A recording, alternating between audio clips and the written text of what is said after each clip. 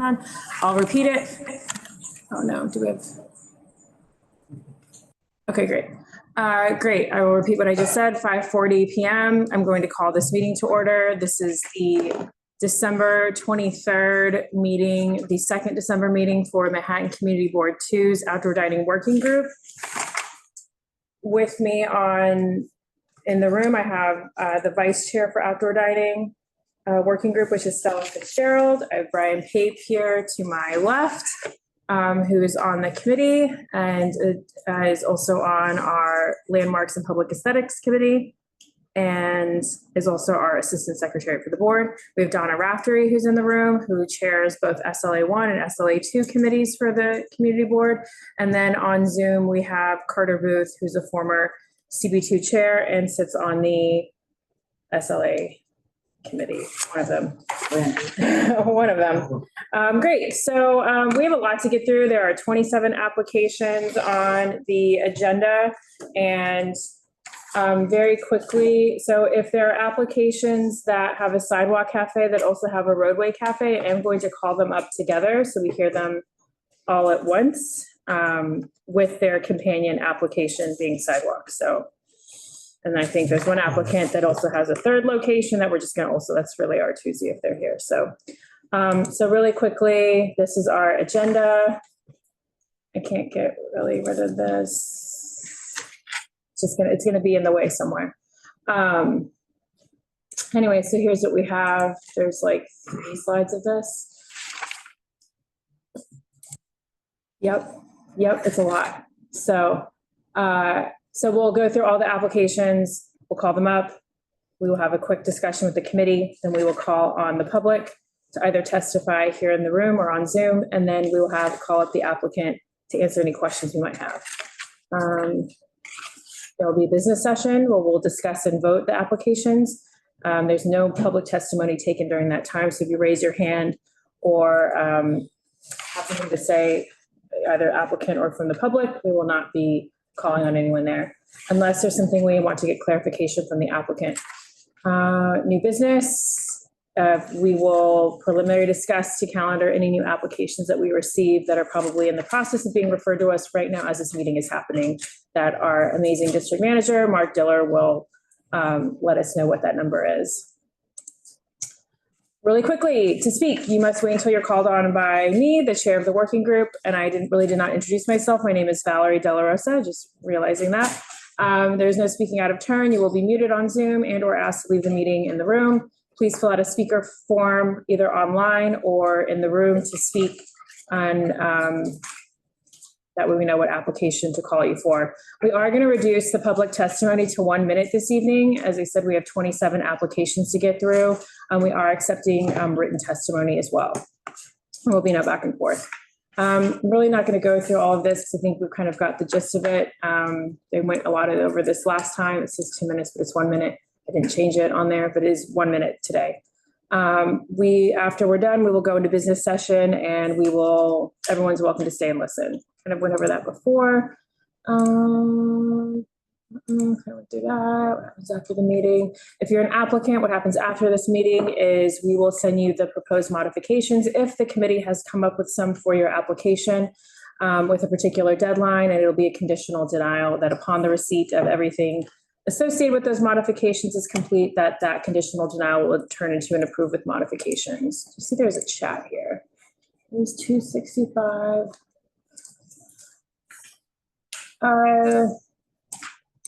So we only are talking about application. So really, this is a great question here that's in the chat. We are talking about specifically what address and whether it's roadway or it's sidewalk. Sometimes DOT gives these to us in piecemeal. So just because an applicant only has one or the other doesn't mean they haven't applied for one or the other. So we can certainly ask. Great. So that's the order. Really quickly, I'm just going to go over really quickly kind of what the expectations are of what will get called out here. As of November 1st, 2024, it is in the DOT Dining Out NYC guidelines that if you are operating a sidewalk cafe, at this point, nobody should be operating a roadway cafe. It's past November 29th. So as of now, your outdoor dining setup for a sidewalk must be in compliance right now as of November 1st through, to continue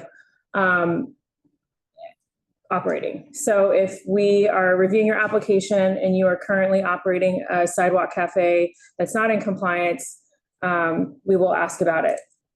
So what does that mean? Really quickly, these are the things that we will not approve an application for. And I just want to go over them really quickly so I don't have to go through them for every application that we go through. So if you have a platform on your sidewalk, whether it's one you constructed, one that's there existing, there is no platforms allowed for sidewalk cafes. And again, confirmation about that from DOT. The sidewalk as defined in the Dining Out NYC rules is measured as such, which is the portion of the street between curb lines or lateral lines of a roadway and the adjacent property lines, but not including the curb. So what does that mean? If you're presenting a plan to us this evening that is measuring the sidewalk, including the curb, then your measurements are incorrect.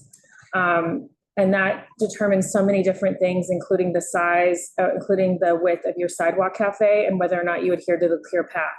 So the clear path is defined in the Dining Out NYC rules as an unobstructed path on the sidewalk. And then again, here you see that the sidewalk is defined as not including the curb.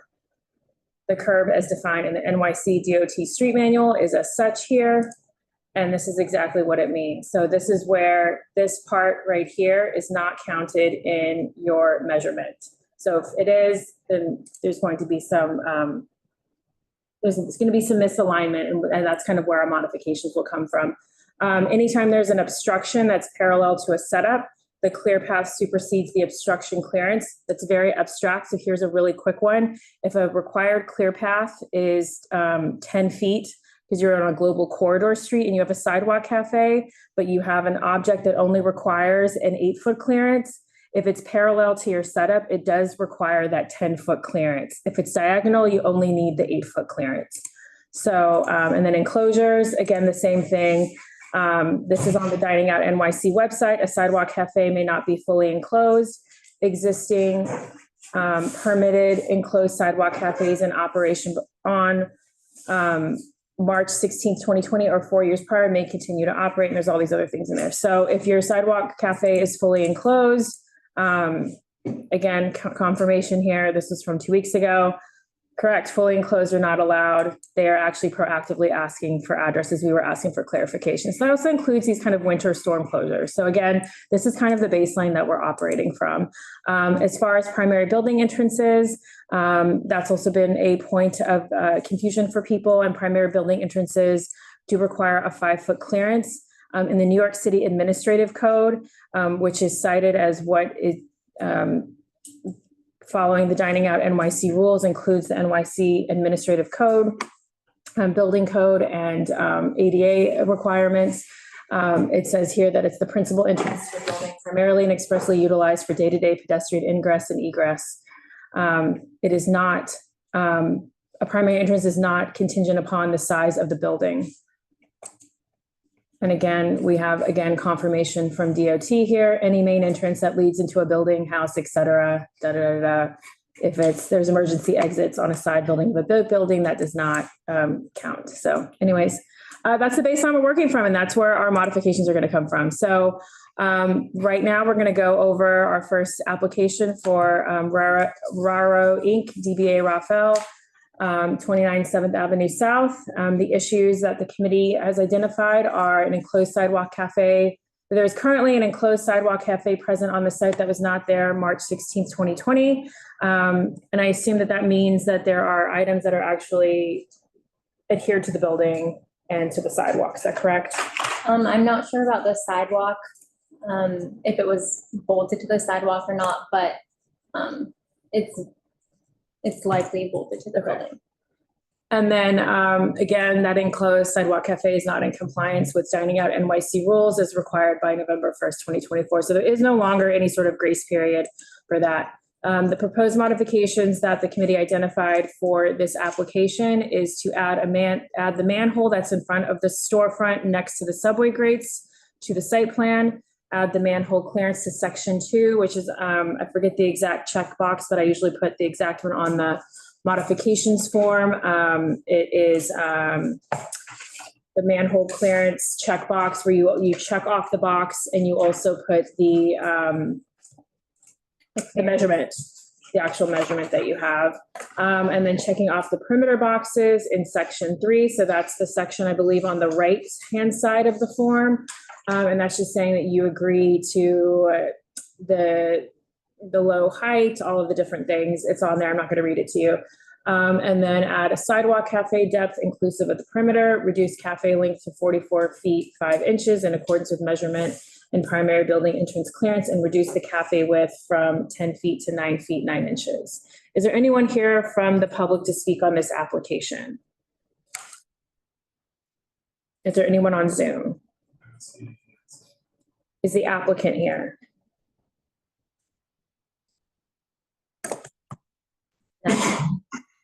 Does not say that they're expected to attend. Okay.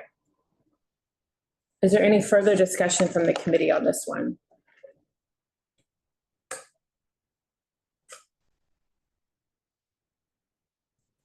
Okay. Then we'll discuss it in business session then. Yeah? Okay, great. So for the second one, we have Likeminded Hospitality LLC, DBA Roscioli, NYC at 43 MacDougal Street. This is for a sidewalk cafe. First off, the comments, the issues. So I'll go through the issues and the pros modifications, and then we'll go to the public and then see if the applicant's here. So on this one, I think we might have, is there a Max Katzenberg on Zoom? Okay, great. Yes, we're not ready for him to speak yet, but sure.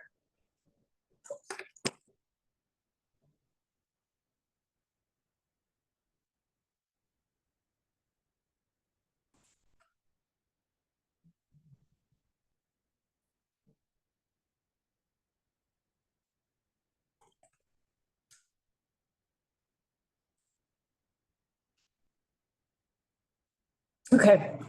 Sorry, I was just waiting for him to switch over. We're not calling on him yet, but just wanted to make sure he was over so you could hear what we're saying. So the issues identified is that there's currently platforms that are being used as flooring for sidewalk cafes, which is prohibited by the Dining Out NYC rules, which operators are supposed to be adhering by right now. There's also seating on top of grates that's prohibited by Dining Out NYC rules. Oops, I don't have, oh, I don't have any modifications for that one. Yeah, I didn't have any modifications for that one. Right. Okay, great. Is anyone here from the public to speak on 43 MacDougal Street? In the room or on Zoom? Someone wants to look at these lists.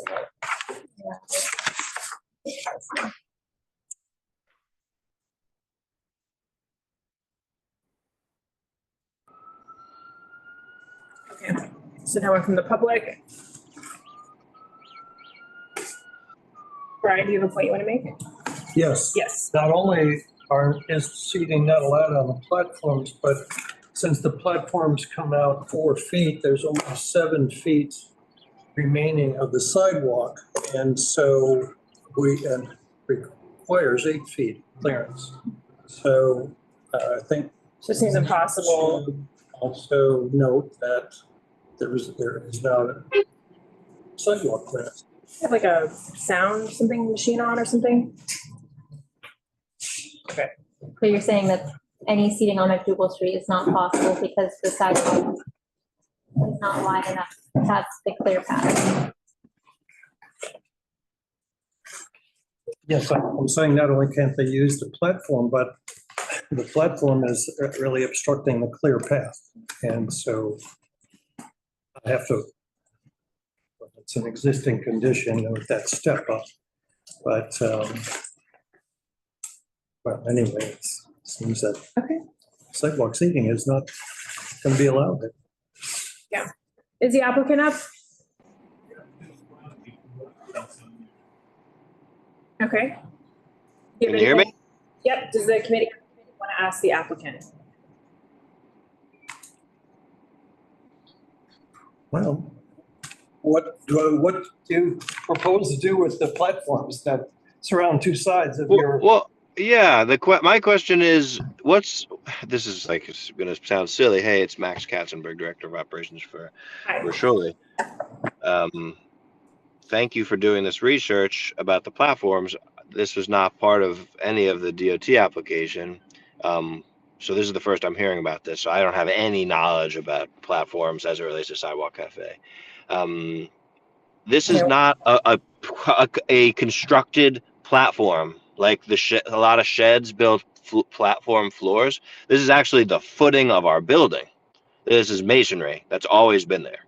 So I guess my question is, are we sure this is a platform? And to me, platform implies somebody trying to elevate their Sidewalk Cafe off the street rather than just have it be on the sidewalk, something that's on the sidewalk. This is just part of our building that happens to be outside. Our building line is, I don't know exactly how it works, but applying the platform to this application, I'm not sure is correct.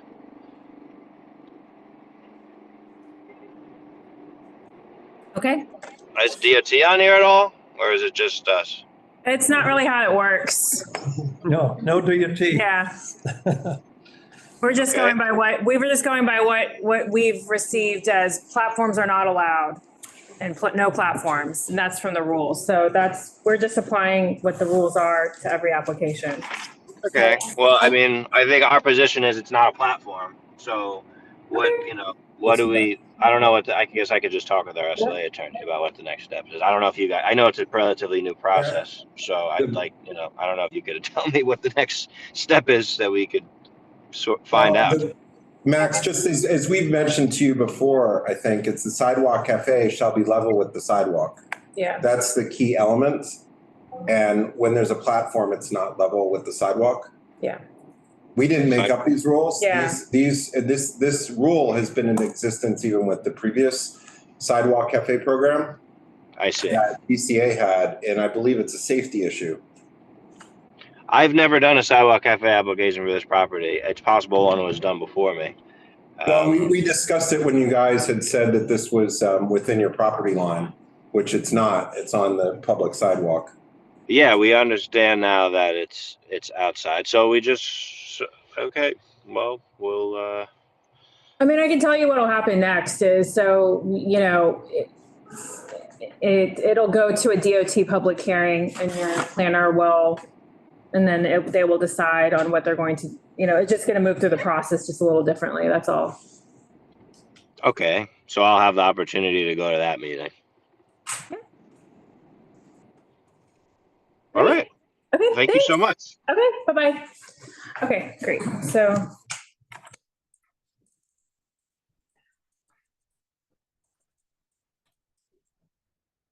The next one we have is Restaurant Ventures of NY Inc., DBA Altesi Downtown Restaurant, 200 Spring Street. And the proposed modifications, some of these I consolidated to one slide. This is for a Sidewalk Cafe, so the proposed modifications are they need an 8-foot diagonal clearance from pedestrian ramp indicated on the site plan. Reduced width of cafe to 3 feet 6 inches to accommodate the 8-foot clear path. Need to reduce tables to 2 tops to accommodate perimeter and service aisle patron access of any width. Check off furnishings box in section 3. And again, that's just saying like it won't be bolted. It's like this is something we continue to see on that page 2 of the site plan in general with applications is there's check boxes that just should be checked off that just aren't, making it not a complete and accurate application, to use DOT's terms. Okay, so I think, let me go back. So is there anyone here from the public to speak on this application? Yes, Darlene.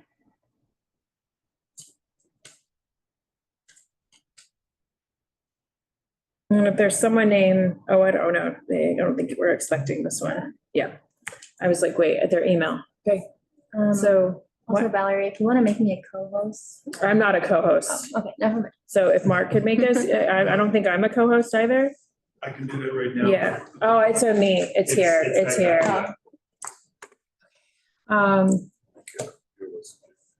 Yeah. So Darlene. 1 minute. If someone could keep time for a minute, that would be great.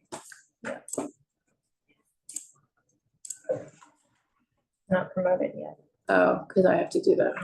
Okay. So I'm gonna promote myself. I'm gonna promote her. Thank you. Covers. Covers. Okay, great. Hi, everyone. Thank you. Darlene Lutz, Soho. I reviewed this application as long as it remains 2 tops only, because 4 tops have been used consistently over years. I'm good with that. And a reminder that A-frame sandwich boards belong up against the building wall and no speakers outside. Thank you. Great, thanks so much. Is anyone else here to speak on this application in the room or on Zoom?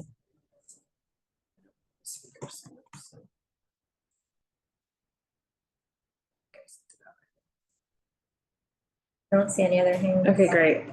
And is the applicant David someone here? We're not expecting him, so I'm assuming no. Okay, great. Yeah, I don't- Okay, then let's move on to the next one. Okay, so next we have Trey Giovani, and I think I've misspelled it here. Excuse my extra N here. 22 hours of Italian. Guided me wrong. So we have Timoni Inc. DBA Trey Giovani at 548 LaGuardia Place for both the Sidewalk and a Roadway cafe. I think I spelled it right there. So the issues, I put the issues for both. Thank you to the group for consolidating these into one slide for everyone. So the issues for the Sidewalk cafes, there's different storefront links. That's also an issue for the Roadway cafe as well. That there's different storefront links on both of their site plans for the Sidewalk cafe and the Roadway cafe. Those should be the same. The Sidewalk cafe needs to be 5 feet from the primary building entrance. The Sidewalk cafe starts with the perimeter. You need to lose at least 1 table on the far left. The perimeter is up against the seating. There is no way for patrons to access seats on the left side. This was a previously licensed Sidewalk cafe, which had 4 tables and 12 seats. So 3 seats to a table, okay. And then the issues with the Roadway, without repeating that one, is that there's no thermoplastic pavement markings directly in front of the storefront, which we know requires a 6-inch clearance. Okay, great, and then the proposed modifications. And do we have this applicant here that we can promote to get ready? Should be Mike Kelly, great. And so if you wanna promote him to panelist. Also, just for clarification, the primary building entrance in question is the one to the south. There's enough clearance to the one to the north. Right. Okay.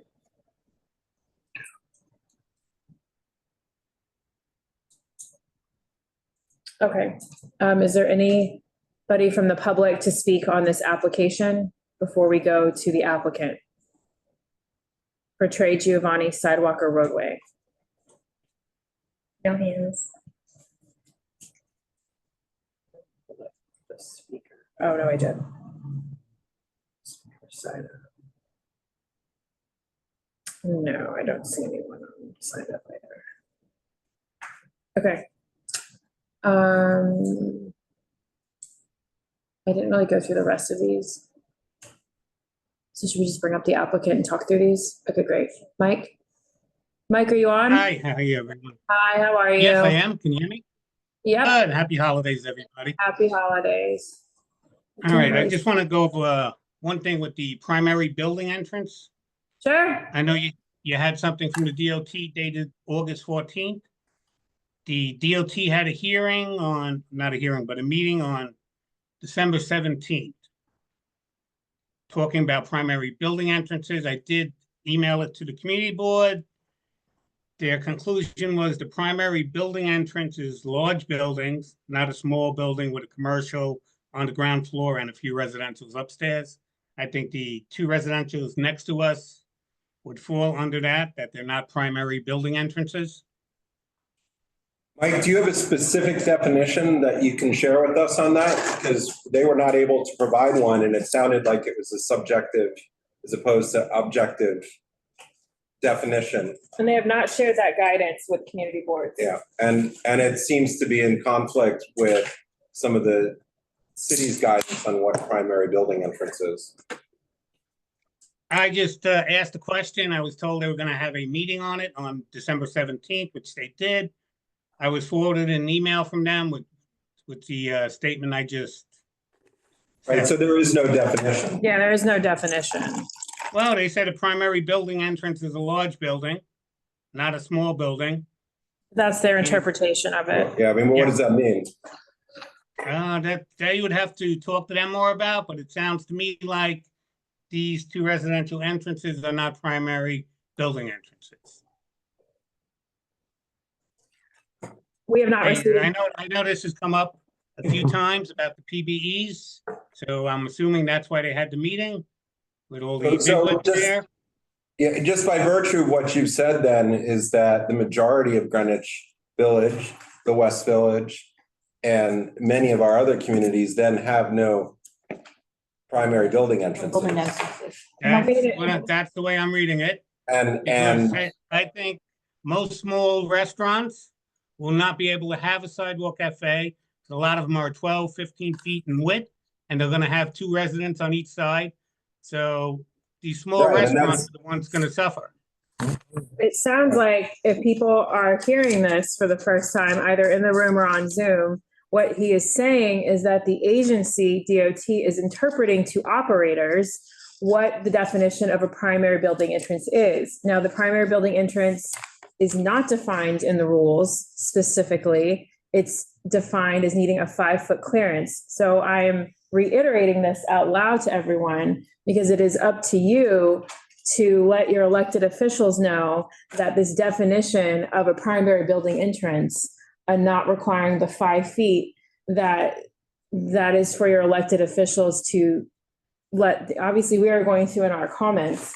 But that is, to Carter's point, that is saying that if you live next door to a restaurant and there is a 5-foot, because is the primary building entrance for your apartment building, whether that's 10 units, 15 units, whatever, that restaurant is no longer required to have a 5-foot clearance between your buildings. So again, I offer that to anyone listening on Zoom or here in the room, that it is up to you to let your elected officials know that that definition, which is completely subjective by the agency, is not something that you accept. So thanks for that, Mike.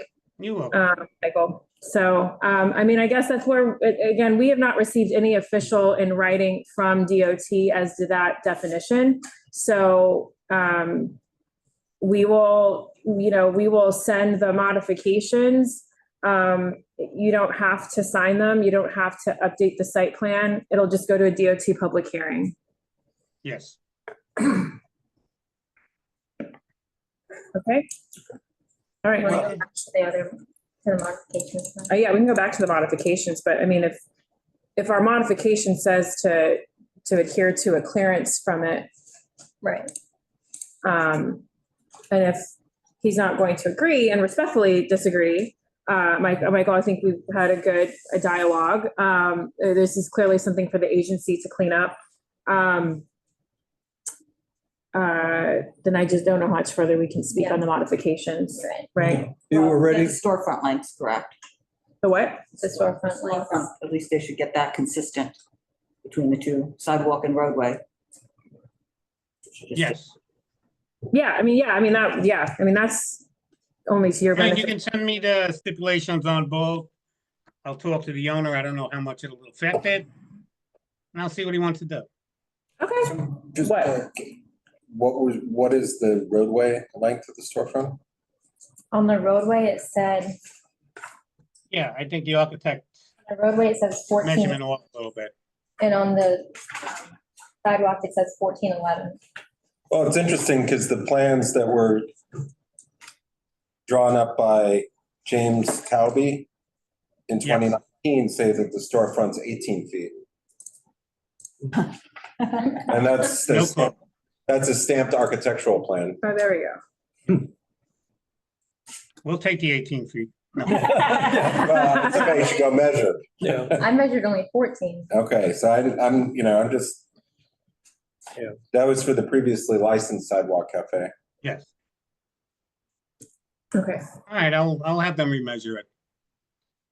Okay, yeah, I mean, we'll send them to you, Michael, we'll send them to you, and I know you're on a couple more of these, so, I think any other comments on this for Michael? That's fine. Okay, all right, see you in the next, all right, thanks, Few minutes.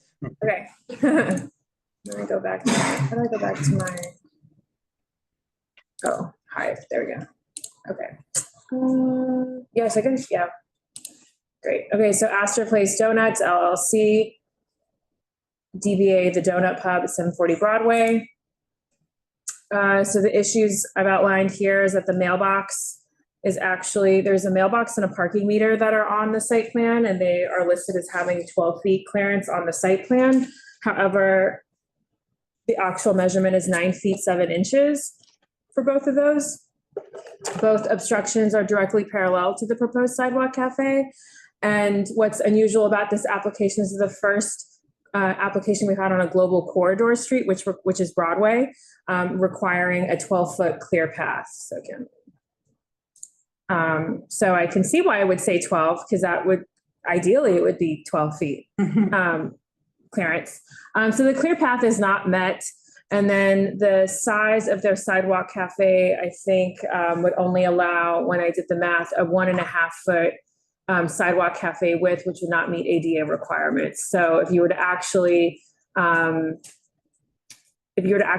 to the 12-foot clear path going in, that extra 2 feet 5 inches, it only leaves, I guess I had a 4 foot, like doing the math backwards, I think I had a 4 foot with sidewalk cafe. So there's really just not much there to do with that one. So I did not have any proposed modifications for that one. Is there anyone here from the public to speak on Donut Pub? Is the applicant here? Applicant is not here. Okay, and no one from the public online or on Zoom? Okay, great. Next we have Bartuzzi and Via Porta, Sidewalk and Roadway.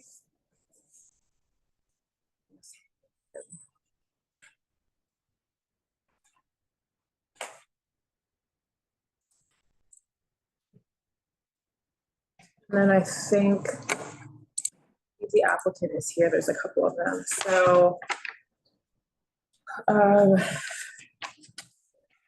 start promoting.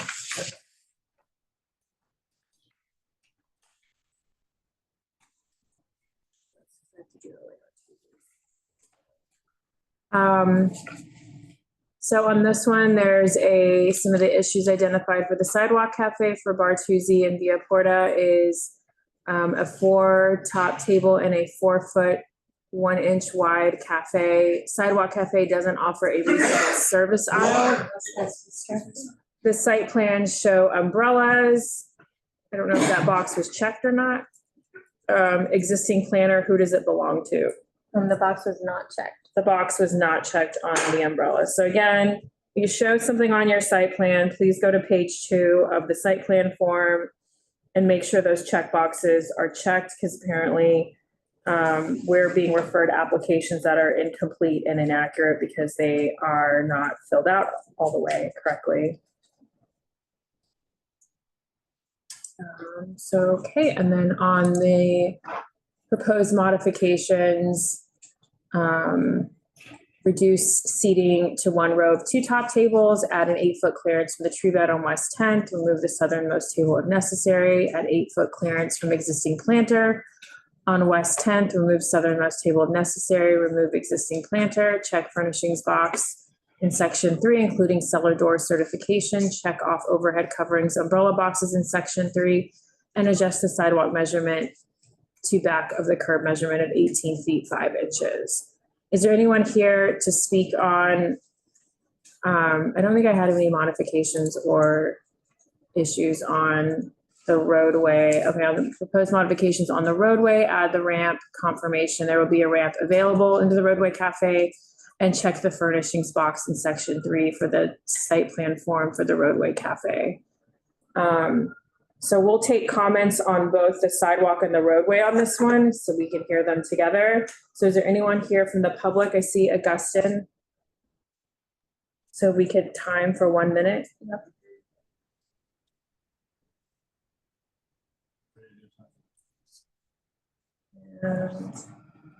Augustine? Oh, hi. Sorry, I didn't know you'd called on me. That's okay. 1 minute isn't enough to explain, to sum up the deep problems that this community has had with outdoor dining during the pandemic. And Bartuzzi has been very problematic in the way they've sprawled across the sidewalk and almost completely blocked the street at times. That being said, we do support sidewalk dining if they do remain within the guidelines. We would, of course, love to have them there. The same does not apply to the roadway.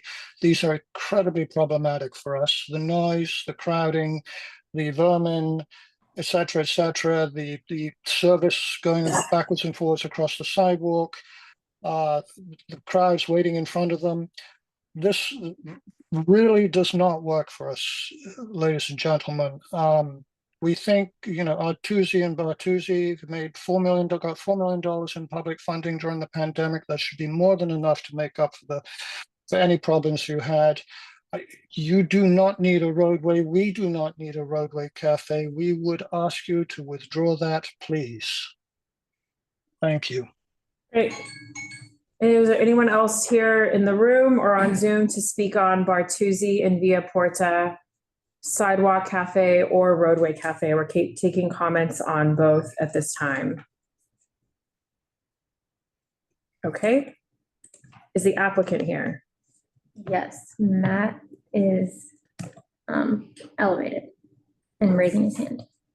Great. Hi, everyone. Matt Borowick here from Helbron Levy, representing Bartuzzi. I also have my clients Kevin Gary and Joe Vigorito on the phone. Great. Thanks for joining us. Thanks for having us.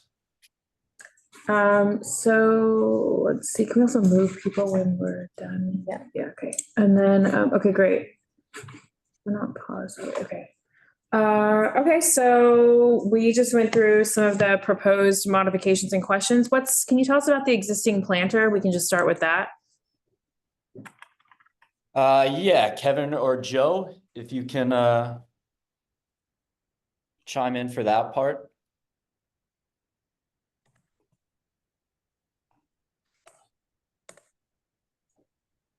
This Have they evening? been elevated as well? Oh, I don't know. Oh, no. Who is it? It's Joe Joseph and Kevin? and Kevin? Kevin is not. I just did Joseph.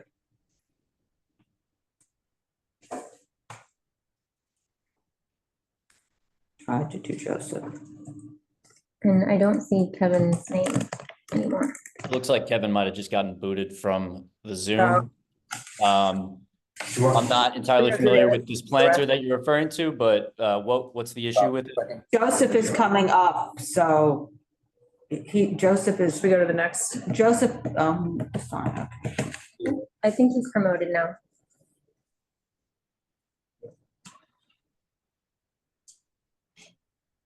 Joseph, can you unmute yourself?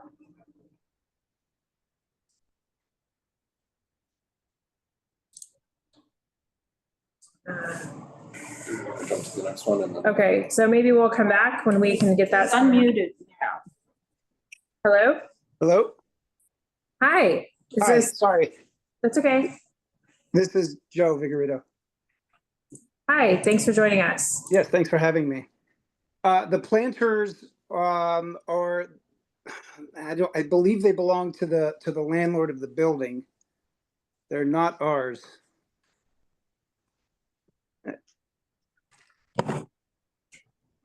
Okay. Okay. So Joe, I think if that's the case, we can speak to the landlord and have those moved if they're obstructing the sidewalk. Yep, I can talk to him. All right, sounds good. Great, and then, okay, so.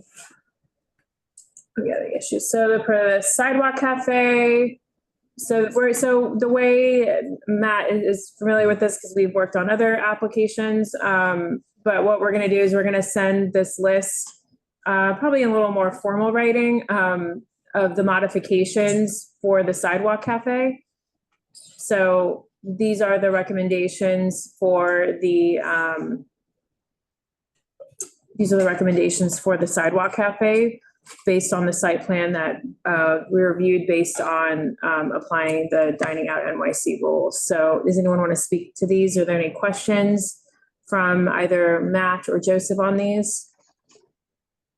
No, I think these all make sense. I will just say, for the amount of tables with the DOT applications, there's no requirement to have a precise number of, tables and chairs. So a lot of these are just placeholders in the diagrams, but obviously we're happy to, or we will adhere to the DOT guidelines on allowing enough space for wait staff to be in and out of, or to operate from within the boundaries of the cafes. But Matt, just the point, the SLA though requires the diagram.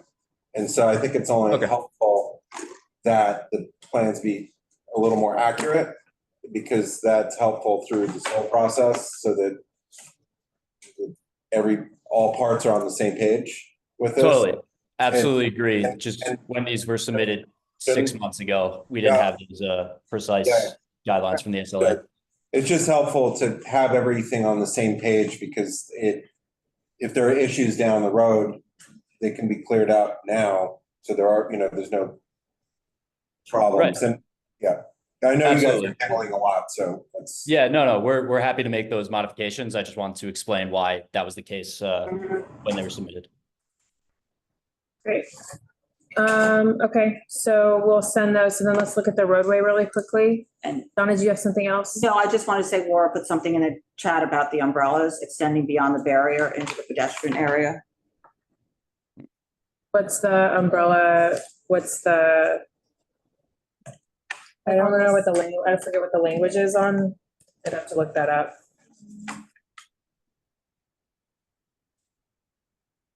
It says does not extend, there's a checkbox that says does not extend beyond the perimeter of the sidewalk cafe for overhead coverings and umbrellas. Okay, so the roadway, so the umbrellas just can't hover over the clear path. They have to stay within the perimeter of the sidewalk cafe. What that noise is. So we'll have that as a modification on the sidewalk. And then on the roadway, we just had adding just confirmation that there's no flooring on this one. Is that correct? And so just either indicating there will be a ramp available. Kind of how are people getting from the sidewalk into the roadway cafe? That would be the modification. Any questions on that? No, that sounds good. And then just checking that furnishings box in section 3, which has, it's just a check, it's just like a check off. Again, it's just so that the form's complete. That's it. Okay, great. So we will get those to you, Matt and Joseph. Yeah, Matt. Thank you. Thanks. And next we have, and then Matt, Yes. will you be speaking for Artusi? Yes. Okay, so we'll just keep him on, and then And Joseph as well. Joseph as well, that's what I assumed. Okay, so let's just go through that really quickly. Okay. So for 228 West 10th Street, LLC DBA Le Artusi, 228 West 10th. I didn't put them on here because I didn't have. Right. Oh, you know what? I updated this and I didn't refresh it, so let me just. Second. How do I?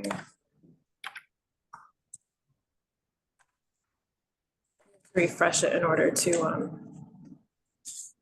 update it in real time. All right. Share. Second. Share. Yeah.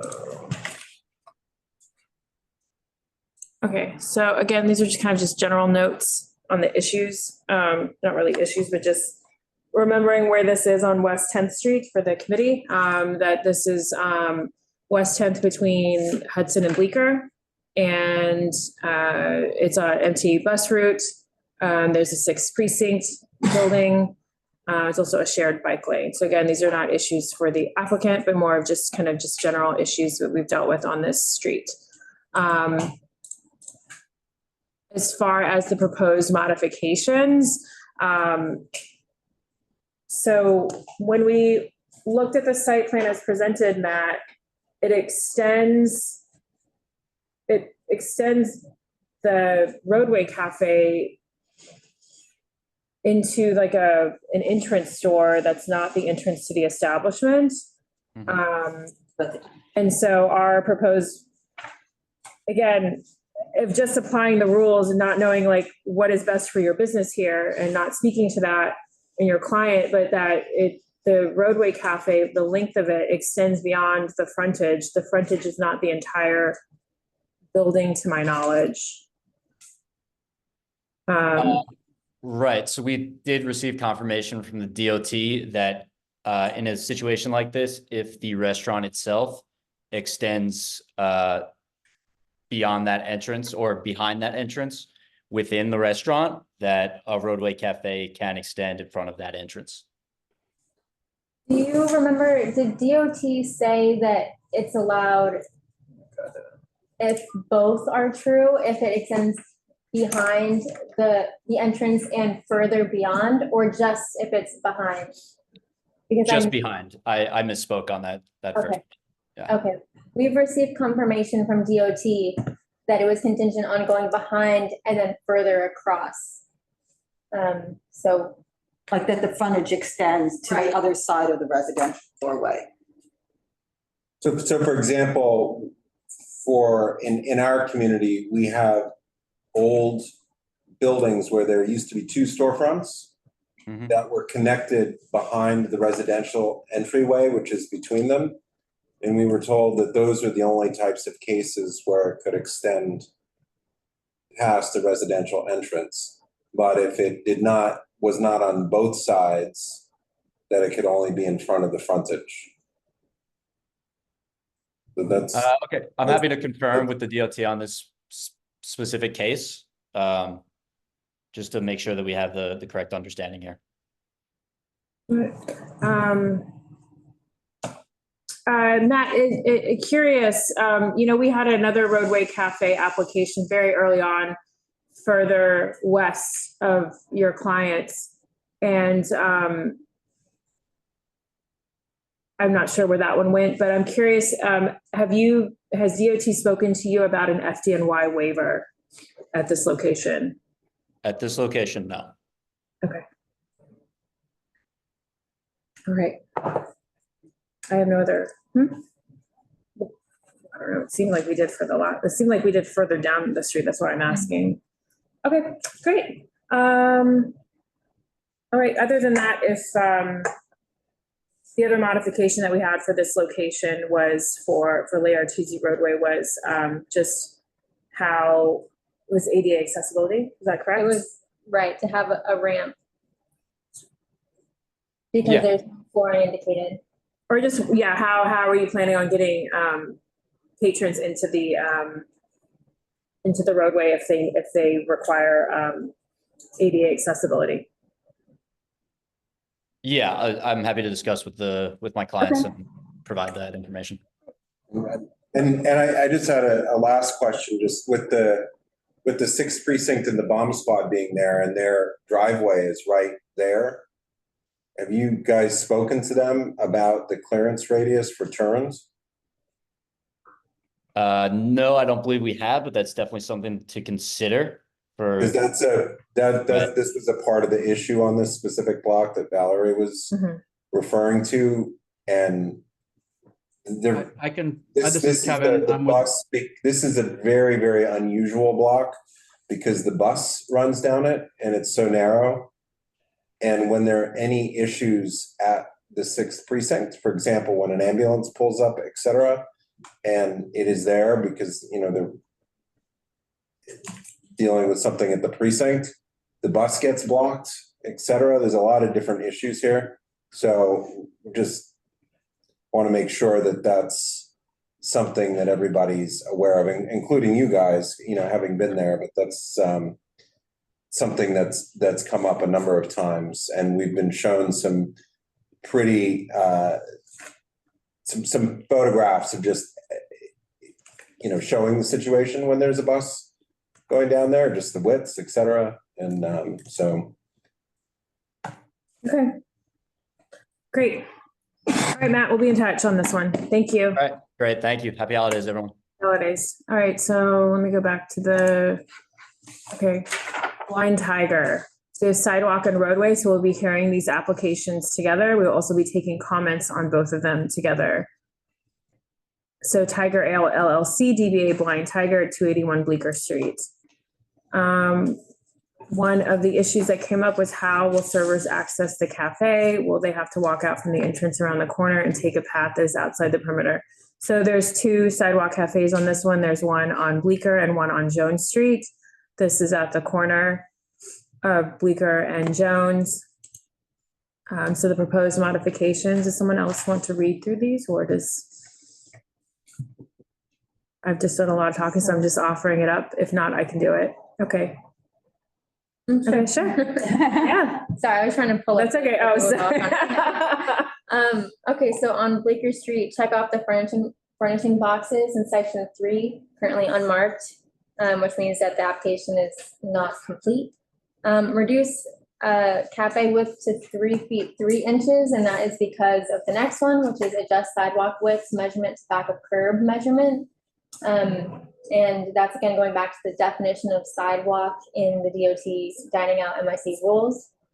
Then for Jones Street, similar situation, adjust the sidewalk width measurement if we do modifications for this one, because the measurement to the back of the curb is not as it's stated on the site plan, which means that the cafe width would have to reduce to 2 feet 9 inches for a clear path. The problem is that 2 feet 9 inches does not have an accessible route, which is defined by the ADA as 36 inches wide. So I think that the committee is not going to approve or have a recommendation for approval. Anything else? No, that's good. And then for, you did both of them, right?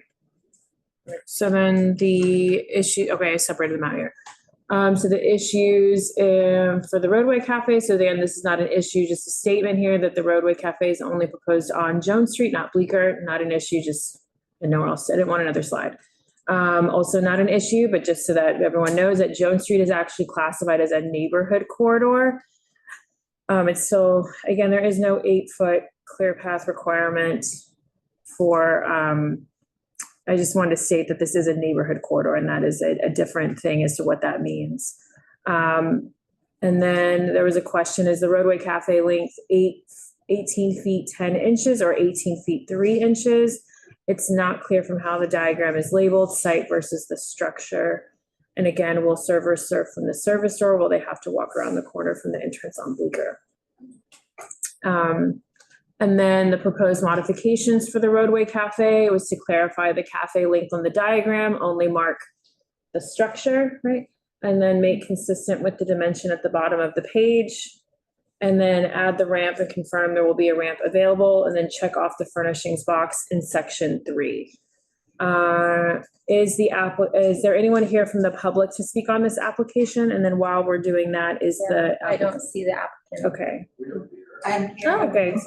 Oh, okay. To speak against. Okay, but you're not the applicant, right? I'm not. You're the applicant. Okay. Okay. So we'll hear from the public, and then we'll have the applicant come up here. So you've got Lee Arnson is up, and I'm promoting. So 1 minute.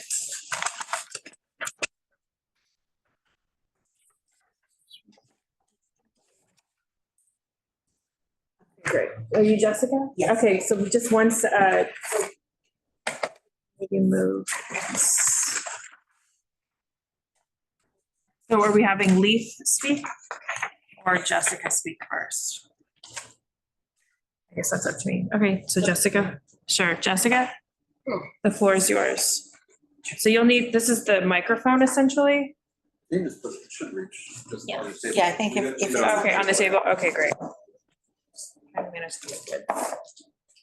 Okay, great. okay, so my name's 1 Jessica. minute. Okay. Nope, 1 minute, as I just said, 1 minute, your turn. Oh, Yep. Got it. My name's Jessica Harvey. I live on Jones Street, which is 1 block long. And the reason that I'm against this is because the hours of this operating place are until 4 AM, 7 days a week. And I'm wondering if there's an outdoor cafe, or outdoor bar, which is what this would be, that it will have a hugely negative impact on the apartments that are all down this quiet single block, and will make it impossible for people in their bedrooms to sleep. I also want to bring up that it's really putting profits before people in terms of Jones Street.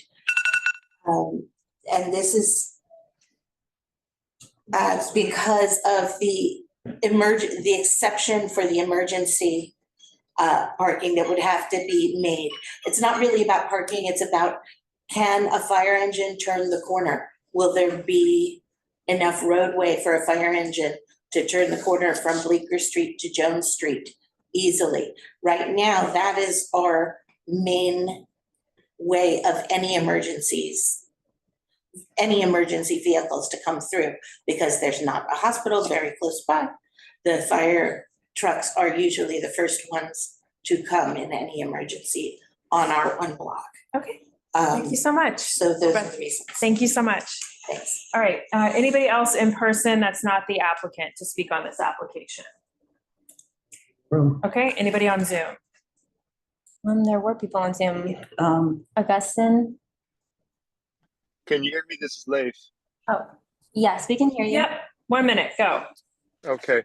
I'm against the outdoor cafe and roadbed dining for this location, Blind Tiger. I live around the corner. I know that they're really not a restaurant. They are a bar, and they've got great beer, but we don't need an outside bar going on Jones Street. It is a residential street. And also that is a really tight corner for emergency access for fire engines or EMS. And we need the least amount of obstacles possible in an emergency. So for those reasons, I oppose this application. Thank you. Thank Is there you. anybody else to speak online? Yeah, hi, can you hear me? Yep. Hi, Hudson Hope, West Village Residents Association. I just wanted to, support what the Leif and Jessica said. This having a bar out in our street till midnight potentially is a poster child of what's wrong with this program. Please deny. Thank you. Thank you. Is there anyone else here to speak on this application? Okay, let's bring the applicant up.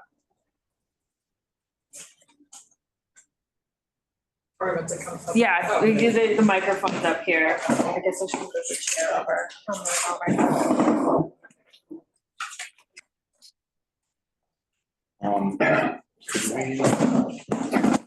So sorry.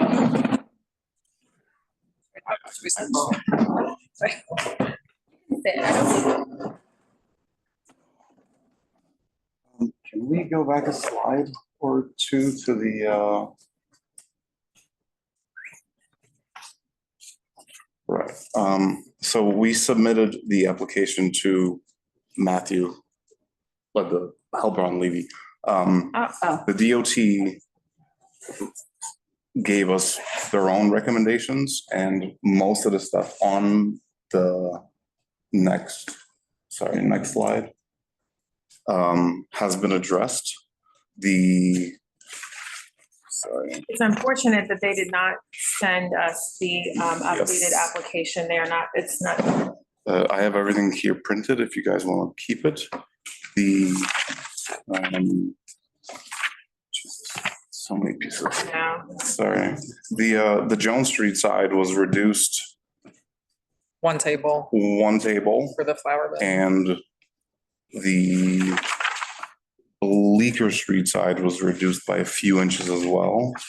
It went down. This one? Wait, let me see. No, I mean, they Sorry. took out,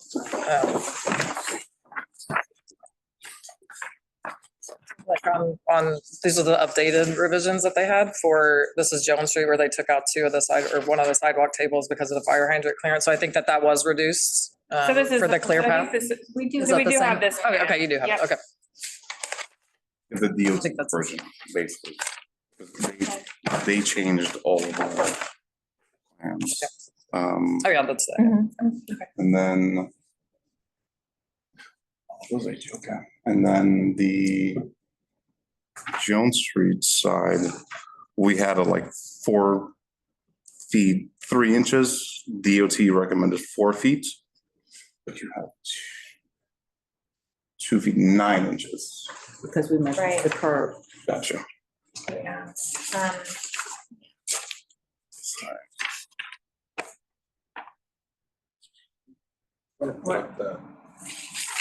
Oh, you want to show the, I think the site plan's the same. Yeah, I can. Okay, I'll show you. I mean, this is like, it's just what we got back from the DOT last week with their suggestion. No, I just meant because it's hard for everybody. Oh, gotcha.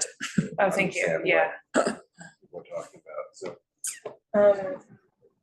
So yeah, I mean, the biggest limiting factor is the sidewalk width when you measure to the back of the curb. Okay.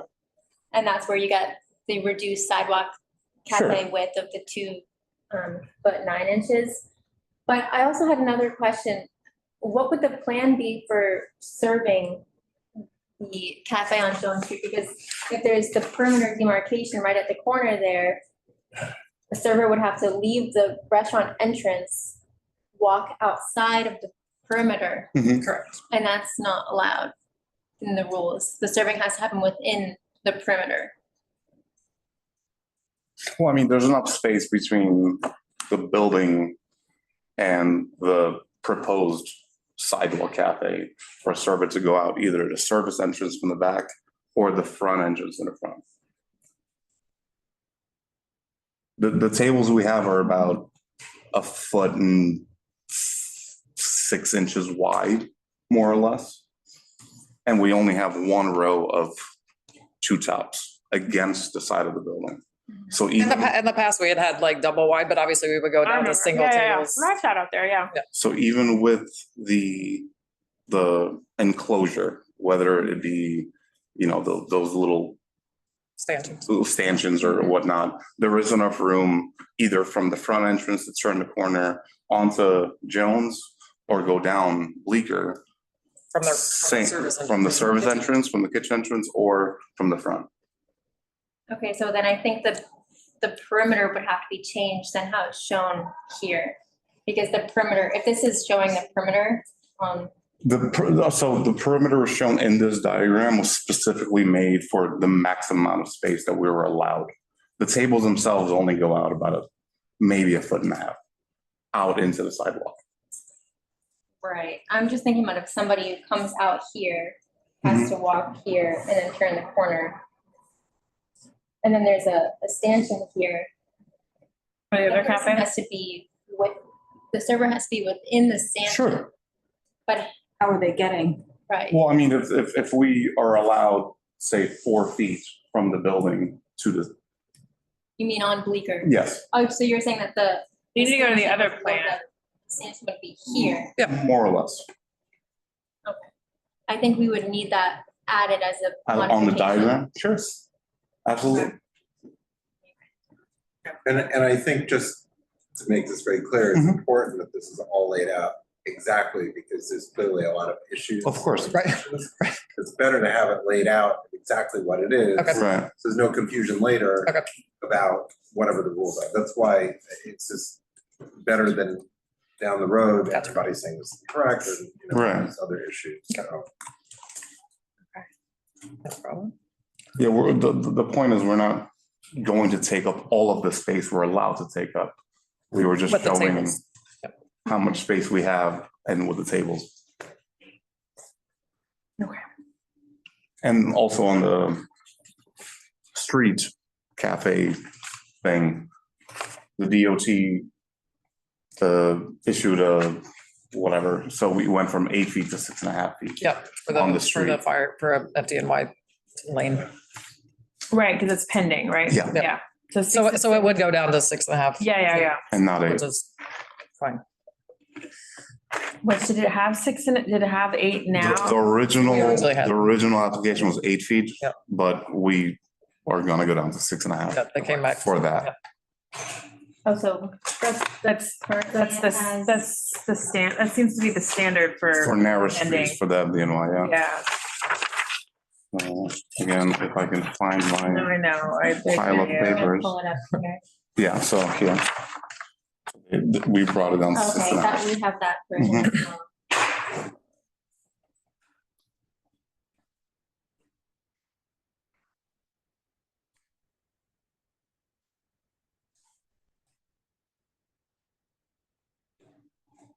Yeah, 6.5. Mhm. And then you mentioned, I think, that the service will happen from the service entry.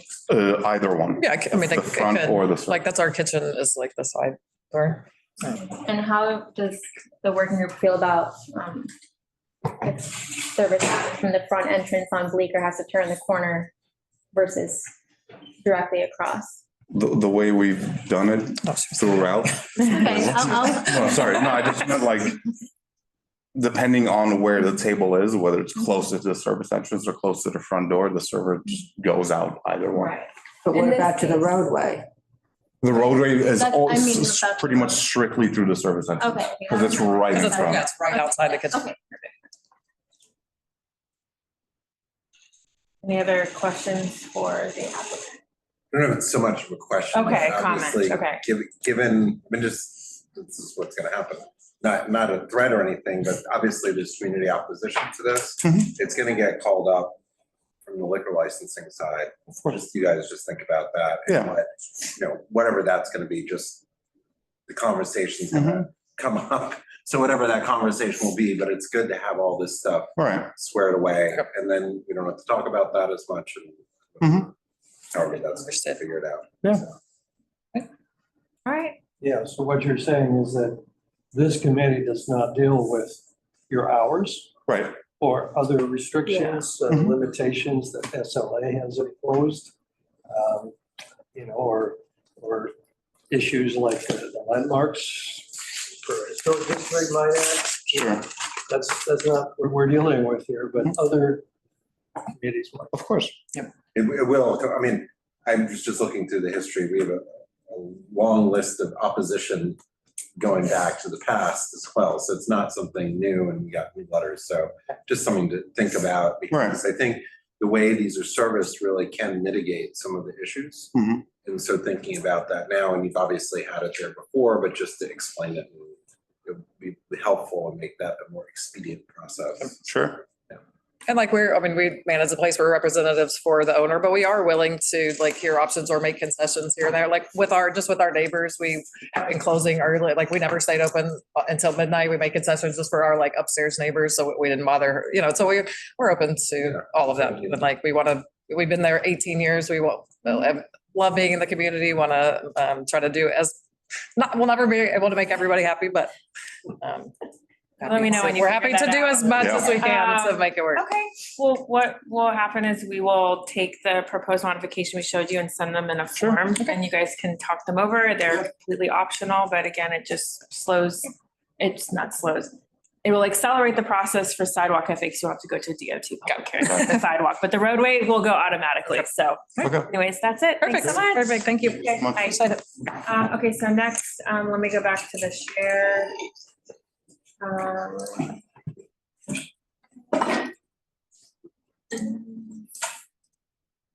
Isabel, 196 Spring LLC, DBA Piccolo, Cucina, Osteria, 196 Spring Street. I'm sure Michael is. He's on.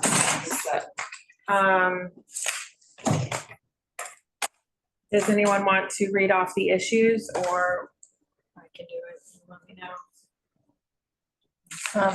I can have issues.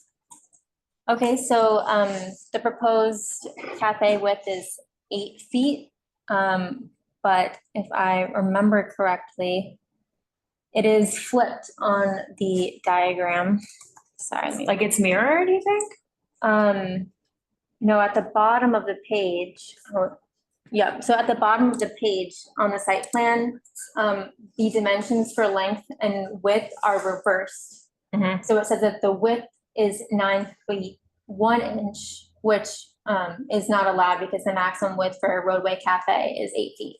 So that's just a typo, basically, but needs to be changed. That the width, Length. the length or the width? The width. Why don't we say depth? Sure. The depth on the site plan itself, on the diagram, says 8 feet, but at the bottom, where it asks for it written out, it says 9 feet, 1 inch. Oh, It's interesting, because the way it's But the length, drawn looks like the way it looks I think that's the. Deeper. 1 inch is the length, not the depth. right, when you look at the very bottom of the page, it says width is 9 feet, 1 inch. Oh, got it. So it's just a typo. They just flipped okay. what's width and what's length. Oh, Also, our plan is cut off.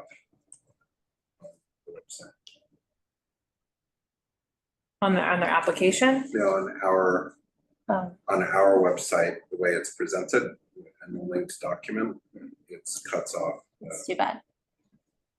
Okay, the next. The next, Let me look. should I keep going? Yeah. Okay. The next, issue is the tree bed. Map on it. The next issue is the tree bed. It's directly in front of the Roadway Cafe.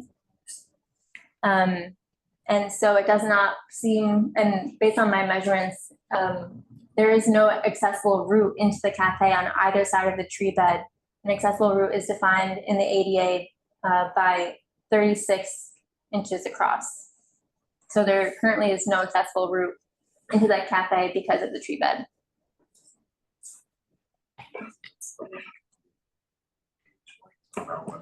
And then if the applicant is here, let's see. Oh, it's Mike Kelly. Yes. Just wondering what the barrier width is. They would be 18 inches.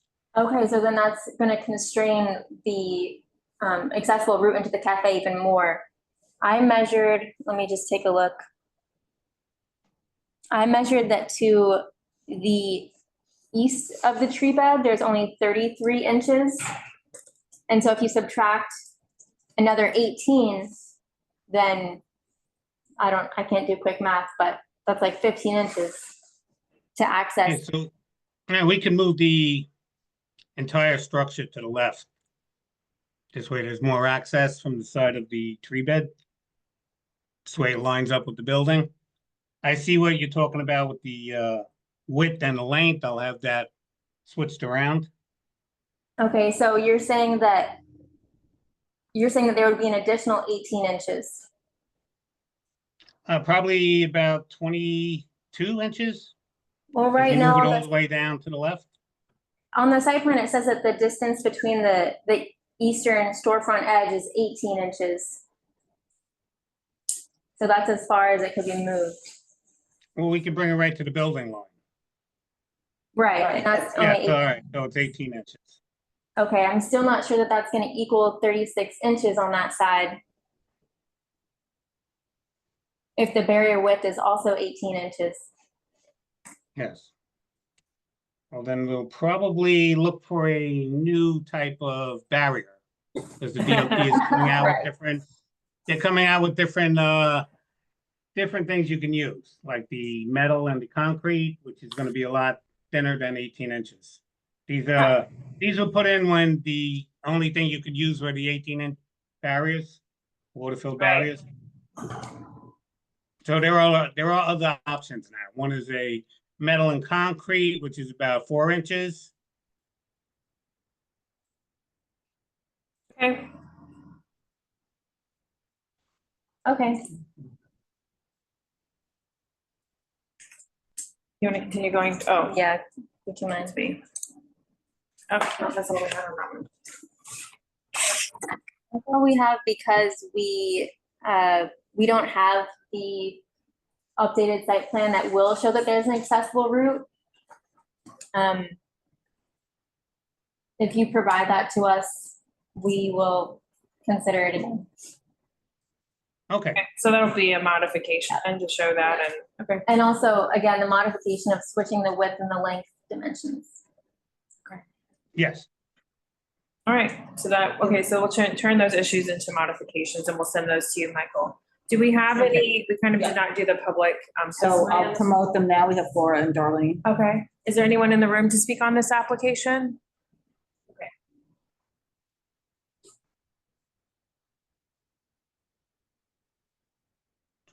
And Mickey McGee. Thank you again, Darlene Lutz Soho, First Precinct Community Council. This is one of the most problematic areas in Soho, this street. You know, I'm looking at a shot. I go by this every day. So yesterday, the tree bed, which is pretty much the entire of their store frontage, has, you know, greenery crap in it. I mean, the junk, they have been using it. They're still using the sidewalk as their storage area. So how they think that they can have a roadbed dining this is one of the most absurd uses of outdoor dining in, you know, application. There's no room for it. Plus, there is a major construction site 2 doors down, around the corner from their other. They are very popular. And so this street, this side of Spring Street has been impassable since COVID. And it still remains. Thank you, Darlene. It still remains that way. So, you know, no. Thank you. Thanks.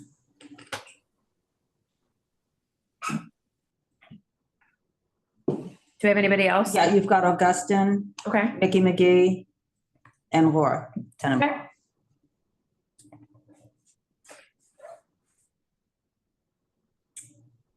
Augustine? Augustine? Well, maybe you don't have Augustine. Mickey?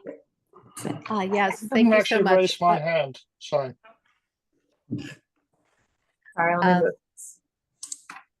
Thank you so much. I would underscore everything that Darlene said, and in the interest of brevity, just say that as of today, there was a table in the amenity space. That is to say, what we are now calling the furnishing area, Yes. right adjacent to the curb.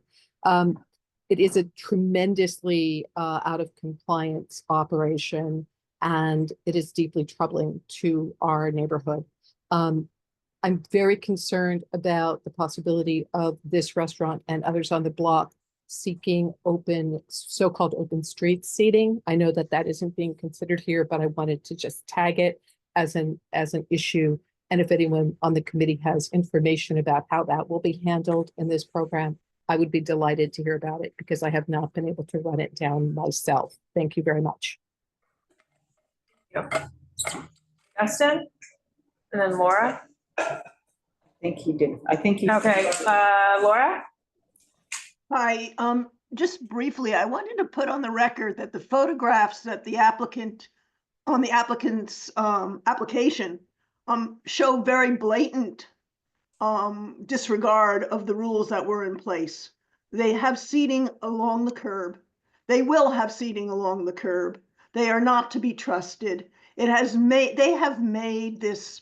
I have avoided, and luckily I don't live on the block. I can avoid that area, but it used to be a really nice area to walk and stroll in.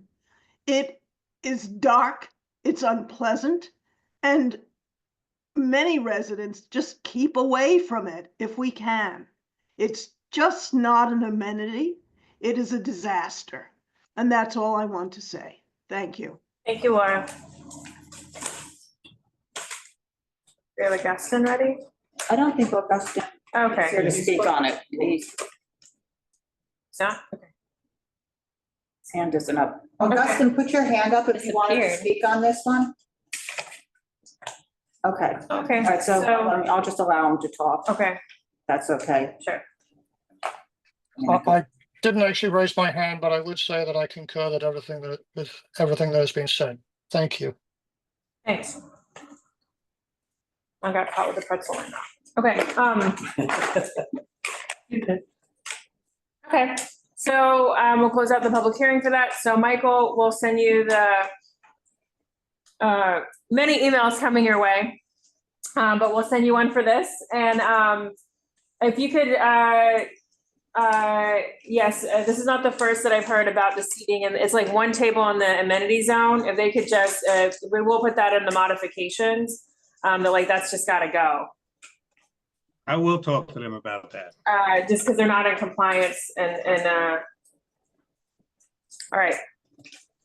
Okay, so let's go on to the next one. Next, should I leave Michael up or? Yeah, I would just leave Michael out. Okay. I don't. I'm here for the next 10. Yeah, I was gonna say, he's on a lot of them. Okay, so let me share my screen again. Well, you're already sharing. Oh, I'm already sharing. Here, at the top of my screen. My screen. Thank you. Thanks. But it's not advancing. Right. Maybe that doesn't work. Okay. So the next one we have is Carmine Restaurant Corp, DBA Il Cortile Restaurant, 123 Mulberry Street, 10013. DOT has submitted this application to FDNY for review regarding the travel lane waiver. I did not call that out on Blind Tiger, but that is also the case on Blind Tiger, correct? Correct. Just putting it out there so everyone's on the same page. Yeah, 'cause they said they were reducing to 6.5. Right. Mhm. So yeah, they did. It's on there. It's on the agenda. I just didn't put it on the slides. So does anyone want to speak to this application, to the proposed modifications above, or I can do it? Sure. I'm just taking a look at my notes. Okay, so there is a second manhole on the site plan, or I'm sorry, that's not on the site plan, but it is at the site that needs to be added. Also, there's a typo where it says that the length of the cafes plus the gap in between them will be 46 feet 1 inch, but that's not true. If you look at how the cafe and the gap and the cafe are all measured out, it's just 46. Is that a typo or a miscalculation? I guess if it's a miscalculation of 1 inch. Oh, okay. The storefront length as well needs to be adjusted, and then the distance to the northern manhole needs to be adjusted as well. Oh, right, that's why I put those in italics. Because those were like 1 inch off, right? The manhole is, I think on their site plan, it's 10 feet. Okay, so it is More pretty, okay. sizable. Okay, and that's what we had on this one. So anyone here from the public to speak on this application? Laura is here. The one from the room. Okay.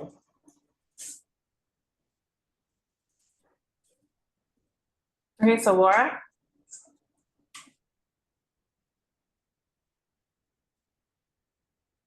Hi. Laura, hi.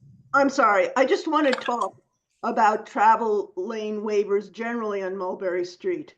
A number of years ago, I had the opportunity to walk behind the fire engine as it made sure that the Pista San Gennaro was safe so that there could be a fire lane. And, you know, the booths were out there, they went down, and it made it through by the skin of its teeth. And I've seen fires in my neighborhood, and it's not a one-engine fire, it's a multi-engine fire. I just find this terrifying. On Mulberry Street, anything on Mulberry Street, I find the setup right now terrifying. And I had some, just briefly, there was a fire, some friends' loft building on Broom Street, which is much wider. And there were about 7 or 8 engines there working on this 5-story building. These are old buildings. They can go up in seconds. I just don't see how a waivers can be made for that. And so it's sort of a question, but it's also, I guess, a rhetorical question. How can this be done? Too far. Thank you. Thank you. That's a question a lot of people have. Thank you for mentioning that. Okay, so anyone else from the public on Il Cortile? I was advancing the slides a little far, I learned. So I need to go back now.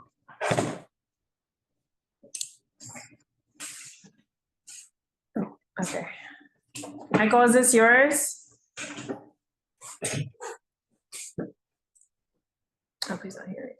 Who's on this one? Oh, he is, Okay. No, it's mine.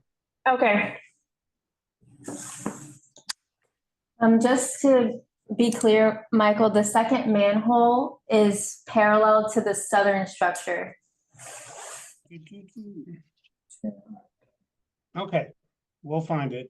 Okay. I think that's it on that one, right? Yep. Okay. All right. On to the next one, Michael.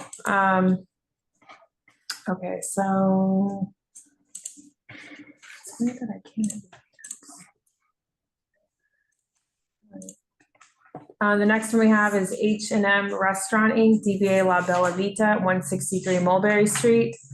DOT has submitted this application to FDNY for review regarding the travel lane waiver. And on this one, proposed modifications are to add a manhole clearance to the plan.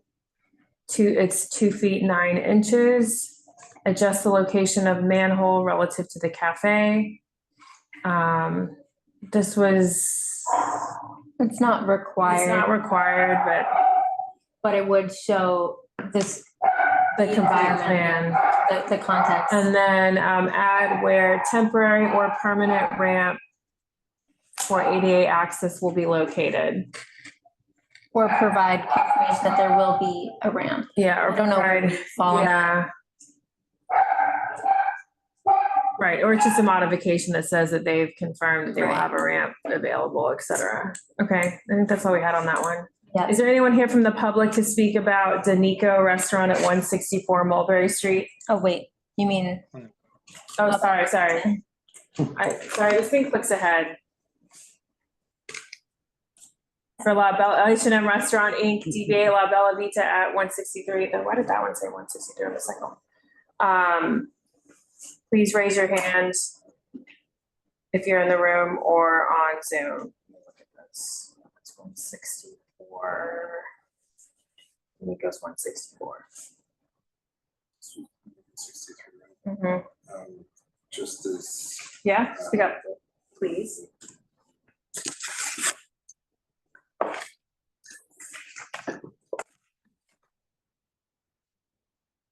There's someone raising their hand. Okay. Okay. Michelle. Okay, sure. She should be promoted. Yep. Michelle?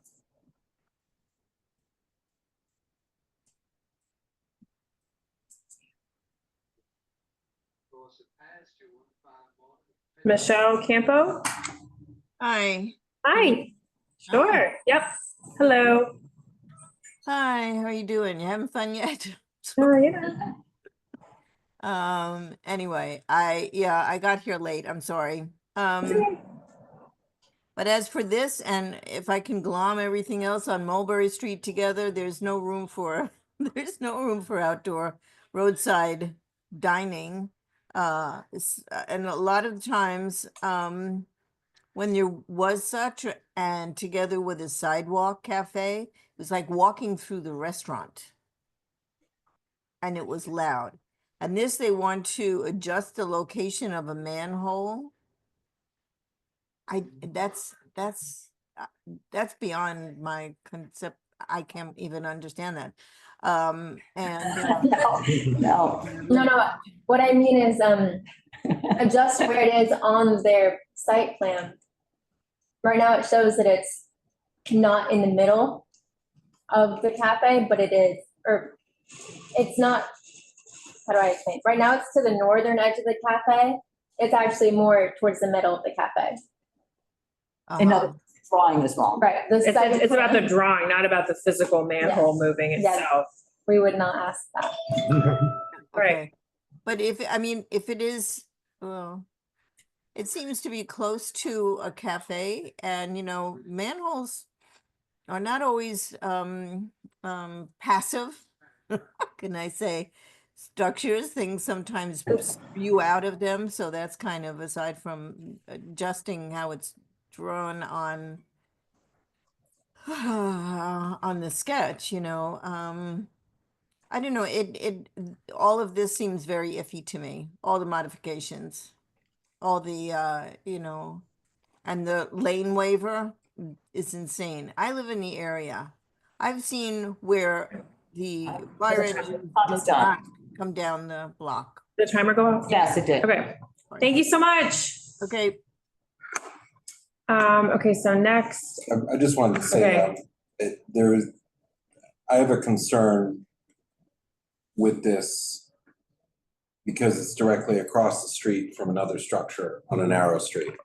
So I just find that highly problematic, going back to the comments that Laura made on the narrow streets, when you have these structures on both sides. And that, if they're on one side or on another side, you have a lot of variability for emergencies, whatever they may be, but when they're on both sides, you don't. And that, I'm hoping that that's something that the city will address, in any of these waivers. I mean, it's kind of completely crazy to me that the city is putting us at risk in that situation, but that's, so I don't know how the determination might be made about which one gets to have it, but I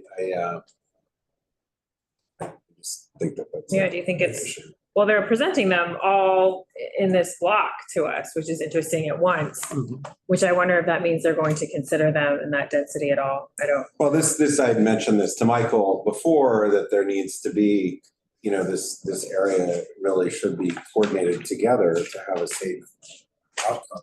Whatever the plan is on the street, maybe that's what they are doing, but it just, to what Laura had said, I mean, if you've ever seen large working fire in this area, with the ladder trucks and the engines all pulling up, it's scary. These are the old buildings.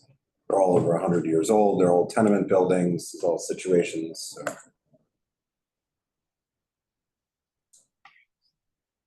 Okay. Is there anyone else here to speak on this? Michael, is this one of yours? Yes. So all during COVID is everyone's on Mulberry Street basically had street sheds. Most of them were bigger than the 6'6" the DOT is putting waivers into the fire department for. This particular one is only 5 feet in width. It's not even approaching the 6'6". That's why it wasn't called up for a waiver. It wasn't called up for a waiver. Yeah, I mean, I think that that's purposefully circumventing the regulations, and I think that that's something that's kind of outrageous. But that's from a public safety perspective. I don't think that that's unfair to say.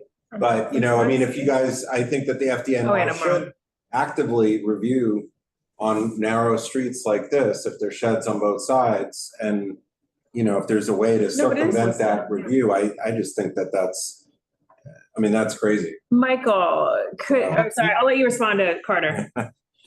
Well, we weren't trying to circumvent anything. Our problem was we had the manhole cover there, so we had to be smaller.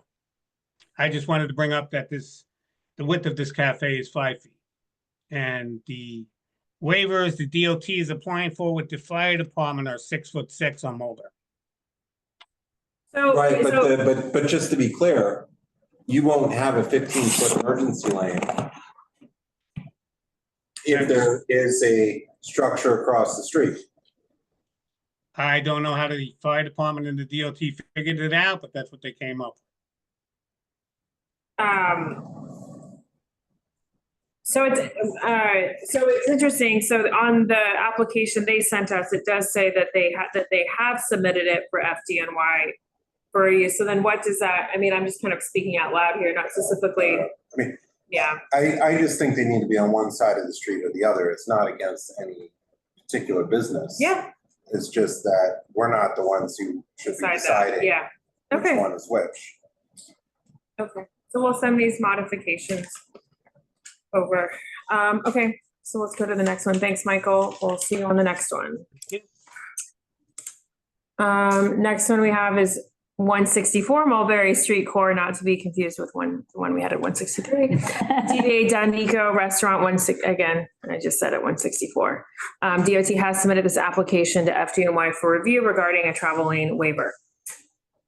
Issues. I feel that the most significant issue is that there is a gas valve in the road, 4 feet 7 inches from the curb, that would be in the middle of the Roadway cafe that is not on the site plan. And there's flooring indicated. So that means that when DOT comes to do its enforcement, they will not be able to see that there's a gas valve there. And it would not be accessible to whoever needs it. And this is not a situation like where it's one of those where it's built and you could open it and if it needed, like this is just definitely a no. It doesn't need clearance, it just needs to be visible. And the visible. Oh, okay. So there's like, okay. So like, whereas. Do you want to show a picture of it? Because it's. Yeah. Pull it up. How many pictures? Yeah, 1 second. I'll stop the share so you can share. Okay, so here, this red is the storefront. This is the manhole cover to the north that is in the site plan diagram. This gas valve is also in the site plan, but this one is not on the site plan. And this is where it says it has to be visible. Right. And not blocked. Not. And here's the dimension.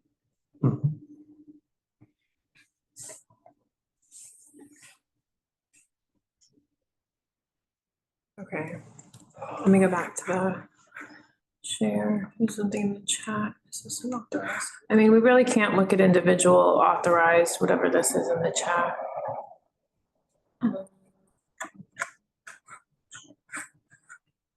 Okay.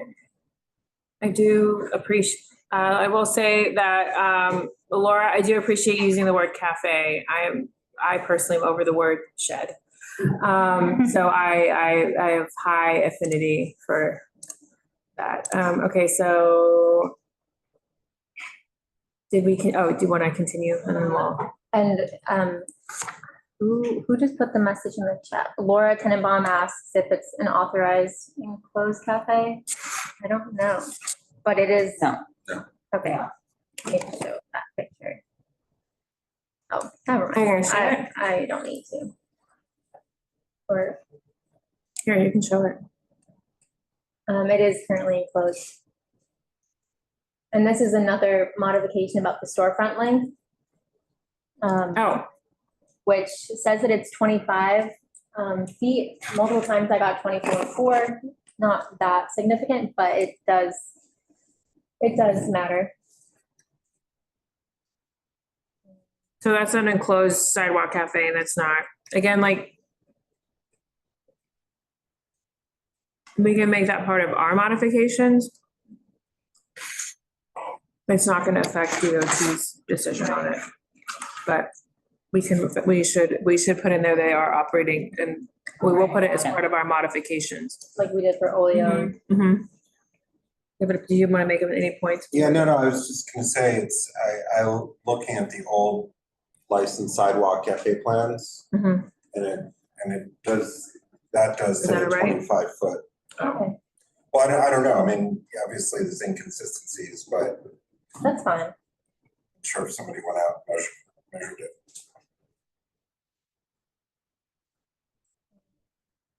Valerie, do you want to share the? Oh, yeah.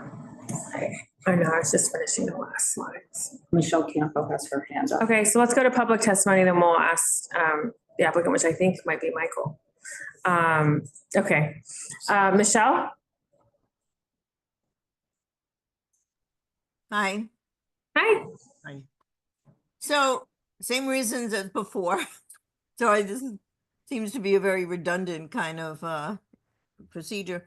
And when I was looking at the sidewalk itself, from where the wall ended, it didn't seem like that was, what is it, 8 or 10 feet?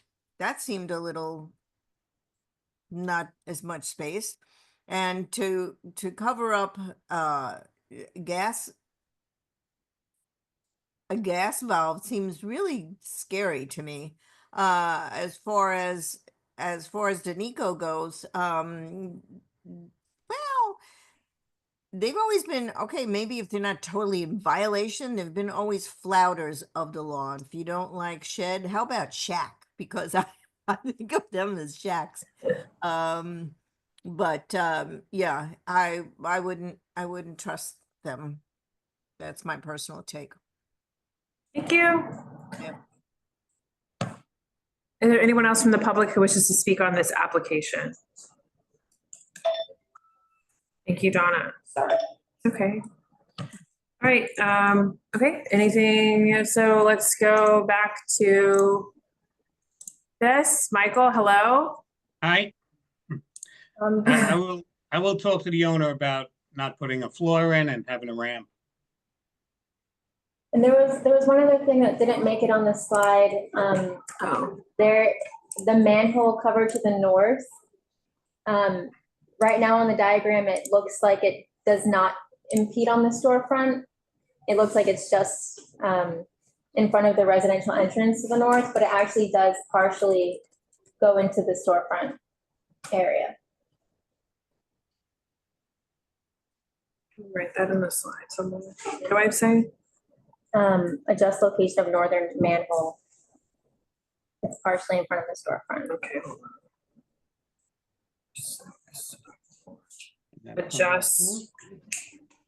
Adjust the manhole. Right.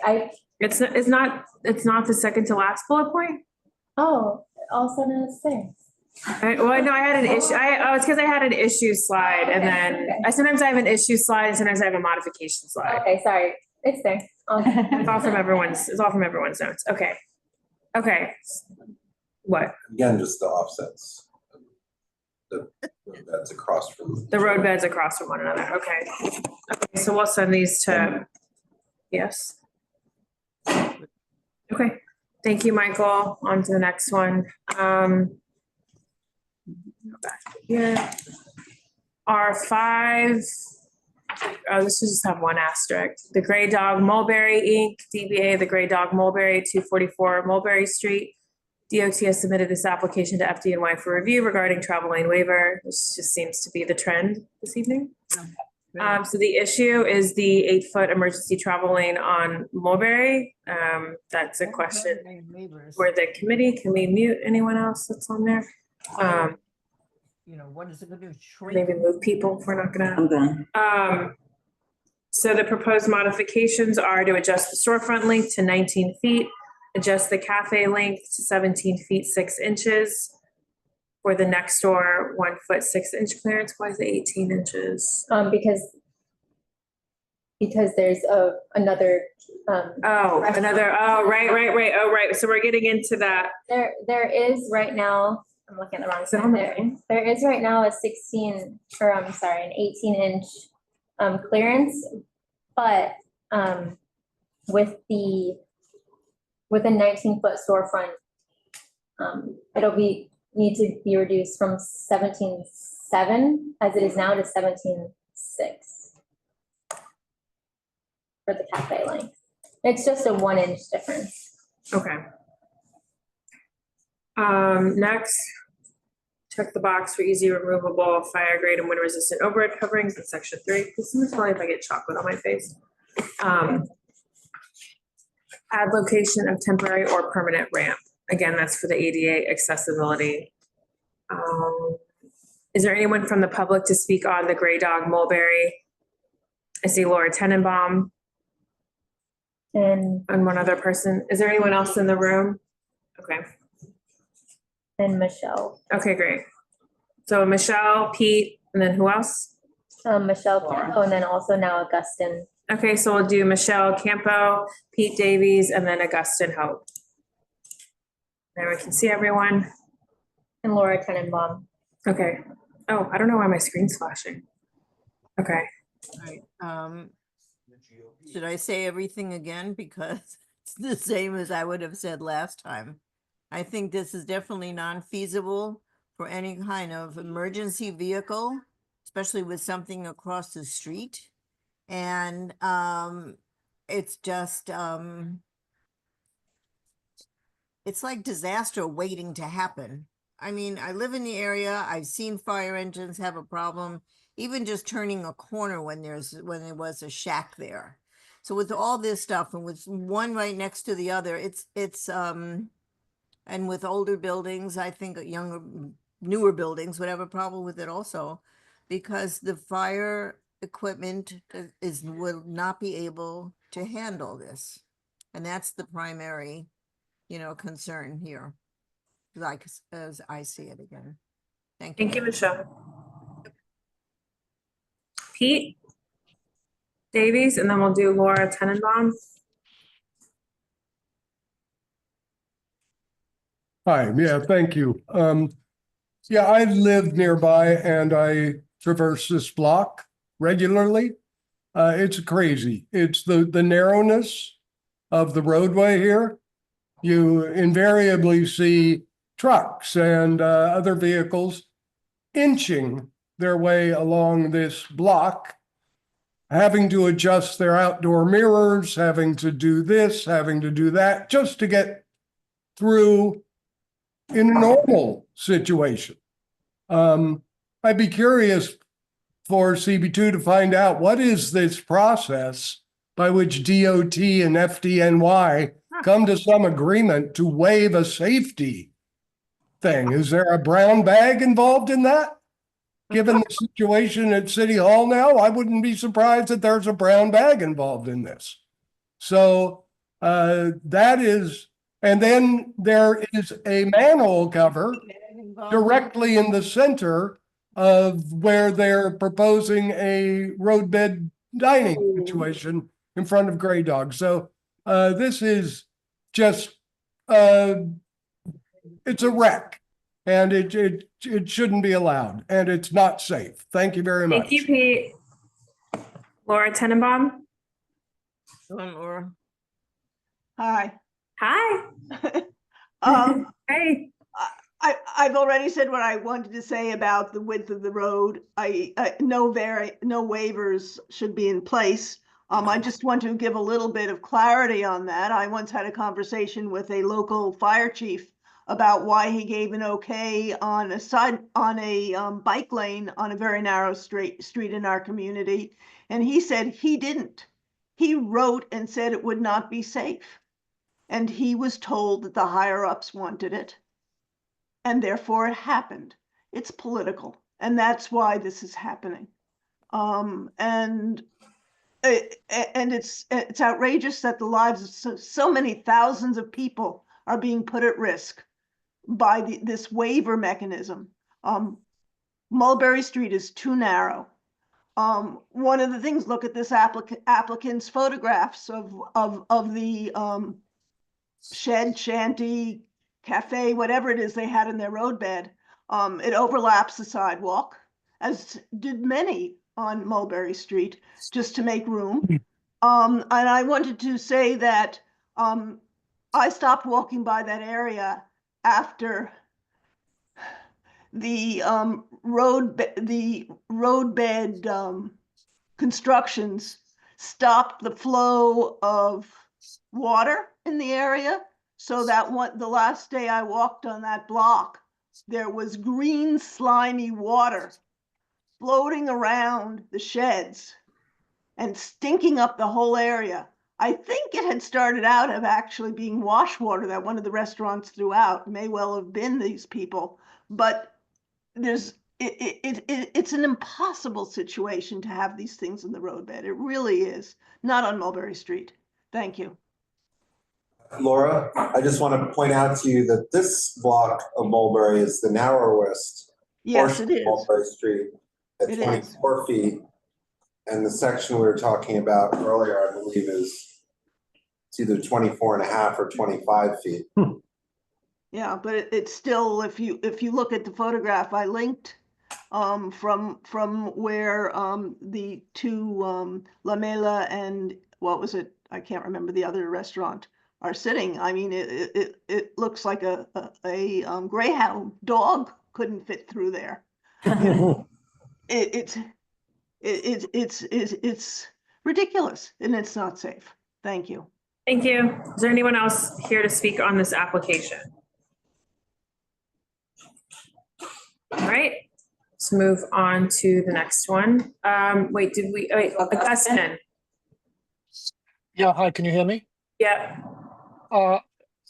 This is weird. I didn't raise my hand, so I don't know what's going on. Oh. But I do want to talk about Grey Dog on Bedford Street, and I have to step Well, we're not away, talking so- about that one yet. We're not talking about that Well, one I yet. want to talk about the FDNY waiver, and then I won't talk in the other one. I live in an Actually, 1847. Augustine, can Can we I keep speak? your comments to the Yeah. Bedford Street one? So Yeah. they're part of the record for that application? Can we call on you? We're gonna talk to that. We're gonna go to that one next. Okay. Okay. Is the applicant here for Grey Dog Mulberry? It's me again.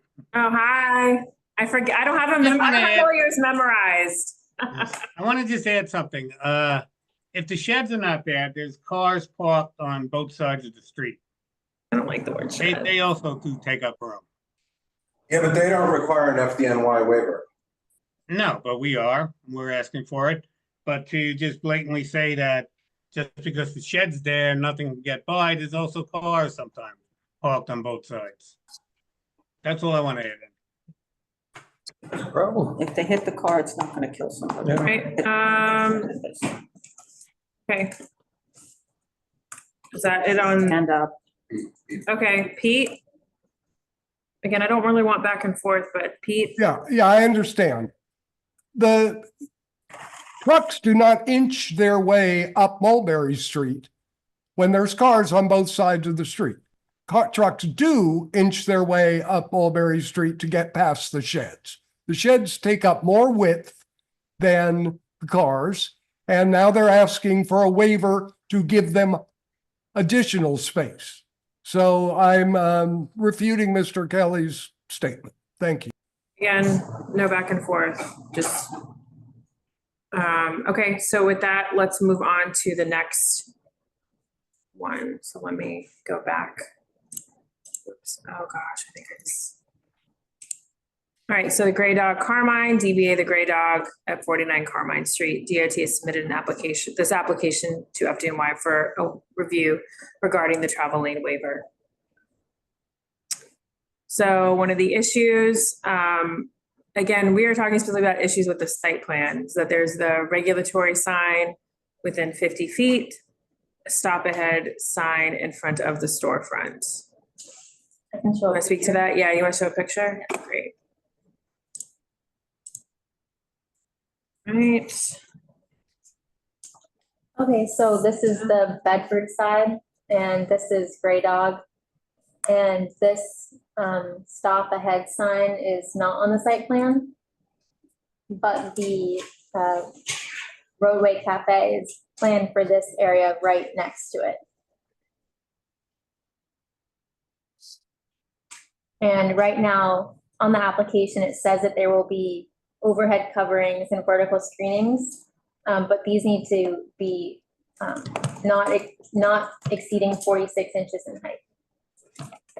Yes. And make sure that it's on the site plan, just so that when DOT reviews this further, they know that it's there. Because right now, I'm not sure that they do.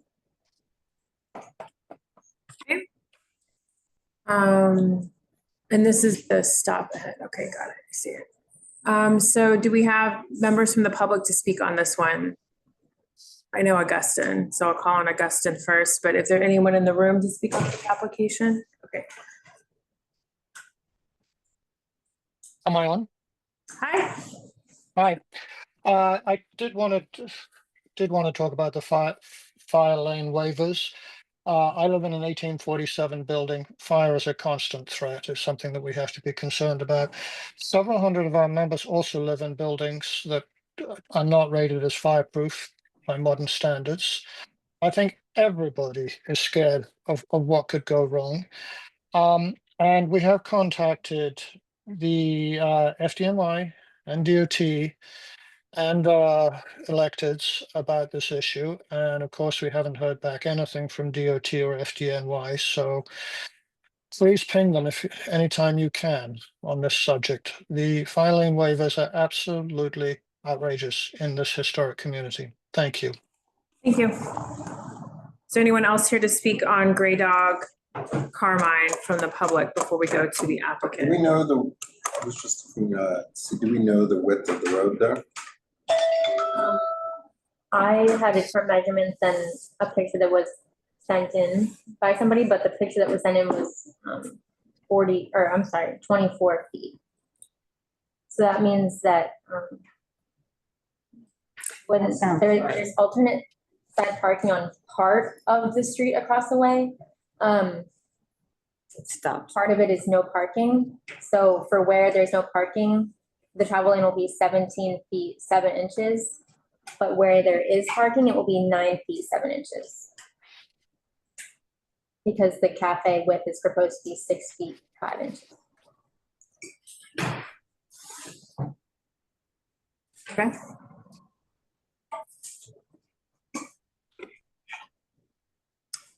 Is there anyone else here to speak on this application?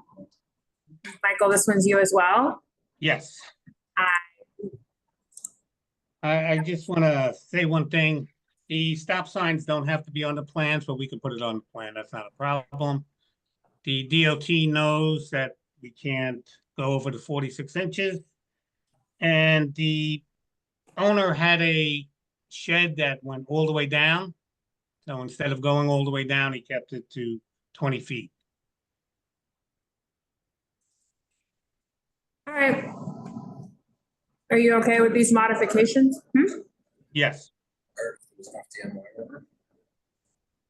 Is it, can you? I think that's a requirement, the length. No, he's not saying, he's just saying that they could have extended their Roadway Cafe the entire storefront length, but they're choosing to just do it. Well, I'm pretty sure that's a requirement from FDNY. What? The 20? The 20 feet. Yeah. Oh, right. Yeah. We can do 20 feet, have 6 feet in between, and do another 20 feet. That's right. I forgot about that. That's right. Okay. Great. Okay, we will send those through. On to the next one.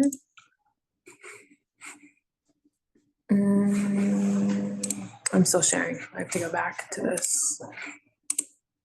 All right, next one is 151 Bleecker LLC DBA The Red Lion at 151 Bleecker Street. 10012, DOT has submitted this application to FDNY for review regarding travel lane waiver. There are 2 Roadway Cafe setups on this one, one on Bleecker and one on Thompson. Yeah, so there's a lot of information on this slide. To start with. Oh yeah, I know. Bleecker, no, not you. I mean, in general, there's a lot of comments about the issues and then the modifications.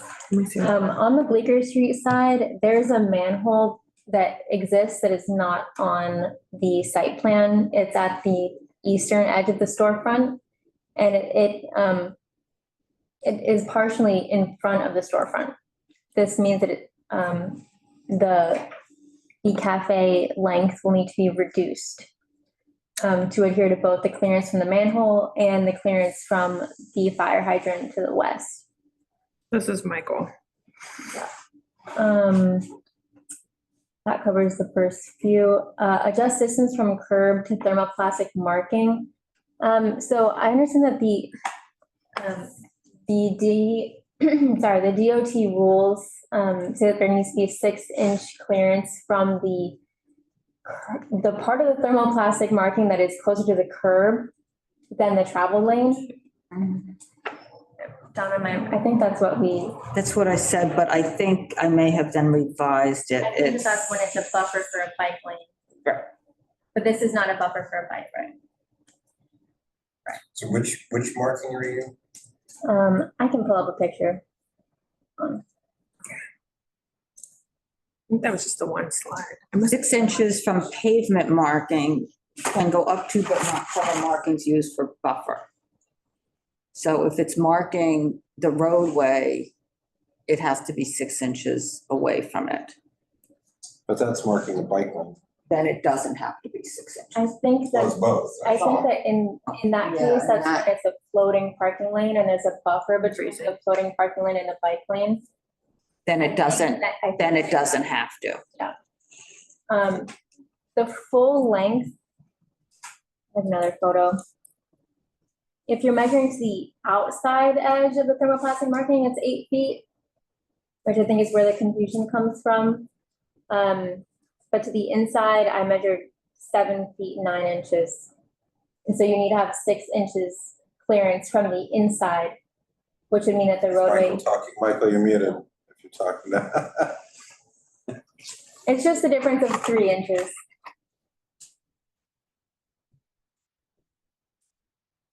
Is he muted? Oh.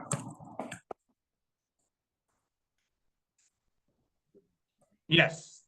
Okay. Cool. Okay. I can stop sharing. Okay. Okay, is there anyone here from the public to speak on this application? Do we want to talk about the Thompson? Oh, yeah, sorry, we didn't talk about Thompson. And then Thompson Street, there is a one-way sign. Just the same situation as Gray Dog on Bedford Street. No umbrellas or vertical screenings above 46 inches. The way that the crosswalk is depicted on the diagram makes it seem like there is a very large difference between the crosswalk and the storefront edge, which is not the case in real life. And then the cafe length needs to be reduced to 8 feet 4 inches to adhere to the 20 feet clearance from the crosswalk. There's also a catch basin that is not on the site plan.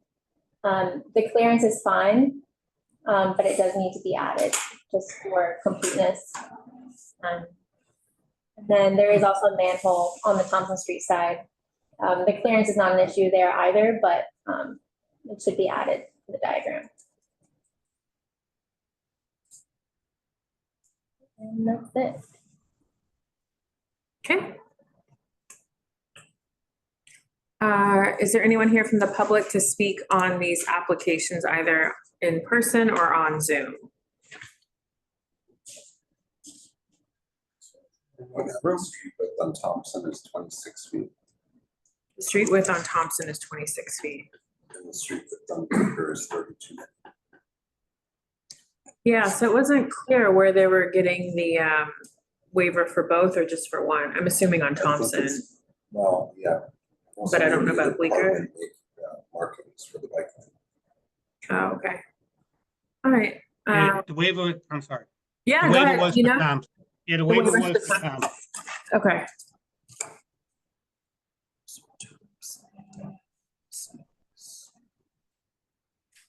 Okay. Is there anything else? Let's see. For the applicant about the modifications for Michael? We have Michelle- No. And we have Michelle Campbell has her hand up. Okay, Michelle? Just give her a second.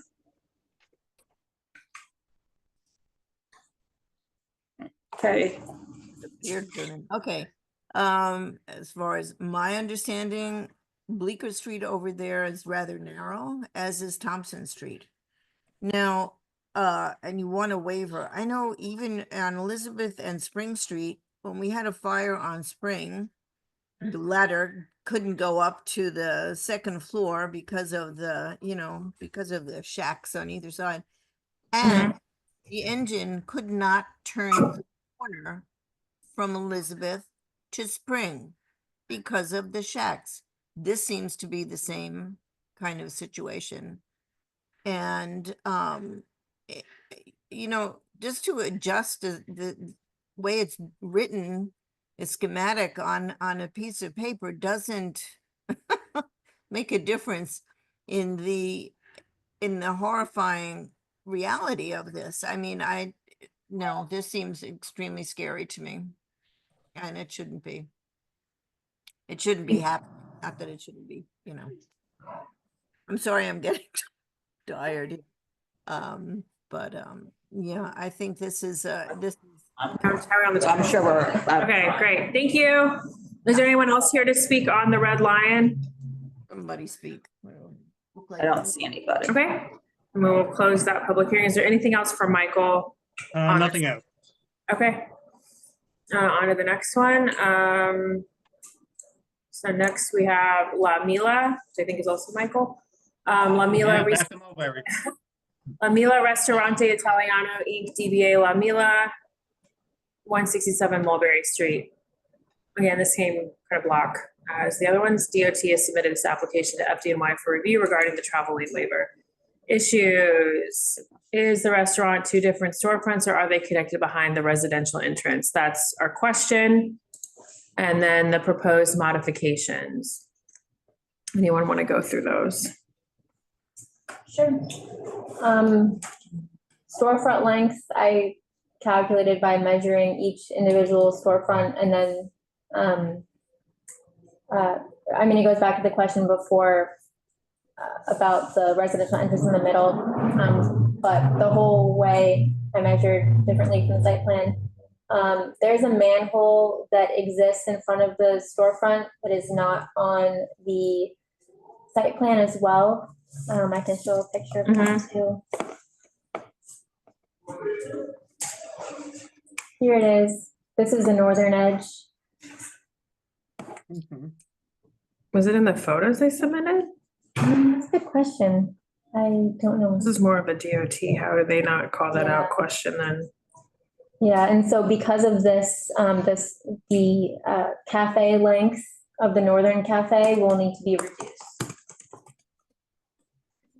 I'm gonna stop sharing and go back. Okay. Oh, I need to share.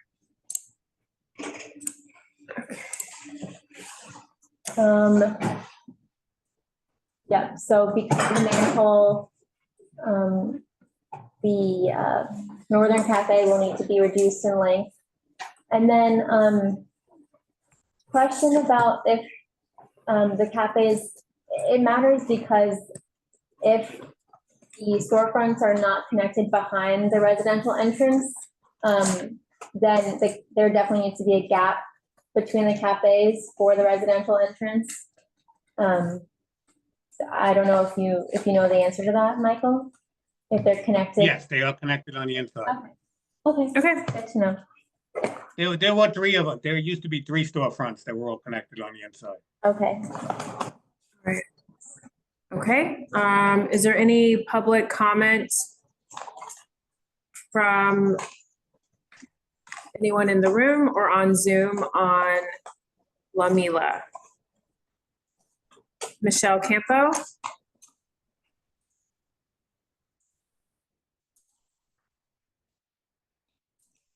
One minute. Oh, sorry. Are you promoting her? I've got Laura. Okay, so Michelle and Laura.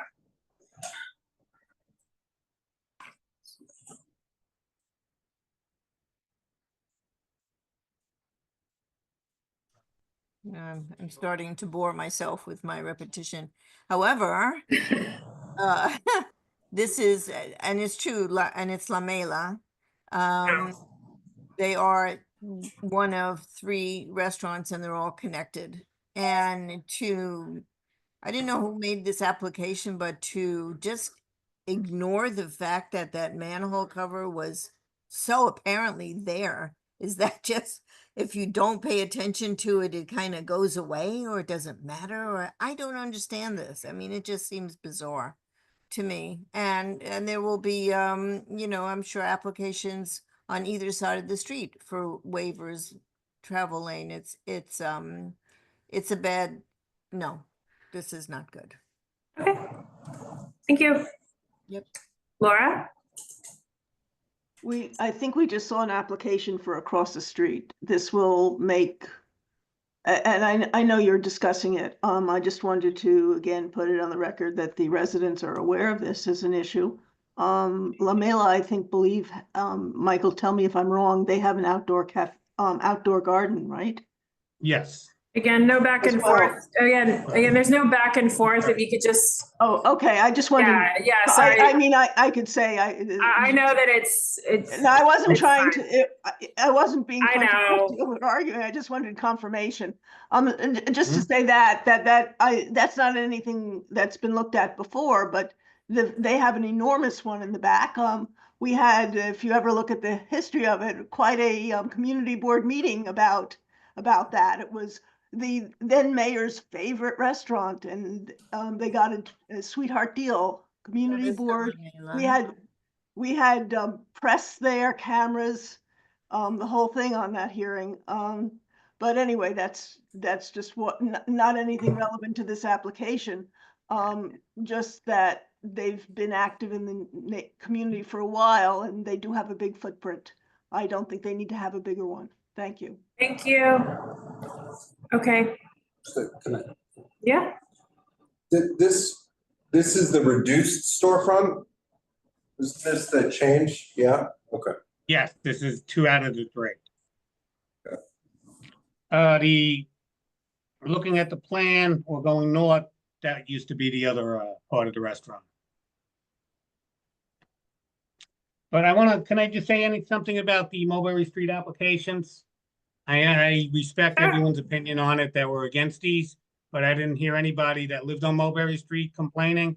They've lived with these cafes or these roadsides or shacks, if you want to call them that, for the last 4 years. But these meetings aren't posted anywhere on the street. Okay.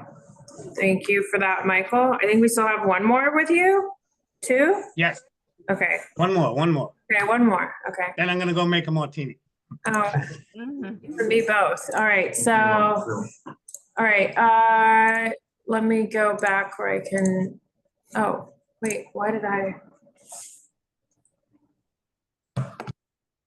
go too far? Refresh, because I've updated those things. I think we're at the 9th Roadway or the 10th. We did that one already, didn't No. I did refresh. Be number 10. we? Right, Giovani? Yep, oh yeah, we're on Westville. Share. You. Slideshow. Okay, so we have Jay's, nickel and dimes, DBA Westville Hudson, 333 Hudson Street. Points of discussion, there is flooring planned in this Roadway cafe, non-approaching crosswalk. If you could take your conversation outside. Only needs 8 feet clearance as shown, no thermoplastic pavement markings, which I think means they need to be added. No, meaning that they're okay. Oh, they're okay, okay. And then the proposed modifications, do you want to go through these? I know you went to this one today. Sure. Okay, so on the site plan, it currently says that there's a subway grate, but it does not look like other subway grates. I'm pretty sure it's an at-grade ventilator grate. Not super important. Both have the same clearance, which is satisfied here. There is a manhole to the western end of the cafe that is improperly positioned on the site plan. Yep. Okay, then adjust the location of the grate relative to the cafe. From kind of the research that I did, it looks like the site plan reflects what used to be there, the old Roadway cafe that was much longer than 40 feet. And so that's causing the discrepancies in where the manhole and the subway grates are relative to the new cafe. So just making sure that it reflects what will be there and what will be in compliance. And then the eastern manhole as well, I didn't get a chance to measure how that will be with the new compliant structure, but take a look and adjust if necessary. Okay.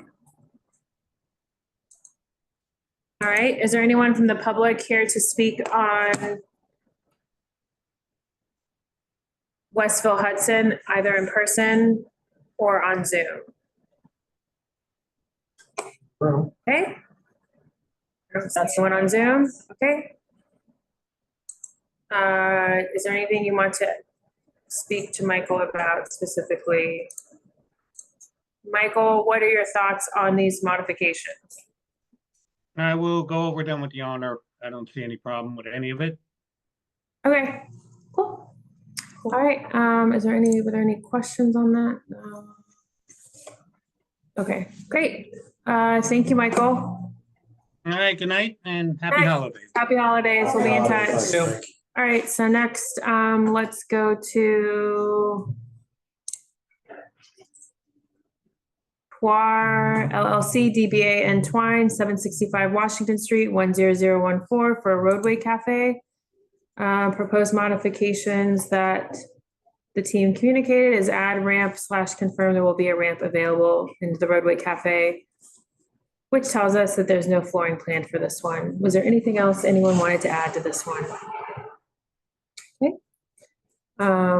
Is the applicant here for this one? Yes. Hi, hello. Come on up.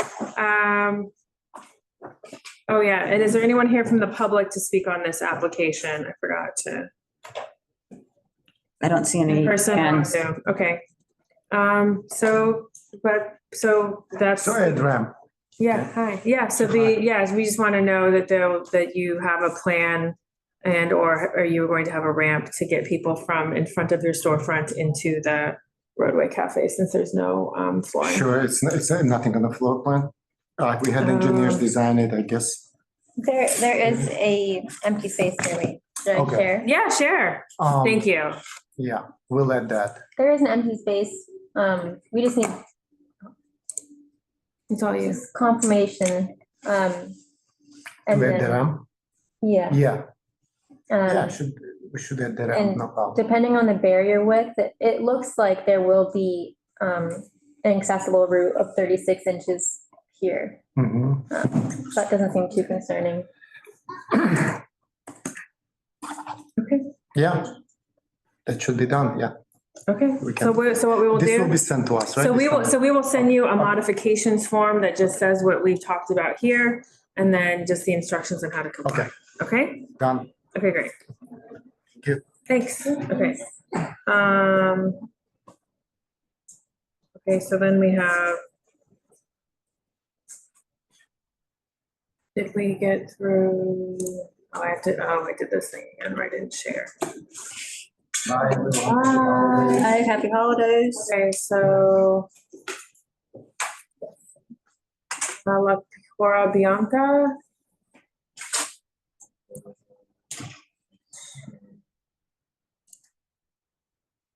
LP B4 LLC DBA La Piccolo Bianca at 265 Lafayette Street.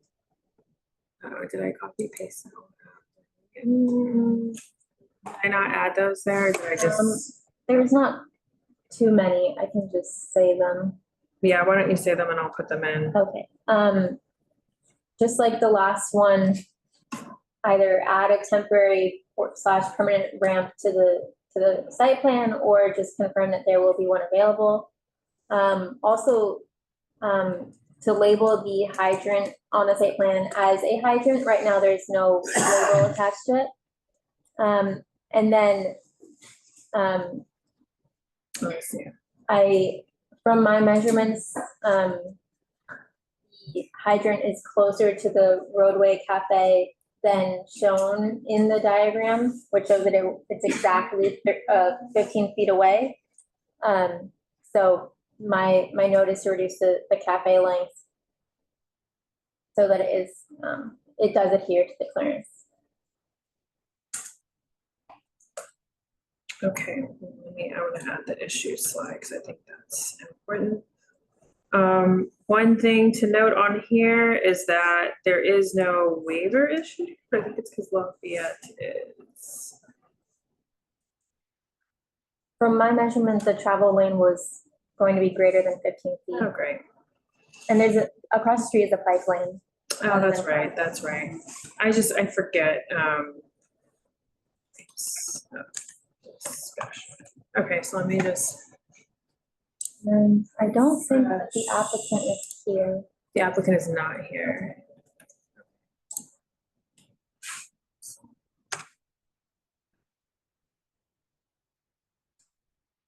88 slides, huh? Okay, so no flooring indicated needs a ramp, FDNY waiver process. Add temporary permanent ramp to the site plan, label hydrant on site. Great, okay. Is there anyone here from the public to speak on this one in the room? Or on Zoom? I think we had Pete Davies on Zoom, so let me get. I think I have a bunch of them. Do you? Talking about wood Lolita? Uh, Or it's on the screen. no, not yet, not yet. We're on La Picorbiana next, so next. Yeah.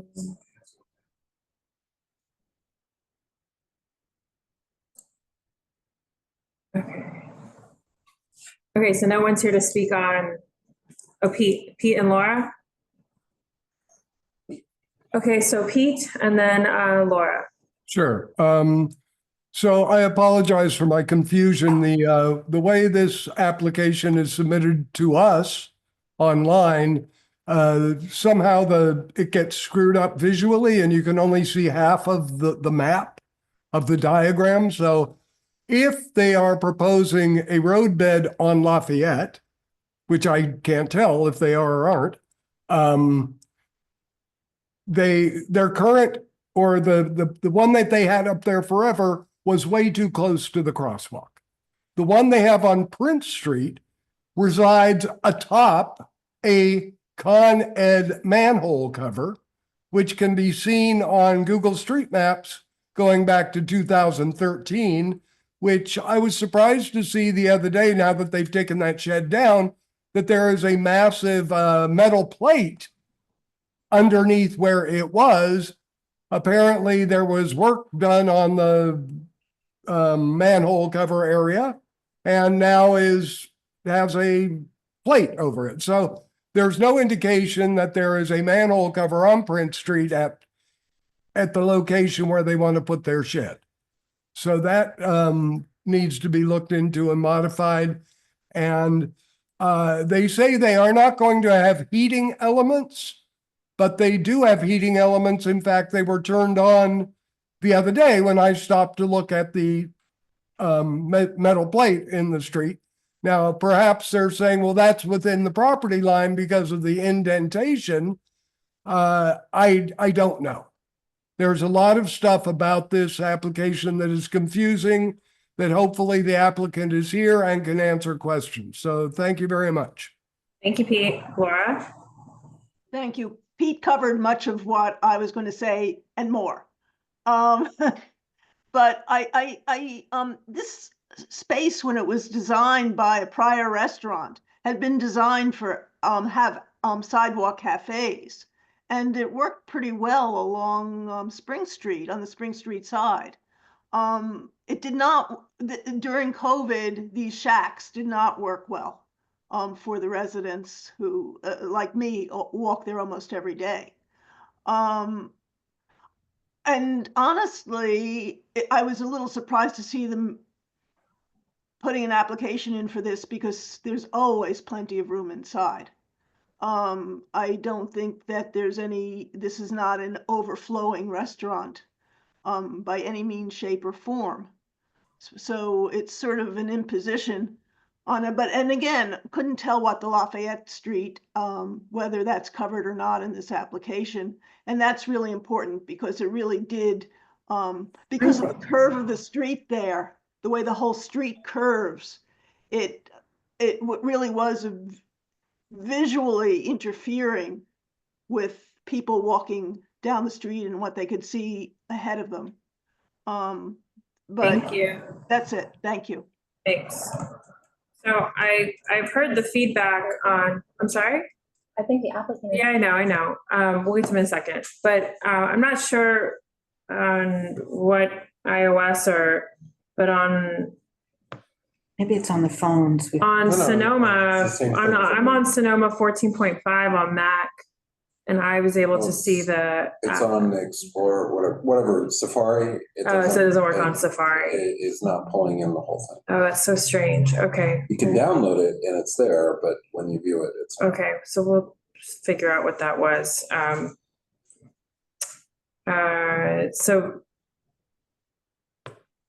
right. So for the applicants, hi, I'm Matthew. Thanks for joining us this evening. Just gonna go to, is this sound on? Yes, it's on. Okay, sorry. So there's some questions. Oh, I guess I was trying to share both. There's some questions. I mean, the roadway that you're showing is just on Prince Street. It's on Prince. Correct. Correct. And I guess there's no waiver needed for Prince Street, I guess. Okay. And then there were questions on, this is the only place you're intending to have roadway, not on the other side. For roadway, that's not part of our application to have one on the other side. Okay, that's what I thought. And you are applying for sidewalk, is that correct? We do have a sidewalk in. I'm not sure why it's separate from this hearing. I've been in some hearings where they've been combined. I've been in some hearings where they're separated. Yeah. So I'm not really sure why it's not together. No, that's fine. Just thought I'd ask. And just, and this location is legally piped natural gas that powers the heaters that are in the Sidewalk Cafe. It's one of the very few in our community that actually had the legal natural gas. And I think they had it prior to COVID.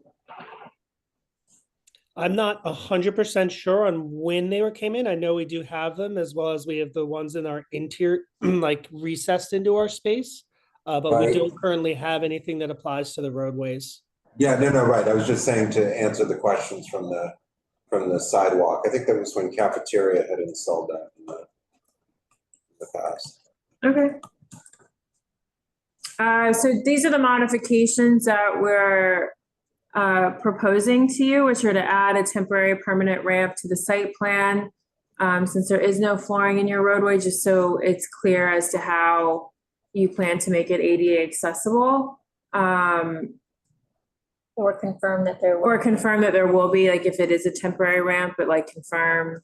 And then labeling the hydrant on the site plan as a hydrant and reducing the cafe length from 32 feet 5 inches for clearance from the hydrant, which is what, 5 feet or 8 feet? 15. 15 for the hydrant. Yeah. Just to point, that the roadbed is 26 feet wide. The roadway. The roadbed on Prince.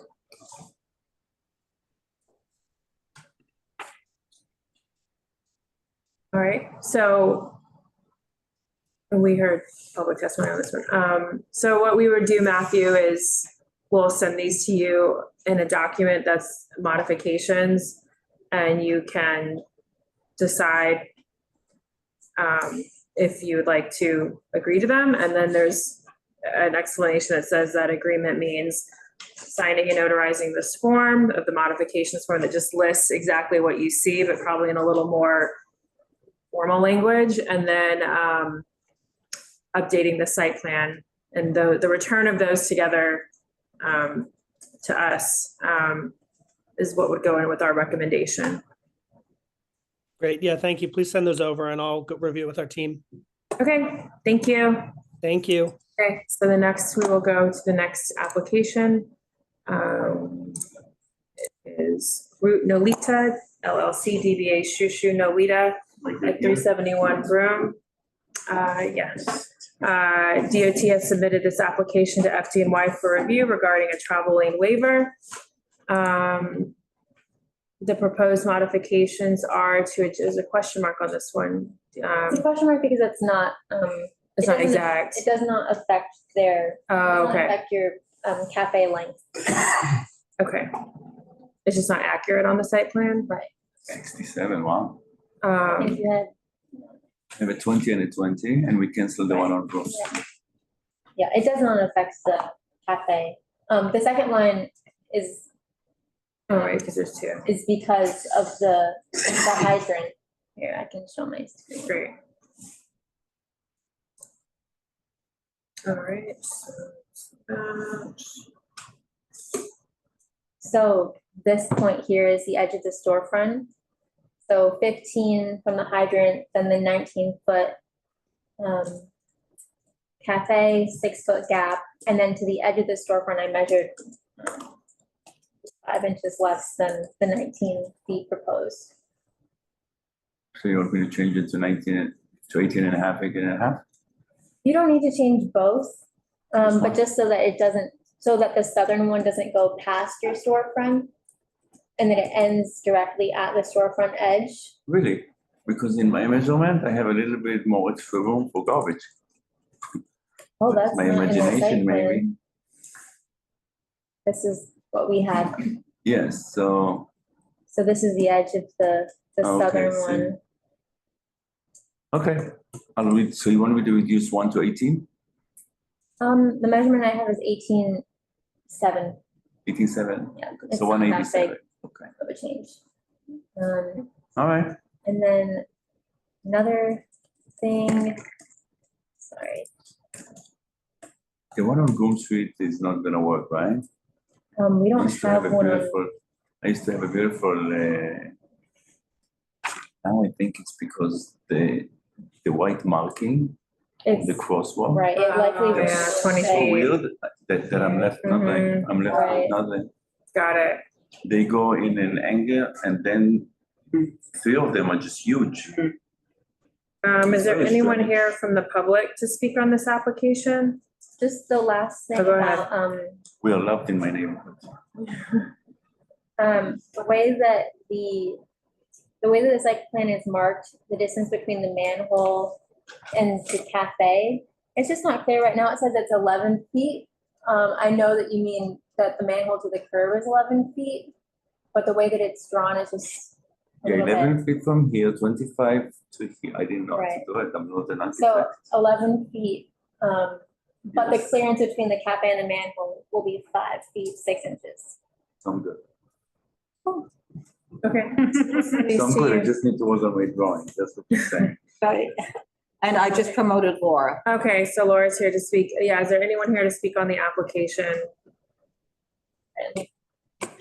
Just to point out again, it's a waiver, matter of a waiver, on a street that's narrow and old buildings, which is something that I oppose. The restaurant's a great restaurant. I recommend it highly. I ate there frequently until I clocked 110 decibels and stopped going. But I just want assurances that it's not going to be overwhelming the sidewalk the way they had it before. It just was very enclosed, and they can no longer have any topping that goes over the sidewalk. Am I correct? Yes, very Yeah, correct. okay.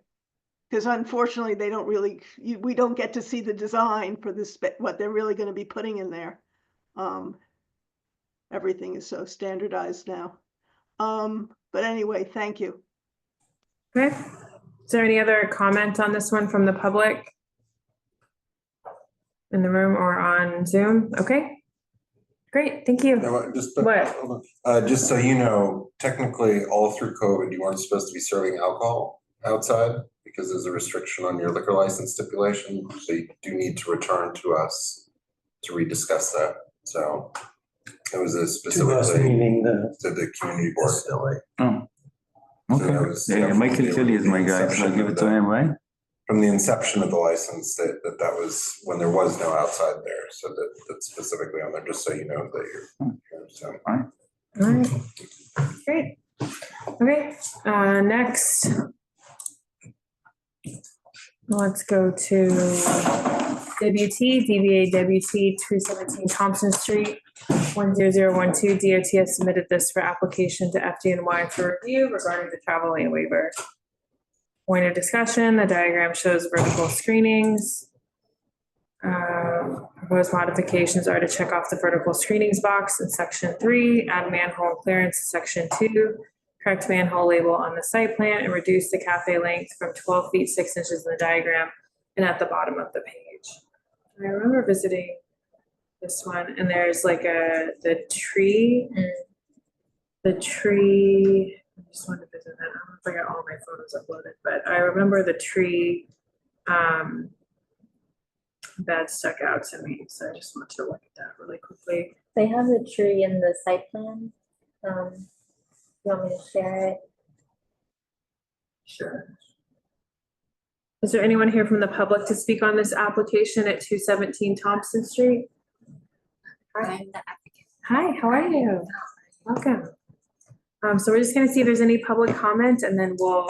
I don't see any. Okay. With their hands up. Okay. You wanna you share the screen Sure. So he signed in yet? The tree. Yeah. Okay. I think so. That's fine. There's a clipboard. Yeah, they signed in. Okay, perfect. Amen. Here's the tree bed, Valerie. Oh, okay, right. And it looks like, can it be seen here? Are each of these doors 3 feet?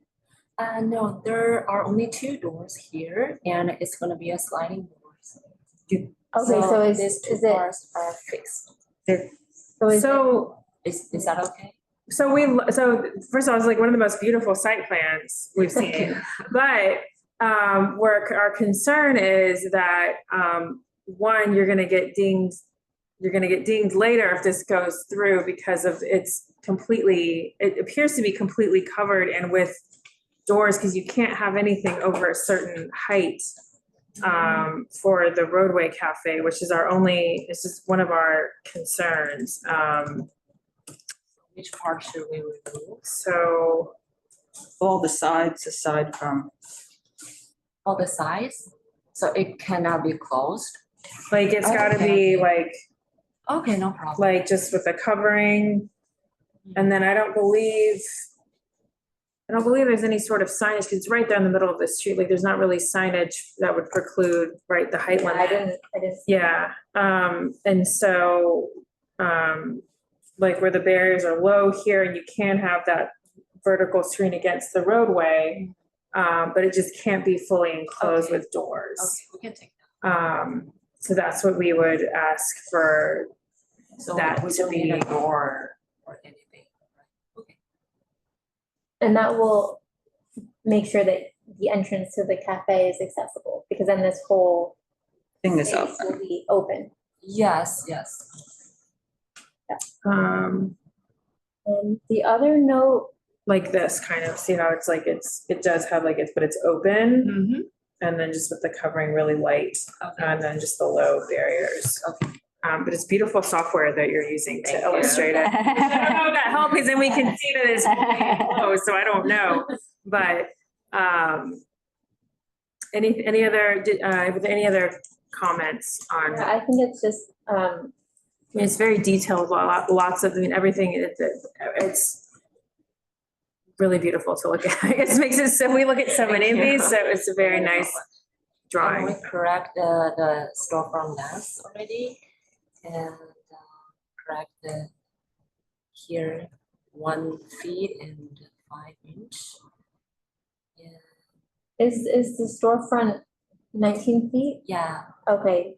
And here it says that the Oh. distance between the edge Yeah, of the because storefront. there's a manhole. Right. So then 19 subtract the 6.5, and it would be 12.5. Oh, okay. We're gonna correct that one too.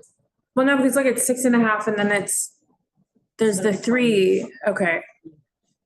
Because before, we thought we have 20, and the DOT said we only have 19, so we, yeah. Keep thinking. And I think that's So it's the manhole clearance that governs that. Right. But if this, so, oh, okay, the three, okay, sorry, I was getting thrown off by the 3 feet on the other side. Okay, I got it. I don't need more Correct clarification. the width to 6 feet and 5 feet. So we just need to take off all the shed, right? Yeah, like this, like that's the height, or if you want, whatever, if that height is the height, that's regulation, but and I'm sorry that they sent this through without telling you that. Yeah. We're not trying to Okay. but it's not, we just can't, that's what the rules say, like no doors and no completely covered, so, okay. Okay, so we'll send you those modifications via email. Thanks so much. Thank you so much. Any other Happy questions? holidays. Happy holidays. Okay, so then next we have, let me go to the share. We have 38 MacDougal LLC DBA Shuka, 38 MacDougal 10012 DOT has submitted this application to FDNY for review regarding a travel lane waiver. I see people are starting to raise their hands for this application, so if you want to go ahead and do that, we can make sure people are promoted. So the points of discussion is that there is flooring planned for this. One-way sign at the corner, but it is 65 feet, 8 inches away from the proposed cafe. How did you measure that? The phone. Oh, wow, it goes that far. Okay. Proposed cafe, sidewalk cafe width, 6.5 feet. As you know, that seems to be the norm for anything being proposed for a waiver from FDNY, 20 feet proposed cafe length. So the proposed modifications, do you want to talk through these? Sure. There's no storefront length right now on the site plan, and DOT requires. I think we're talking to Gina, right? Hi. Okay. Yeah, there, just add the storefront length to the site plan. I measured it was 37, but you can take a look. And then we should keep this if you wanted to leave some consequential, just about the location of the manholes. I know I have a photo, but it takes time. Thanks, Stella. The one in the middle of the street, or is there one closer to the curb? The one in the middle of the street. Hold on. Let me see. Yeah, Google. Google the map. Yeah, okay, here we go. There was a car parked on top of it, unfortunately, but, there's another one. Manholes are pretty much in line with each other. There's one here and one here. Oh, what am I doing? Ah. And then here's a tree bed. The way it is in the site plan right now, the manholes are pretty far apart. But this one should be over there. Yeah, just for the sake of having it in the right spot. I think that's it, though. Okay, yeah. And we have public testimony, so Gina will send these to you via email. Yep. Yeah, come sit. Nice to see you. And so let's hear from the public. So we have Mickey McGee, I think, who wants to speak on this application. If there's anyone else, please raise your hand and then we'll call on you. So Mickey? Thanks so much, Valerie. Very briefly, I don't know if this operation is planning on also having sidewalk seating, but if they are, my question is, where does it go? And then where will the serving lane be? Or will the serving lane be impacted by the roadway? I'm very confused about that. I don't know what they're planning, but that's a question that I have. Reading the plan, I was wondering where the vertical siding will be, whether it's going to be on 3 sides of the roadbed or whether it's only going to be on the traffic lane side. And I was wondering where the garbage would go. And I'm asking these questions because this is an operation that routinely had what I call cafe sidewalk drift. Their tables were going all the way down in front of the residential building next door. There were many items on the street and it was incredibly impossible to pass in this area. So I wanted to just bring those points to the committee's attention. Thank you very much. Thank you. Okay. And you've got Sherry. Hi. Hello, everybody. Hi. Thank you for holding this so close to the holiday. You can speak just a little louder for us, just a little bit. Can you hear me better now? Yes. Yeah, sorry about that. I'm just saying thank you for holding this meeting so close to the holiday. I also had a question about whether there's going to be a Sidewalk Cafe application, just because I don't see it, and surprised that it's not on the agenda tonight. As you can see from the photos that the applicant submitted themselves, there is quite a bit of obstruction on the sidewalk with those umbrellas and everything. I know that's not what we're talking about here. So my second question is, the applicant has represented certain measurements that seem to be a little bit different from the ones that I was able to obtain when I went out there. The street is about 25 feet, 8 inches wide, curb to curb, the width. And so the waiver that they're requesting, they are claiming that travel lane is 12 foot, 10 inches. I think, from my calculations, it's less than that. It's probably 12.7. Using those thermoplastic markers, to delineate where the travel lane would be from where the edge of their 6 foot, 5 inch deep roadway dining structure is. And I guess the other question, although it may not be relevant, is a concern about whether inside the interior of the structure, because the exterior is 6 foot 5 inches, with an 18-inch required barrier, that only leaves 4 foot 11 inches to serve. With those proposed tables, it seems to me like the only way that you could actually do table service would be from the furnishing lane of the sidewalk, which creates more congestion on the sidewalk if you have wait staff moving in and out of there. So just a request to maybe verify the measurements that are on the site plan, so that when they're being considered by FDNY or wherever they're going from this meeting, they have accurate measurements on them. The other thing I wanted to mention is that, and I trust that this going forward will not be an issue, but there are 18 noise complaints that were filed since 2020 because there were amplified or powered speakers inside the structure. And those noise complaints were probably I live nearby, so I walked by the restaurant quite frequently. And I'm just guessing, since some of those, since about half of them were from the sidewalk conditions, the noise complaints, they were either about the open French doors or the powered speakers inside the dining structure. So I would just like to have reassurances that those speakers are not going to be there when the new structure is built. And I think you pointed out the manhole covers that are there. So I think that was the only thing that I had concerns about. Thank you. Thank you. All right, so I'm gonna share it. Thank you, Sherry. And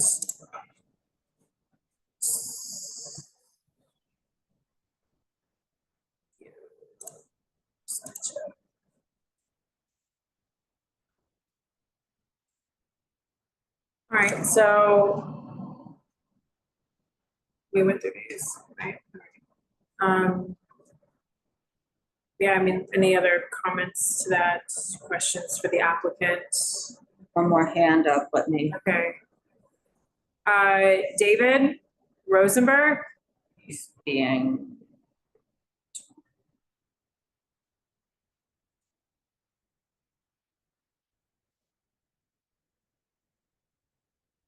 Hello? Hello? Am I muted? Yep, hello, you can speak 1 minute. Okay. Yeah, you guys are really thorough in terms of your review of these applications. So I think, like everybody else that has spoken this evening, I'm checking in to comment on the waivers. Now Shuka is on MacDougal Street, which is a really narrow street. Their proposal for a roadway is opposite a row of city bikes. And we're faced with, a situation which we consider dangerous. When they had their other roadway shed, their abomination, which just went down about 3 weeks ago, garbage trucks came down that street and they couldn't open their doors. And, I'm speaking for not just for myself, because we face right out, our building faces right out onto that, but for all of these small, narrow streets, I don't understand what we worked so hard to establish these regulations for if these restaurants and the Hospitality Alliance is going to keep asking for waivers. So. Thank you, David. Thank you. Thanks. I'm not here to defend the waivers by any means, but it is in the legislation, if I recall correctly, in the local law 121 from 2023, and that was passed by our city council members. So with that, okay, so. Seems like the structure is still up. It seems like the structure is still up, but I thought they said it was down 3 weeks ago. Oh, okay. Structure was not dismantled until Okay, it was after the deadline. Okay. Okay, got it. Okay, is there anything else for Gina? Unless you have any questions for us? No, Okay. just waiting for the letter that you're gonna send us to do their team. Okay. It's fine. Okay. Yeah, I was just gonna say, the waiver here, like having city bikes across the street where people are constantly docking and undocking them, plus having those structures really is incredibly unsafe feeling for a bicyclist or anybody using those. It's difficult enough with the type of placement that they do on these streets, but it really restricts just the person there. I mean, it's like if you come in and you're in the docks are somewhat full and you're putting a bike in between two bikes, you have to be in the street and line it up, and it just seems that the waivers here again create another unsafe situation that I'm not sure that's even taken into account, because the waivers are just for the fire department, not for practical purposes of just people engaging in city life with the other DOT programs where they locate things. So I think that we should comment on that, and maybe DOT can again figure out which priority is important to them. Is it the roadbed dining? Is it the placement of the city bike racks? But I just think that having both of those together is not a particularly safe situation. And you applied for the sidewalk also, but Okay. I know that DOT is dividing the applications. Right, of course. Yeah. And sometimes they come together, as you've known, and sometimes they don't. So, okay, so you are planning a sidewalk cafe, which again means that that relationship will come up, right, of the clear path and all of that, as it relates to the roadway. Thank you. Good evening. Okay, really discussed at this time. Thanks, Gina. Appreciate it. I'm the next one. Oh, you're the next one. All right. You're like, I'm not getting up. Okay. Hold on. Let's go to that one. Okay. Yes. Yeah. Yep. So the next one we have is to attain, there should not be a space there. Core DBA Fiat Cafe at 203 Mott, 10012 Roadway. DOT submitted this application to FDNY for review regarding the travel lane waiver. It seems as though the majority of like Little Italy has to be. Okay, so do you want to lead the discussion on this? I don't think there were any modifications. Yeah, there's not really a lot to say. I saw that there was a hydrant, but it doesn't need to be included, so, just flooring planned. Yeah. Okay. The only thing of note is just that it will be a narrow travel lane.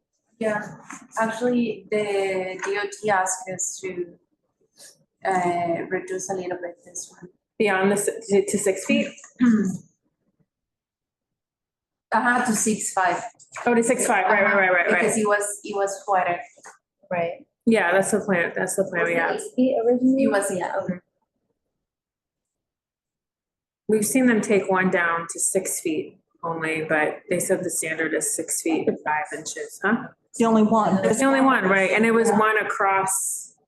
Yeah, it was weird. It was from last time. Okay, we do have public Abella testimony. says 5 feet. Oh, that's right. There we go. But didn't they, were they told to do 5 feet? Or they just, okay, maybe, okay. they didn't Probably. Tell us, yeah. Why would you go to 5 feet if you didn't have to? Okay, so we have public comment, and then I think there were no modifications on this one. So Pete, get up there. Click too fast. Oh, and Laura. Okay, thank you. Takes a few seconds for it to flip over. Once you know. Put me on panelist.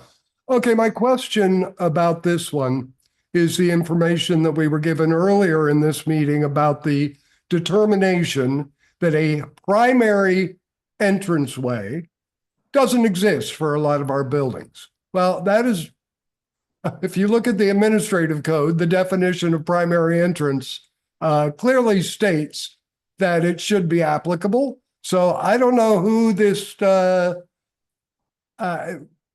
it's very troubling to hear that somebody at DOT is claiming that none of your residents have a primary entrance, so we're not going to even bother with this rule being applicable to you. That's just wrong. It's wrong, and I would hope that the community board will state very clearly wherever they can that this is just a wrong way to look at this. So thank you very much. Thanks, Pete. So not really specific to this application. Okay, thank you very much. Laura, it's okay. It's pointing out waiver. Yeah, what I'm gonna say is the waiver, again, a narrow street, dangerous, old building, waiver. It should not be there. Thank you. I just do have to say that it does apply in some cases because there are building entrances on either side of this residential entranceways on either side of this Fiat. For what? It does apply. If we could not have the back and forth, the primary building entrance is this has not been officially communicated to community boards how DOT is defining it. It is definitely, this was brought up to us here today from an operator's applicant's representative. So, Besides, this is just the roadway. Right. So, and plus this is roadway, which the only stipulation is it can't be blocked. But that's a whole other thing if you're defining it differently, which is an issue. So thank you for that. Okay, so I think that's it on this one. I will close out the public hearing for this application. Am I still sharing? I'm not, am I? Yeah. I have a question. Yes, of just a course. general question. Yes.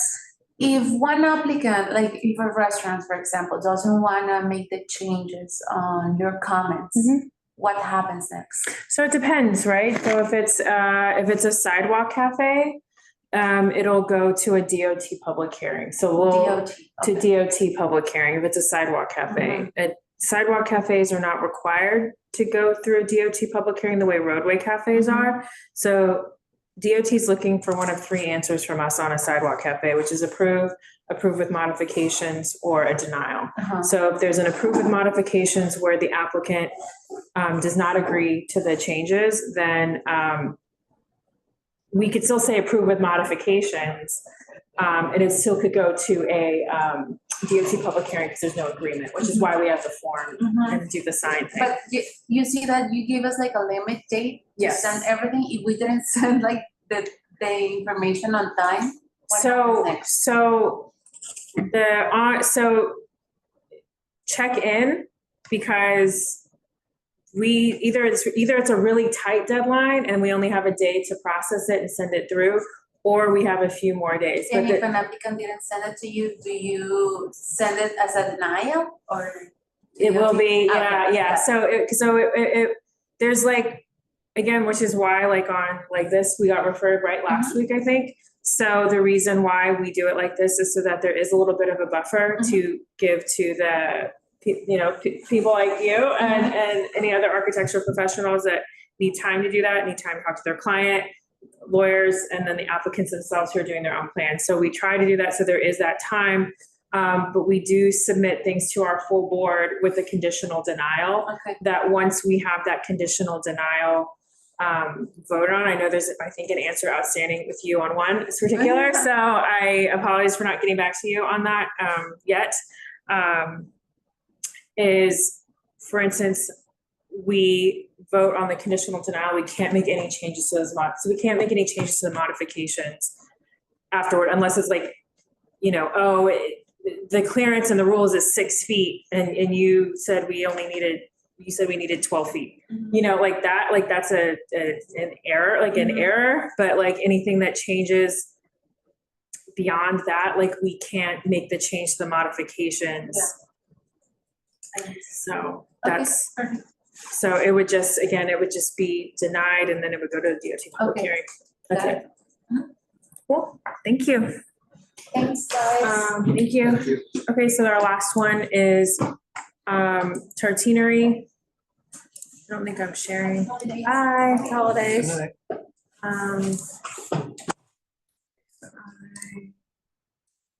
The Tartinery, DBA, Tartinery W3, LLC, DBA, Tartinery, 78 West 3rd Street. They have requested. Oh. Hi, happy holidays. So flooring is planned on this one and I don't have any modifications on this one. I did visit this one and I didn't put my photos in here, but I did not have any issues, modifications on this one. So I don't know if anyone else has anything they want to add. I don't think I got I looked at Google Maps and it didn't. Yeah, so I think they are requesting the travel lane, which again has its own issue in general as a practice. And yes, so is there anyone here from the public to speak on Tartinery on Thompson Street? I didn't mean to go to share, that would be helpful. I don't see anybody. Nobody in the room. No one here to speak on Thompson Street. No one wants to talk about fire lanes one last time.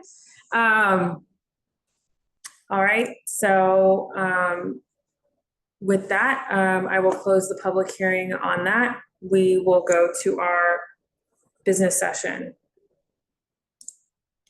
Well, we can give you the street width for that, so you have it all set up.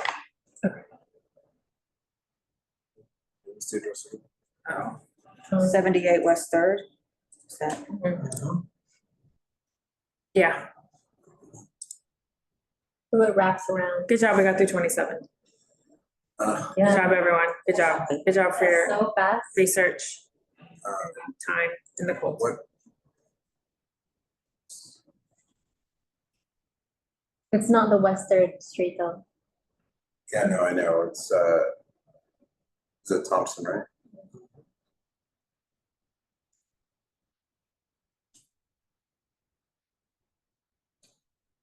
Violence all night. Thanks, Mickey. The street width is 26 feet. Where do you find the borough present maps? It's a really squirrely way to do it, but Yeah, because It's on the topographical.com.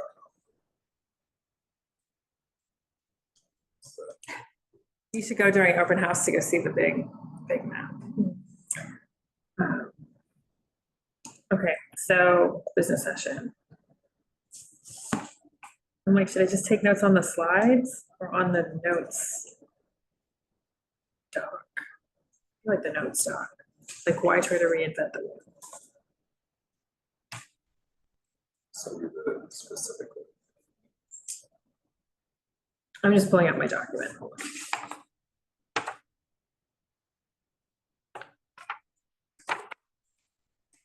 I have to commend, like I said, just briefly a second ago, everyone's commitment to having not just done this like 2 weeks ago and going out in the freezing cold. And photos and your notes and all of that. It's a lot of work. So thank you. So Raphael, so again, we're gonna do the first couple sidewalks. My watch is down to 8%. Okay, so Raphael, would it be helpful for me to have the slides up while we talk through these? Like what's helpful? Okay, so let me.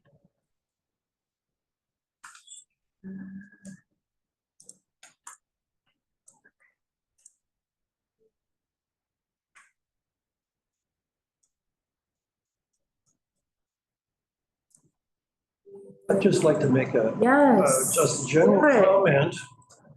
I kind of lost track of noticing that I didn't see a north arrow. Oh, yeah. Oh, okay, you want to just add that as a general? Okay, you're right. I mean, Thank you, I completely forgot about that. That was a little annoying. Okay, I'll do a sweep of that. Yeah, I find it much more helpful to say east-west and everything than left. Okay, thank you for that, Brian, as a general comment. Okay, so get through all of these. Okay, so Raphael, am I saying that right? I can't pronounce anything Italian tonight. Rafele? Please, someone. I've been told, or I've heard it. I've eaten there a few times, Rafele, but right. It's close. My 22 hours of Italian in university is completely out the window here. 22 hours? Yeah, I almost was a minor. I had to find a major. Yeah. Like college hours.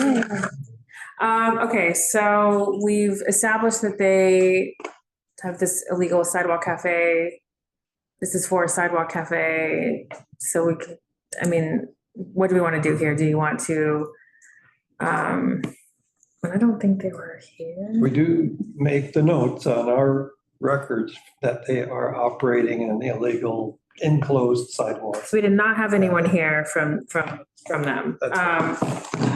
So. And it's also set up closer than 5 feet to the principal building entrance. So do we want to approve this with modification? It sounds like we're not going to approve it. There's obviously, that seems not to be the case here. Or do we want to deny? They're currently operating it improperly. Right. And that is something we're allowed to comment on. That is, yeah. Because they haven't come into compliance. So I Right, think it's that past November 1st. I think it should be a denial. Yeah. And here are some recommended modifications, with which case, I think that's, if they agreed to everything, then that's something that potentially we could change our recommendation, but it would be, one of the key things would be to remove the illegal structure or have a plan to do so. They might not be able to do it before our submission deadline, but it's. Yeah, I'm going to pull that up right now. And if anything, this should probably be required. We should deny it and it goes to hearing.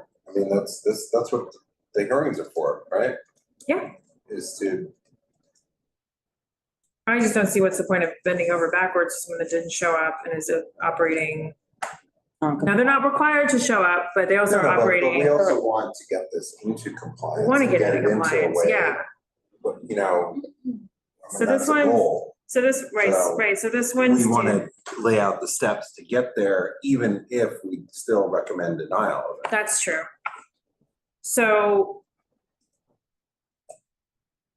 this one is due on Tuesday, January 21st. So it's not going to go to January full board anyways.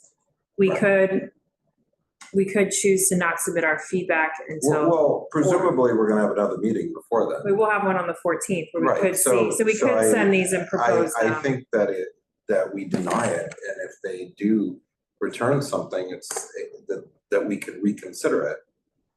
Bring it back to the committee on the Yeah, 14th. absolutely, Okay, but I think otherwise, I mean, if they're so we'll let them know not that we're going to conforming deny with the it. rules. Okay.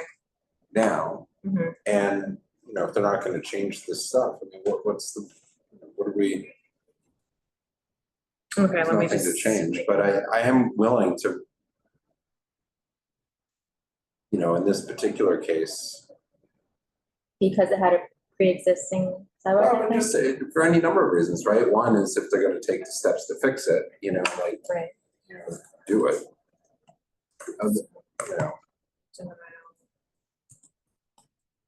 Not a conditional denial, but this is a straight denial. I think for the moment. Yeah, because they're right, they're. Well, their proposed site plan for the new sidewalk cafe is not accurately done. The measurements are off. Is that what we have concluded besides Yeah, the operation of the illegal? Oh, it's there. portion? Oh, I just started. Perfect. Into it. perfect, yes, this is a, yes. Okay, so. I put recommendation to now, I think it's updated on there. I guess we should also. They don't have it, they don't have the primary building entrance labeled. Right? It's not- Well, it's Right. the existing enclosure. I believe even their site plan showed up to their window or up to their property line, which is too close. Okay, so we'll recommend denying that and we'll revisit if there's something to revisit on our next meeting, Tuesday, January 14th. Yeah, I mean. Because we could bring it also- back to committee to vote. It's not even all of the site plans, because I didn't print out the ones I didn't go to.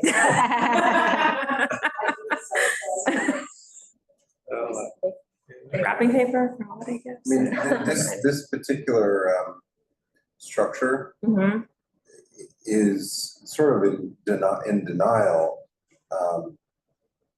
in some respects of the fact that they didn't have a pre-existing enclosed sidewalk cafe, but they feel like they're treating it as if it is. Oh, yeah. That's the issue, and they certainly spent a lot of time on this, but this is, there's no exceptions. Okay. Okay, so that's that one. So that's all those in favor of a denial? Okay, all those opposed? Abstentions, recusals, great. I'm also not on that. Okay, so next. Likeminded Hospitality, Roscioli, NYC, 43 MacDougal. And again, I think this is one where I didn't add more. I mean, do we wanna, Leave it. do we wanna do the same type of thing if it turns out that DOT is going to find some way to make an exception to the platform? Do we wanna include a list of modifications? Well, I think that they have to establish a process for it. And what we don't know is if there is a process, because we can't apply anything to that process. Now, for example, if there's a step, how high can it be? Right. Does there actually need to be a barrier built into it so that people don't fall off of it? There's all these safety, right? These are all these reasonable safety. And if they have to construct a permanent barrier, then what is that process to do that?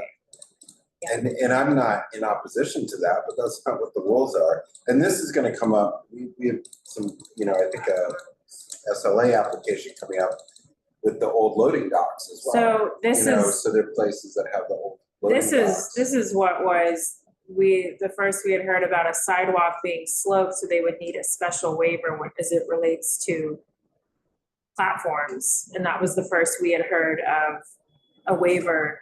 And it doesn't say It's not a- anything about waivers in the rules, whereas for the FDNY, it did say it. There's potentially a catch-all. Well, right. Is that like where in the commissioner? regulations, right? Yeah, the one where the commissioner can deputize someone to make a decision, that one, right? But I think that we need to have a better understanding of that before we're Applying it. I mean, I wouldn't apply it. Well, I think that we should deny because it doesn't seem like our understanding of it is that you can't have a platform and that's taking up the sidewalk. Well, you said level with the sidewalk was the key on that definition, Yeah, right? it's not level with the sidewalk. And so it's not an appropriate place for a sidewalk cafe. It's as just far not as- clear why it's getting, far as why it's we know. making it past that first. I mean, if you look at Well, this, maybe they didn't look because they just have a dark That's line on there. They're not Oh. saying that it's on a platform. And then the other issue with it is even if the platform wasn't there, do they have enough room? They don't have the sidewalk clearance Right. for it. that was Brian's point about the 7 feet. So And plus they have the vent. the vent is there for For the grates, those chairs. right? So you can't be on the grate, then you have to have a perimeter in there marking it. We should be including these photographs in our. Oh, that's what the photographs are for. I mean, No, but that's. this, just the one that's really compelling is the one that's a close-up looking down at the vent. Because in the other ones, they look like carpets or, some covering. Oh, yeah. That's right. I remember now. And then additionally, one of the photographs, they have a bench blocking the door, Mhm. which, is a fire Right. safety issue. If you're just blocking it. It's one thing to have it closed or not using it. It's another to Right. block it. And then this is a multi-story space also with a separate basement. So Mhm. that's kind of a dangerous situation to do that. But this is enough of a height that if you were sitting on a chair on this and your chair went off. That went off the edges would be a problem. So there's no Or guidelines. perimeter. Right, that's what I mean, yeah, we should probably send a proactive email to them to ask what this process is. To DOT. Yeah. Yeah. About platforms. Or just, we have a whole variety of examples, maybe not before us, but we have a lot of situations, particularly old loading docks. Well, a loading dock to on Christopher Street on the south side of Christopher. Oh, yeah. Well, Right. it's a real hazard. And Yes. it's made much more worse by the fact that the sidewalks aren't well maintained. And then we have the tree pits, and then we have all this other garbage, and we have the basement steps and the railings, and it's just a mess. Right. We can get some answers. So this one is due on the 21st back to DOT. So we could, Well, look, if something comes up, it's an option, but I don't think we want to invite it. so we just need to do a denial. It's more of just like, I'm not gonna send them any modifications. Well, Great. and look, what's there to modify? There's nothing to platform, modify, yeah. yeah. No, I'm just, I mean, it's. I'm trying to reduce the paperwork. But then we also have to send the proactive, because there's a tremendous number of places in Little Italy over time, that have had this situation. We have a lot of spots that could have it. We had another liquor license application, Don, if you remember the old two-hand spot this month Yeah. that had a step that could have seating outside, but doesn't. So unless we know what this process is, but they should address it because we have enough outliers here that they're not infrequent. Right. And it's also a fairness issue. Where they fit, they should be able to have them if they do something, makes it safe. But Okay. So next we have, I think also for Il Cortile, Gallery Road that they have a sidewalk pending as well. And that's another case where they have a platform, I think it's within their property. Which one was that? And they wouldn't be if it's in their Oh, no, property. no, that's, Very, yeah, that's not. If you look, it's not what? if you look on the notes, let me just make sure Oh, it's under the that I notes put tab. in on the background. Oh, it's in a file folder. Yeah, the background and history, you will, It's not in their property? oh, no. One of these is an email from Bob Gormley. Wow. That, How do you find all of this stuff? it's many years of emails. It's also not deleting anything. But from your no, but inbox. Bob, I don't think it was, maybe it wasn't. No, it was 163. Mulberry. That's La Bella Vita. Yeah. I'm on Memrise now. Yeah. Okay, so. Yeah, that's the one where. Okay. Where they have what? Is it about their property line? Well, they created an illegal enclosed sidewalk cafe as they were paving over. Oh, this is why a lot of them there is they pave over the basement entrances. Oh, it seems like And so they very. lift them up a couple inches. It creates a step Okay, I'm not gonna. for some other building. Mm. And Okay. that's why they get created. That seems like very 1980s. But 1970s. But to Stella's point, a lot of these, they're not in our community, generally speaking, with a few exceptions, the building line is the property line. Right. Because we predate, most of that grid predates city laying out anything. If you go into other communities further north in Brooklyn and Queens, all the setbacks are their private property because I think that at that time they had established better rules or established rules. Like I'm just looking at this one, and we don't really need to talk about it. Yeah. But for Il Cortile, this is what they had in 2019. So they had a sidewalk cafe on a platform. Yeah, and we've come across those in liquor licensing where people have said it's theirs and it's not. I mean, it's we weren't really looking at those. Does your Manhattan geographical.com show where the property line is? It shows the street width, the roadway width, I mean.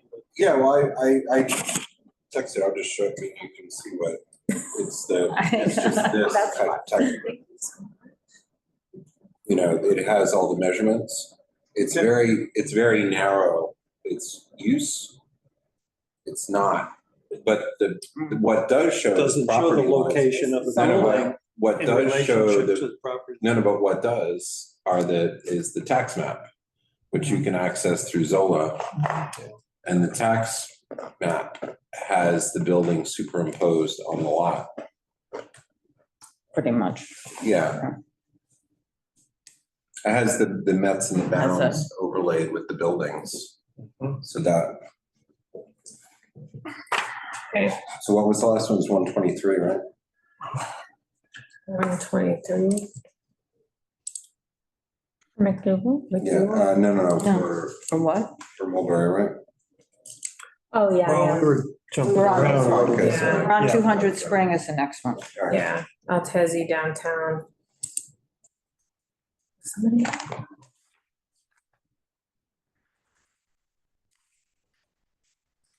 No applicant. Okay, so do we want to try to approve this with modifications and send these to the applicant?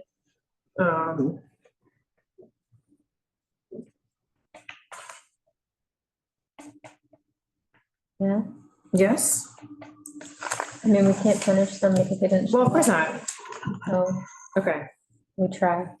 so we'll do the conditional denial on this one. Well, yeah, but then, I guess, yeah. This one is due, They have somebody This David at Sidewalk Group.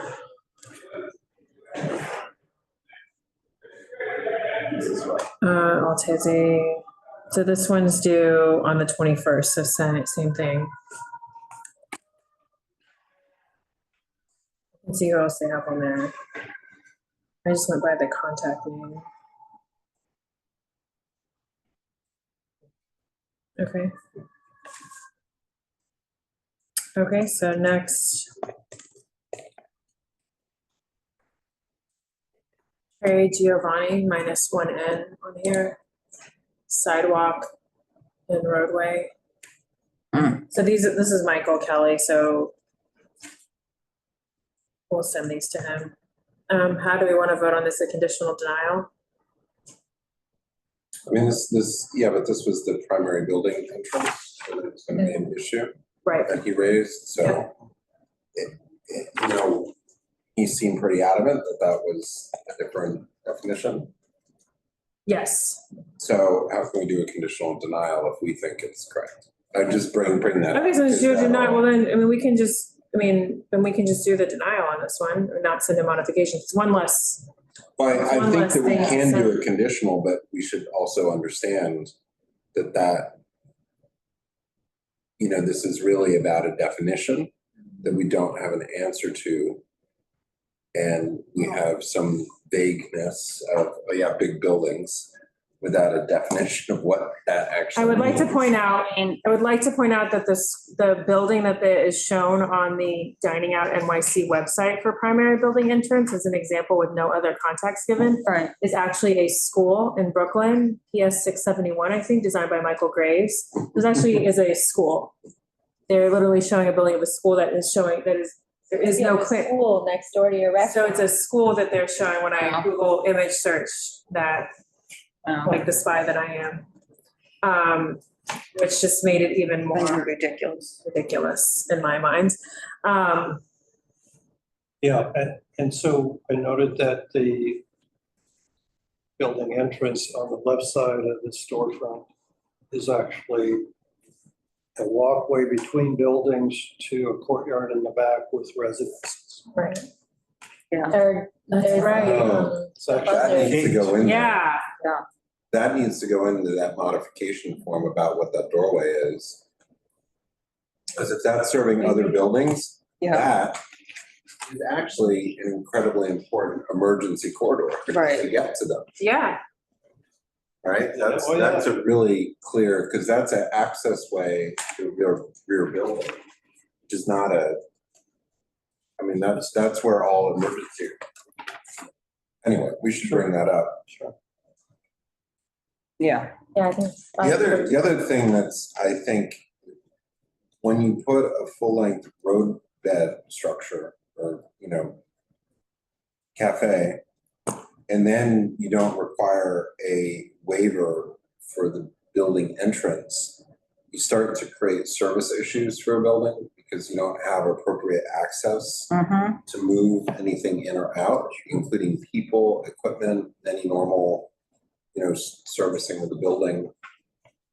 Well, I mean, one thing we don't address, right? And one thing that's not addressed, it's a big gray area, is are we gonna still see like the stations like in, on the outside or on the side, like in the roadway, like at Sam Place on, I'm talking about.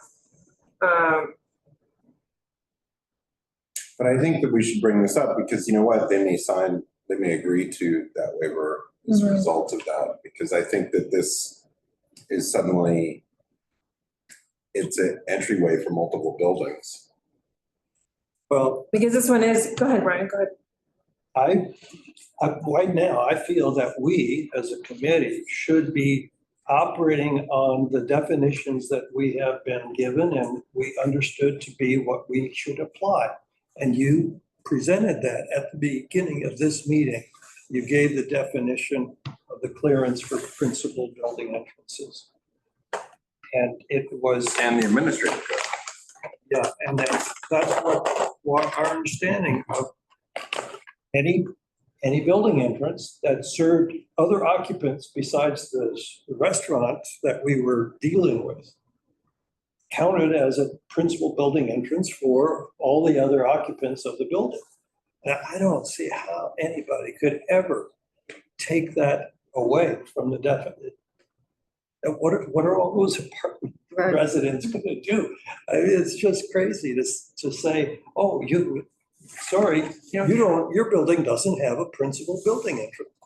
It just doesn't make any sense. Yeah. So I just feel that despite the very confusing discussion we had during this meeting, I think we are still operating on the definitions that we have been given that are in the written codes. So that in this case, we would, I guess, deny or at least deny with modifications because their cafe is too, the sidewalk cafe part is too expansive, doesn't meet the criteria. And I don't know how it affected the roadway. And what's the big building? What does that even mean? Yeah, I know. So their road. But this one in particular, though, I'm a little more comfortable offering a waiver, but also saying no. We need to give the explanation of the. You're saying a denial. The word waiver is throwing me off. Yeah. Primary building entrance. I guess we. Because I think if they understand that it's an anomaly, it's not just that it's a rear entry.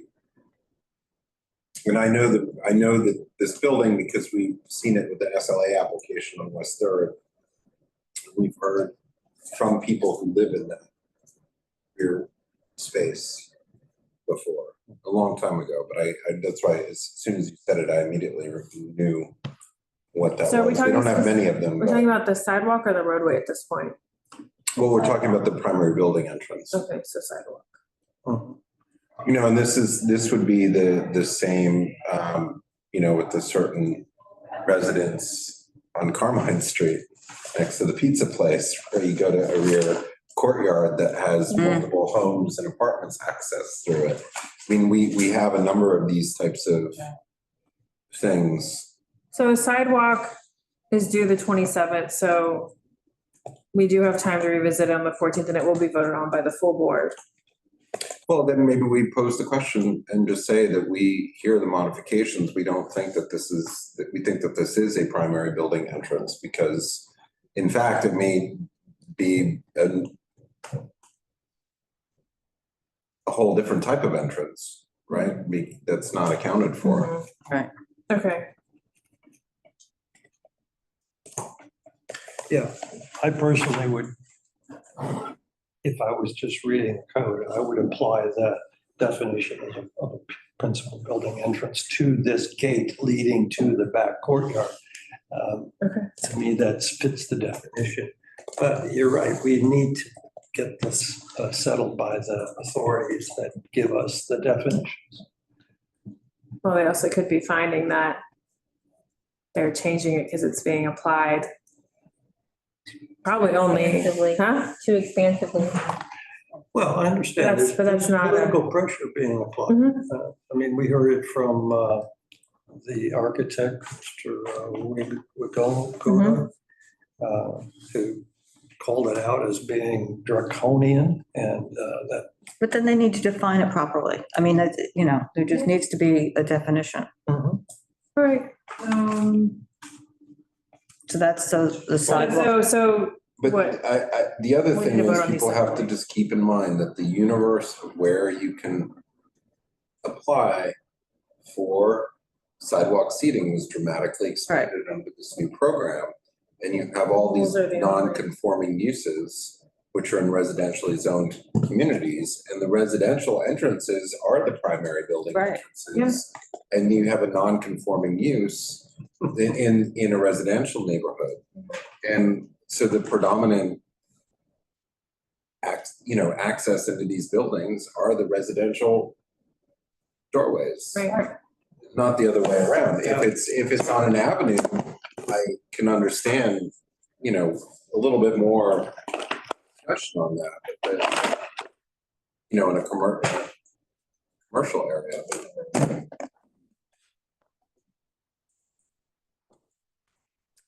Okay, so for the Sidewalk Cafe, a conditional denial. Okay. For the Roadway Cafe. I'll put it on the next slide. On the next slide.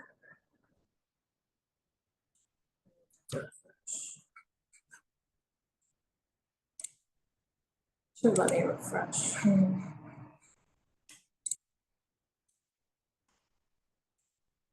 Oh. Is it 46? Oh, it doesn't. The next one. Yeah. Perfect.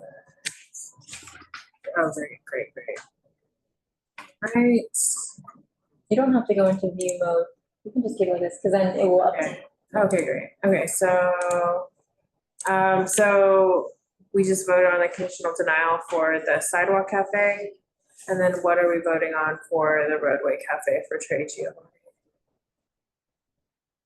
Just submit comments as is, submit the modifications. I mean, we definitely need modifications for the storefront links. Yeah.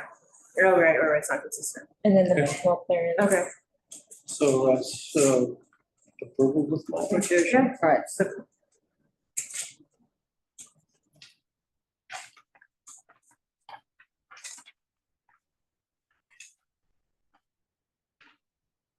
next, Astor Place Donut.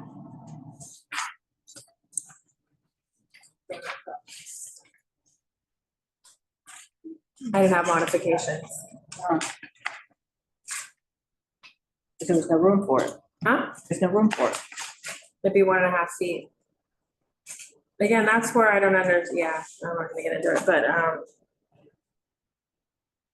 there is no verification of, I mean, this was like a partial hand draw, partial something, like there was some computer generated items on there outlined, but then the distances were hand drawn, so again, it was just inaccurate. No disrespect to hand drawn, I love a good hand drawn. I didn't go and measure I did, everything. yeah.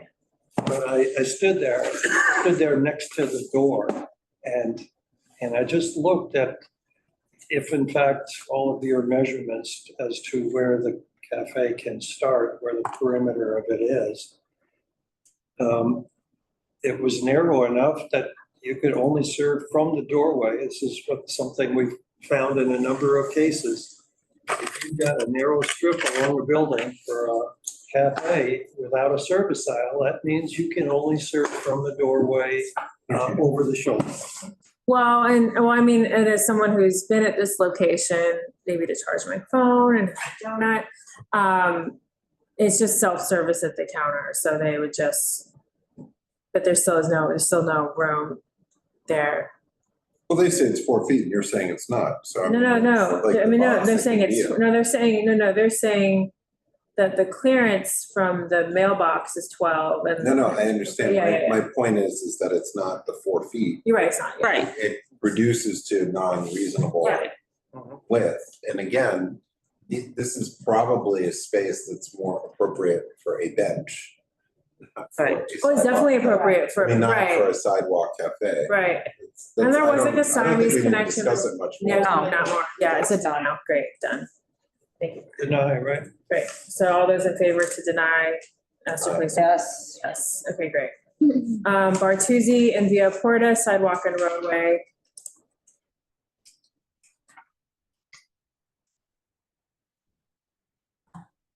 This was where Matthew. where they were willing to make. They said that the diagrams are much more representative, but I think the representative shows that it's not reasonable. And this is what we've come across, right? On the, Right, we asked for the seating to 1 row, to 2 top tables. They may or may not agree to that.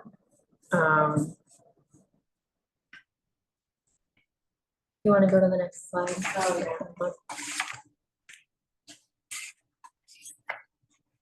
So. I think that, just so people know, I think that these are all reasonable requests. You know, and it's interesting because this is the type of place that we brought up, and we didn't bring them up in all of them, but they also are gonna have to submit this to for a liquor license, and I think that in this process, it's, you know, these are the same issues that would be raised there. Hey, you know, this is a reasonable request to make this a normal space that people can move around in, as opposed to really pushing the boundaries on everything. But it's also an accommodation to a lot of the community concerns and making this a reasonable working. Well, yeah, the whole planter thing, it's like, well, what is it? And Why then is it there? if it's not theirs, then I don't think we can ask them to remove it. Right. Well, We can ask, we can certainly ask them to ask the landlord to move it. They said they would. well, I mean, whether it gets removed or not, yeah. It can't be an obstruction on the sidewalk. Yeah, the landlord. No matter can- whose it yeah. is. And if they tried to incorporate it into their cafe, well, that doesn't work. Anyway, so I agree with Carter that these are reasonable modifications, and so that's what we. So we're gonna recommend to Yeah. conditional denial. Okay, Well, sidewalks, for the sidewalk. sidewalk is approved with modification, is that what we're using? Well, conditional denial turns it into, it's Okay, essentially approved with modifications. if but it's just- that's the same, if it Yes. means the same, then yes. Yes. Conditional denial. And then, the roadway. They were just too simple. They seemed to agree with that. Oh, I have to move it. Sorry. It seems straightforward. Yeah, that was easy.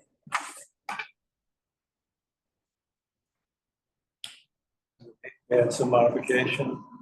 Yeah, so. Okay. Yep. Yeah, and I was just gonna say, you know, when we're talking about the ADA access within the roadbeds, do they need a corridor? And should we be mentioning it?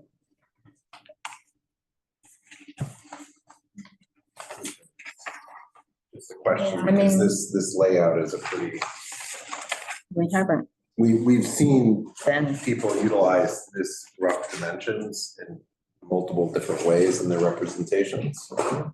And so I just raised that because it's supposed to get down.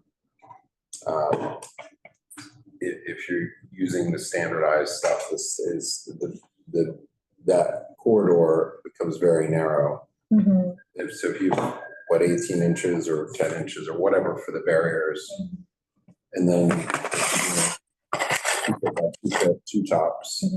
And, you know, some people use smaller ones, which is fine, but you start eating up all that space. So you've got a 1.5 foot corridor because it's bounded on 3 sides with some sort of barrier. So I think we should mention those in there because it's not, and Now, is this a mention in the modifications or is this a mention in the feedback to DOT? Those are two very different things. I mean, if it's a modification, it could look like, but they're not required to have the placement of the tables and chairs in there. And but this just. Well, they are required, they are actually required. It says put the tables and chairs on there. It says indicate the tables and chairs. They're not required to have a service aisle of any specific width. So I think if we're gonna say that, we need to start looking at all the sidewalk cafes that were being shown that nobody can get down to any of the seats. Well, that's what I think that You that's know, I mean, reasonable that- you know, we should put that in everything. Yeah, no, I think we should. I mean, I think that's, I think. Who wants it's to an- write that? I think it's an issue that the businesses need to be more aware of upfront. Yeah. Because the regulations pass off to another entity. Enforcement, and the enforcement's not traditionally done, but they're not writing it in the rules. And one might think as a reasonable, you know, as a person who owned a business reasonably, that if somebody's laying out rules for you, that they would bring compliance with other issues, not leave you out of compliance. I mean, that's. Yeah, I think we're all meaning in the community are relying on these new barrier requirements. not just for the roadway, but for the sidewalk cafes. Everybody's been a violator of, without the barriers, they just spread out on the sidewalk. And even the best operators aren't out there, tisking their customers if they move their chairs around and that sort of thing. And that creates the problem. With the barriers, you've got, unless you move the barriers, then if they're so proud that they can't serve their tables, that's their business issue. I think that's what is being implied by not having the definition of an aisle or definition of the size of the tables or exactly how much room, to move the tables back and forth and for the customers and all that. That if they can't get to the tables, that's a business problem. But as long as they stay within the barriers and the definition of where those barriers must be, then they're complying. But the point is that they believe they're complying, but in fact, they're not complying with another major requirement, which is ADA requirements. And the fact that nobody says anything subjects every single business to making significant business decisions and spending their money on stuff, number one. But number two, they're also susceptible to the other enforcement mechanism of the ADA, which is lawsuits. And what we've heard and had meetings in our community, just, sort of slap lawsuits that are fast and designed to inflict pain and be settled. And I just think businesses should be aware of that, and Excuse me. Well, to the degree that we see that they're providing a space that you could not get a wheelchair into that space, we have called it out. We've said this is inadequate. Okay. But once you have a barrier or a space within a barrier that has enough room for that kind of ADA compliance, then it's up to them, not us, to lay out their tables and chairs so that they are meeting the code. Because they don't even know. That's my point. What do we? Nobody says anything to them, and it's not even in any of the It's not written in the guidance guidance. from the city, and that's Really? a big failure. It's certainly in the building code. Sounds like a. But they don't go and read the building codes. They read the guidelines for putting up their sidewalk And cafe. the Department of Buildings put out a statement that said any outdoor cafes that are outside of your property line, not our problem. They said our DOB rules do not apply unless it's within property lines. So it's just ADA for those. And DOT has no guidance. Which they had better guidance. So here's. Used to have guidance. Well, the thing is they had guidance. Oh, you're gonna pull up. So you can't find this on the Dining Out website, but you can find this on the 311 complaint site, which states all the things we've been talking about, which says Dining Out NYC seating must meet accessibility guidelines and comply with the Americans with Disabilities Act. Restaurants must maintain a 36-inch minimum route through the seating area, install curb ramps or platforms to connect the sidewalk to the street, again, but not platforms to have your sidewalk cafe on, just so we're all clear, right? And then install ramps that cover electrical wiring crossing the sidewalk or the roadway, make at least 5% of the dining surfaces, which we know means tables and chairs, but no less than one accessible for, which I'm sure Brian knows all about that and wrote that in the notes for our last meeting. But these are located in a punitive spot. They're not, if you're or maybe you're a proactive operator, maybe you're looking at what you could get complaints on and you look here, but if you go to the Dining Out NYC website, there is nothing about that language. In other words, that language should have been on the the check boxes on the Right. form. Yeah, it should be checkbox on the form, and it should be, that's a great point, and it should be on the Dining Out NYC website. Valerie, if you go back to the slides, maybe we should start putting these onto all of the roadway.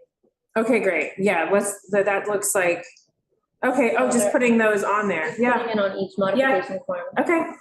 Okay, that's a great solution. Great. Okay. Okay. One thing though, I don't think that the restaurants will be the ones held liable for the ADA non-compliance. But the landlord? No, I think according to ADA, and when I called them on the phone, it would be DOT. Because they're licensed, they're giving the license. It might be both of them, but DOT is on the hook because they're allowing it to happen.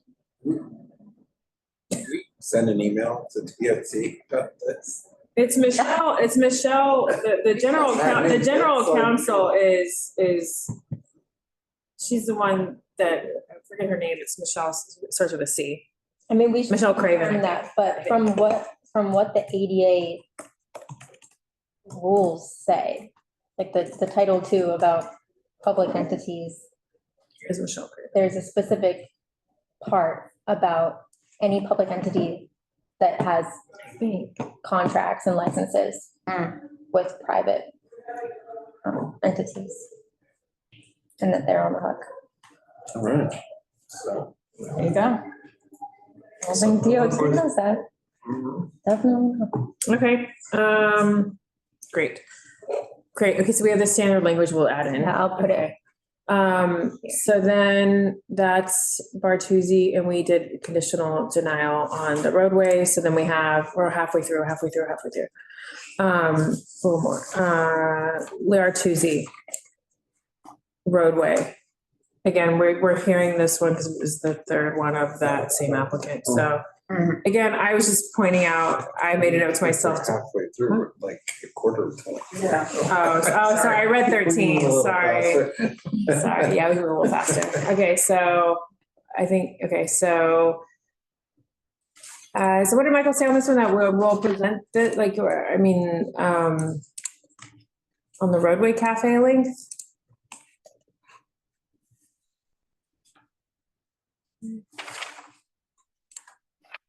Yes, I see Laura here saying that, yes, we did point that out too, Laura, about the 3 feet, the 3 stories high for the sidewalk, but that I was saying before that that image, huh? 20 minutes ago. Okay, that was 20 minutes ago, okay, got it, all right. Okay, so we'll add in that language. We asked about the ramp. I mean, do we think they're gonna reduce, because they don't, I don't remember this, the SLA plan. I've eaten in there before, and I don't remember how it goes back behind the entrance, but we're saying it does not. No, it does. About a third of the way in it does. But I just find that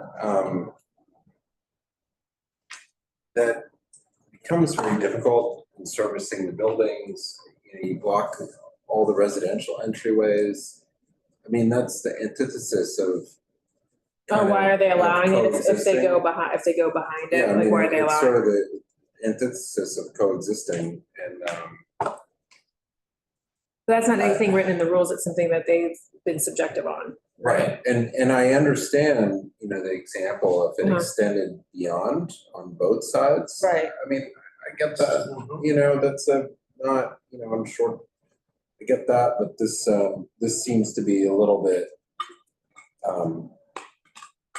I think bit of an overreach, and also again, 228 West 10th Street is only residential zoning. The primary uses there should be residential, and you're blocking the main usage of the community and of that building, which is the residential entryway. And I also can't overstate where this is in relation to the Oh, yes, department, yeah. the bus. Oh, it's even more so than the other application. Yeah, this one even has the turning radius out of there, and that's where they're, that they bring people in and out, you know, if somebody's arrested, I think they drive them in there a lot of times, you know, it's like if there's problems, that's where they store stuff. Okay, so, I mean, again, And we also had that one last meeting that was down in Soho with the building. oh, 103, the Serrate, yeah. Yeah, and we gave them, you know, we said, no, it ends here, just because it goes back, it didn't move Oh, around. oh, Oxford, right.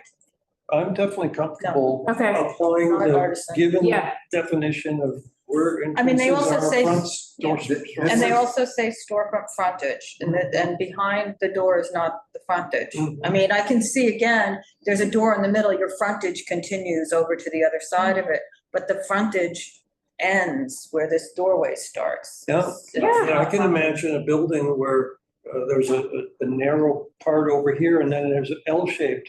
Well, are they gonna get the L-shaped all, you know, out on the Right. sidewalk? No, because it's not frontage. Right. So, yeah, Okay. common sense, so I Right, don't, now, I think this that's deserves actually a to die. good point. That's a good point, is if it was a sidewalk, how would they be handling it? It wouldn't be able to go past, so, well, I guess so, because of roadway. Look too, it's, I put in the diagram of the interior. Oh. and Right. materials. Yeah, no, it goes, So I just wanna look that up really quick. I looked it up. Oh, I bet I can. I looked it up earlier today. This Yeah, is, I'd love to. Maybe share the link. Oh, no. No, we don't want to share the link. So it's not, I mean, I just wanna. Says like look no to see capitalize. roughly. Generate. So. Stop the share. Share. It's like It's a stop bit- the you know, it steal. goes back quite a bit. And then it's here. It's taking me a second. Where, I mean, it goes back quite a bit. Yeah, What's the name of it? It's, yeah. Or stairway. Tuesday. Or The Tuesday, questionnaire, Tuesday. if you go to the questionnaire Okay. and scroll down to, you know, to the 12th page.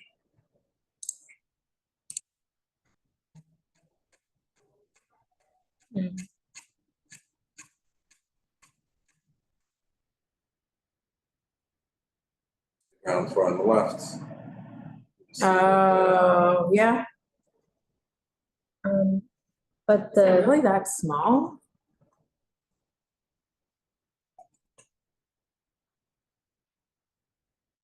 And the other frontage of their bathrooms for the front. It's like living in there. Mm-hmm. I didn't realize they had a second floor. the rules say, That's the, What are the rules? the rules say a roadway cafe shall be limited to the portion of the roadway that is directly in front of the ground floor restaurant that is operating such, that's not that helpful. But on their website, they say restaurant frontage is the linear space your store occupies along the sidewalk. On the sidewalk, yeah, Yeah, that's, so I think I always that's- understood it to be. On the So sidewalk. I think So that's that not the- on the sidewalk. well, so I think that the outlier is when you have on both sides. Right. And then that proves itself to be reasonable. Yes. To have a. Right, waiver. because you still have to keep So we should- 5-foot clearance from the principal Should building. quote that rule. Yeah. Well, it's on their website. Yeah, no, but just in why we're asking. Yeah. Okay. We're asking for the modification is what I meant. Are we gonna ask for the are they going to do the modification? Or will they stop sharing? This-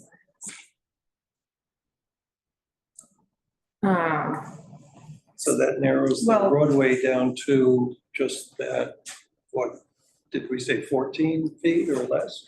Oh, it's like less, isn't it?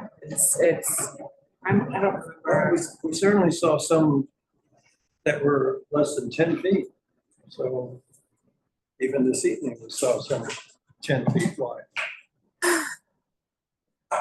Okay. Next door. That's for your. Thank you.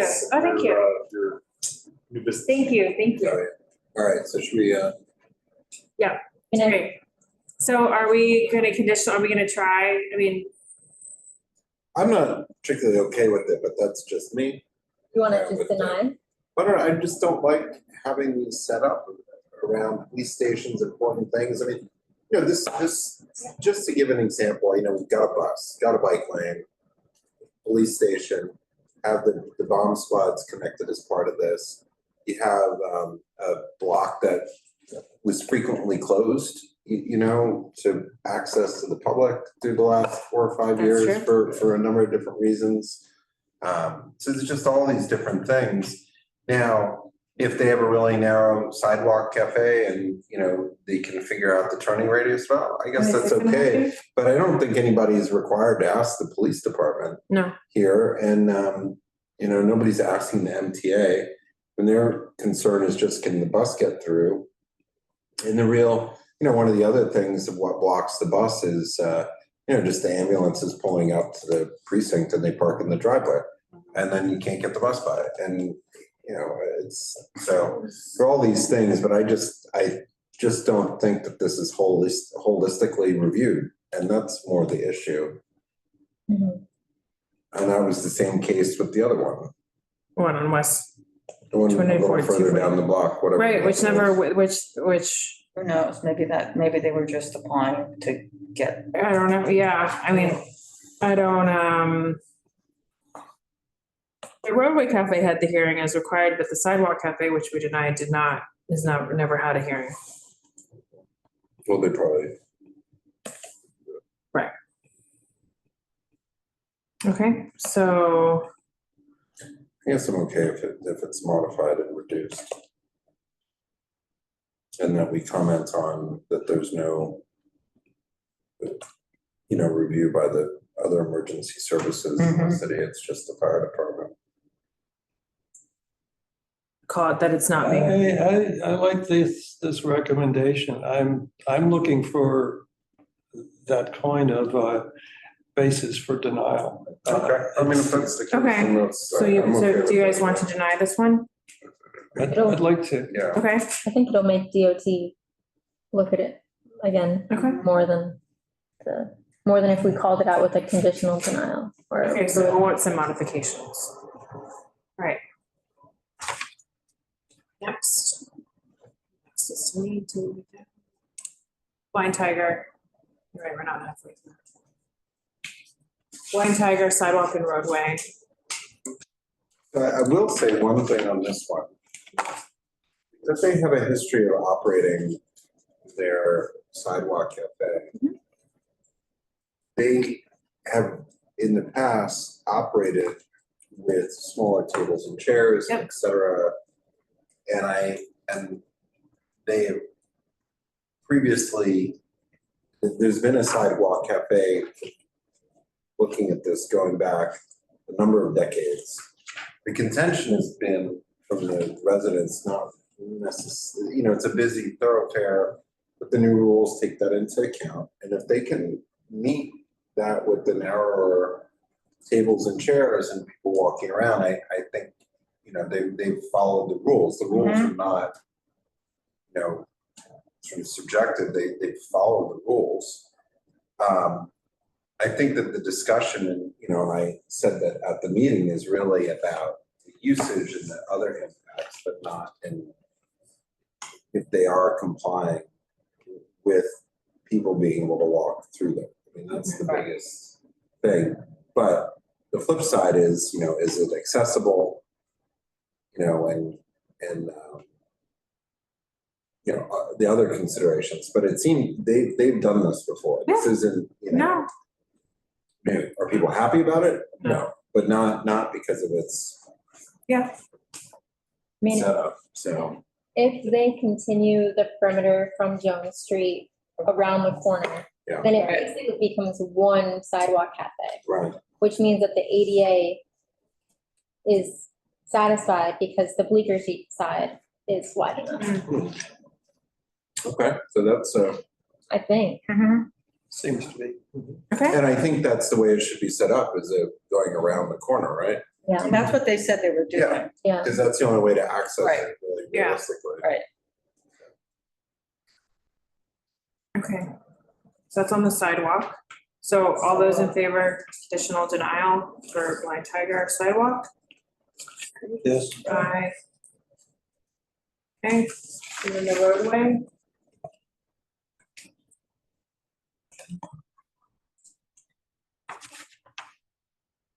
Oh, those are the issues.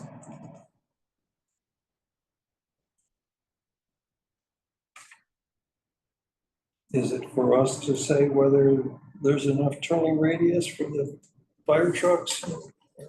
Well, that's a good, I think that issue is a good one, but I think that that's what the offsets from the crosswalks are for. Right. That's the daylighting. So I think that the daylighting accommodation has been met, but I think here there's a fire hydrant. But I think that the daylighting is the regulation that takes precedence, and that daylighting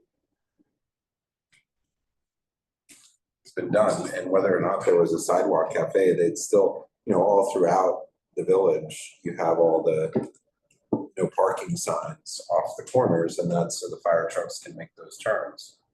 So I think that that's built in. Yeah.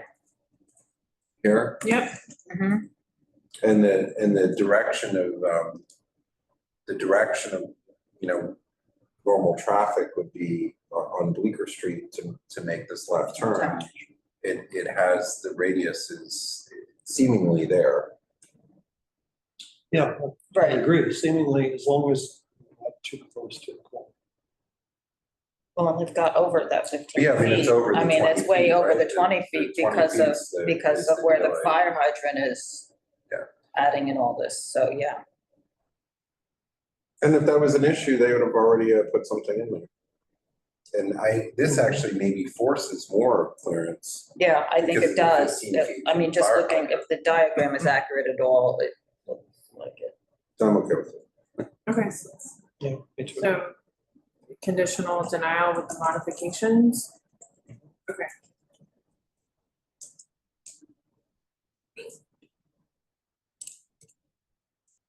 Piccolo, Cucina, Osteria. I think this one, that moving this thing around, I think that Stella nailed it, that there's not enough room. And they're supposed to keep 18 inches from the edge of the line, right? Oh, yeah. I mean, it sounds like Michael's gonna take that back and Yeah, I mean, it's, so, but it seems like because the tree pit is dead center in the middle. Yeah. okay, so. So they said that they were gonna shift it to the left, to the east. To the east, yep. I'm looking at that. Oh, and I need to switch the width and the length. All right. And I think, this is, for all the odd things that come up, this is maybe a roadway that can't be compliant because of a tree pit. Oh, but they're. Right, the anomalies in the world, this is an outlier of an example in our community of but perhaps, but I think that if Mike does look into all the barriers, all the things, let's see what happens. But we should make it very clear that there should be the 30-inch. 36-inch. The 36-inch, okay, the 36-inch access point to the roadbed cafe to ensure the ADA access. And then I think it's a roadway, so it's not a conditional approval or a denial, right? So. Yeah, I know, but I've just been voting that way because we either submit comments. Or we don't. Because the way we put it on our resolution is we submit comments as stated above. And sometimes they put in parentheses approval with modifications. Well, let's see what they do. I mean, there's Yeah. a lot of changing. I mean, that things way, on this, that's, and, it signals to our board how we Whether we're okay with voted, it or because this will not go before the board, if I recall correctly. But if we're just making a record though, also Yes. because this is also the type of situation where if it were somehow approved, it's the enforcement after the fact that becomes the issue. Yeah, so this one we have to turn it on. And then also this is gonna have to come before the liquor licensing. So this is due Wednesday, January 8th. So those comments are back in. So even it's. Since the ILS? Yeah, conditional denial. I mean, the thing is also, it's also, Comments are that way. yeah, it's also, I don't know, that's what we started calling it, so. Okay, well, we got a lot left to go, so we Yeah. can just vote. Yeah, we know what we mean. Is this good enough for the language about the true bed, or do we want to be more specific? That says the route though. Oh, Right, there's, oh, the requirement, and I guess I should add this to all the other ones, it's within and into. There must be, I think it's route within and. Yeah, I think that it needs to just be made clear that Oh, I see the tree. this, I think you want to put a comment in there that this seems difficult to achieve, given the existing roadbed. And I think that, Restrictions on placement Mhm. and boundaries Right, of the property line, and what was that, whatever that utility was. Yeah, so this, like, we'll have to get these to them quick.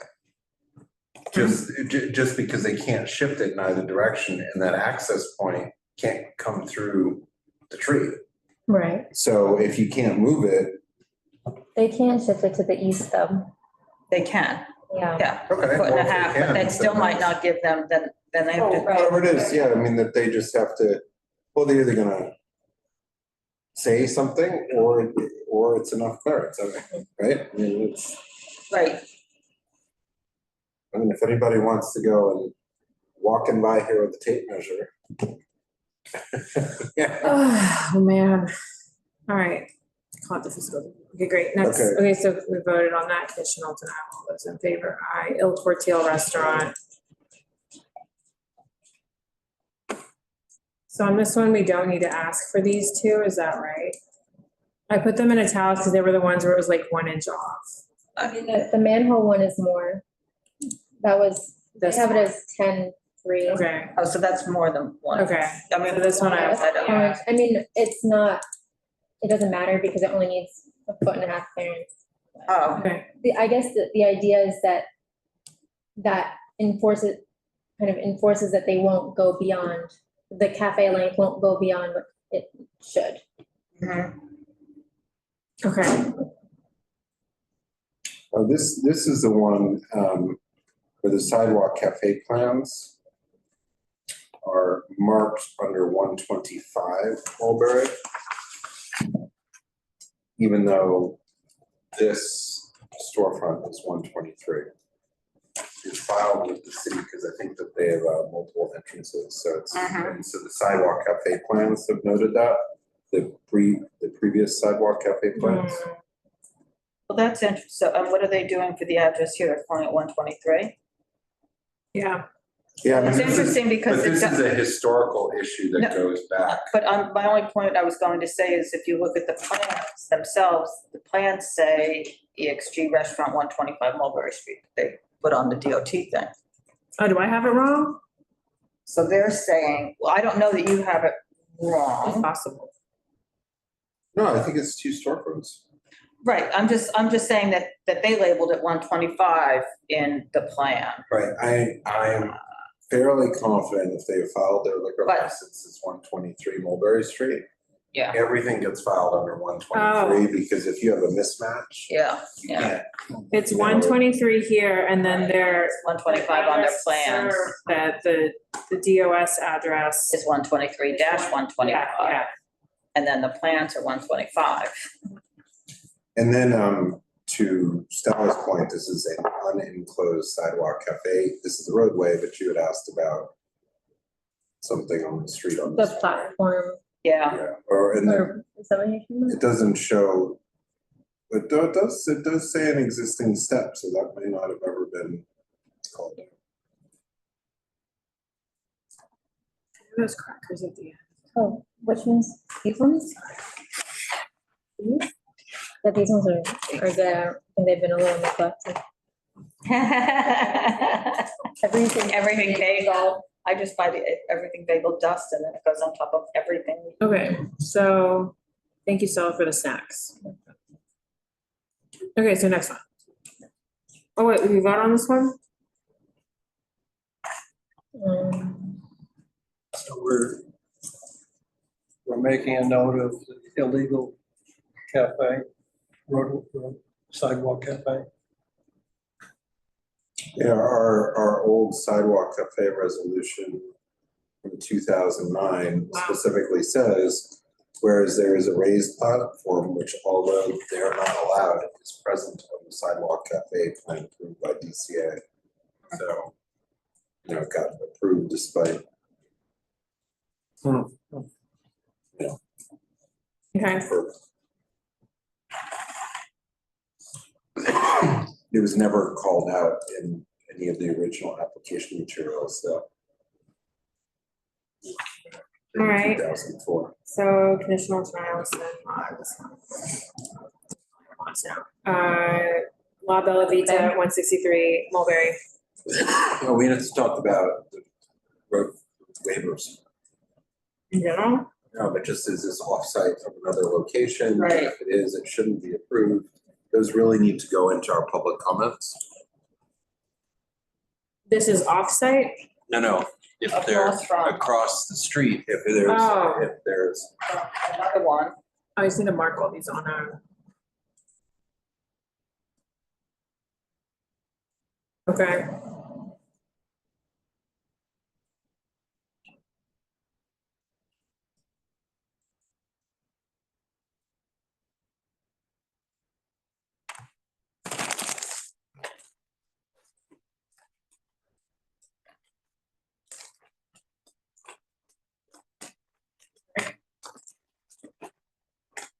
So this has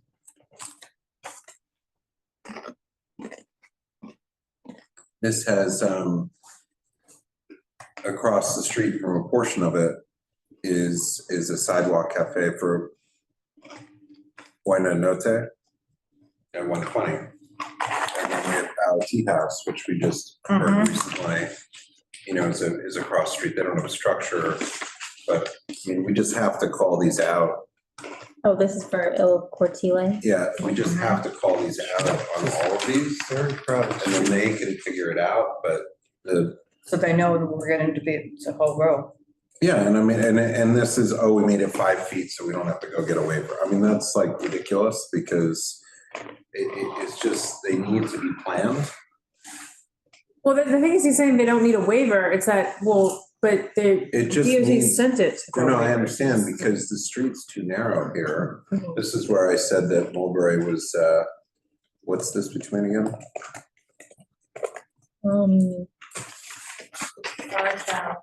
Grand and 123 is above Canal, La Bella Vita, okay.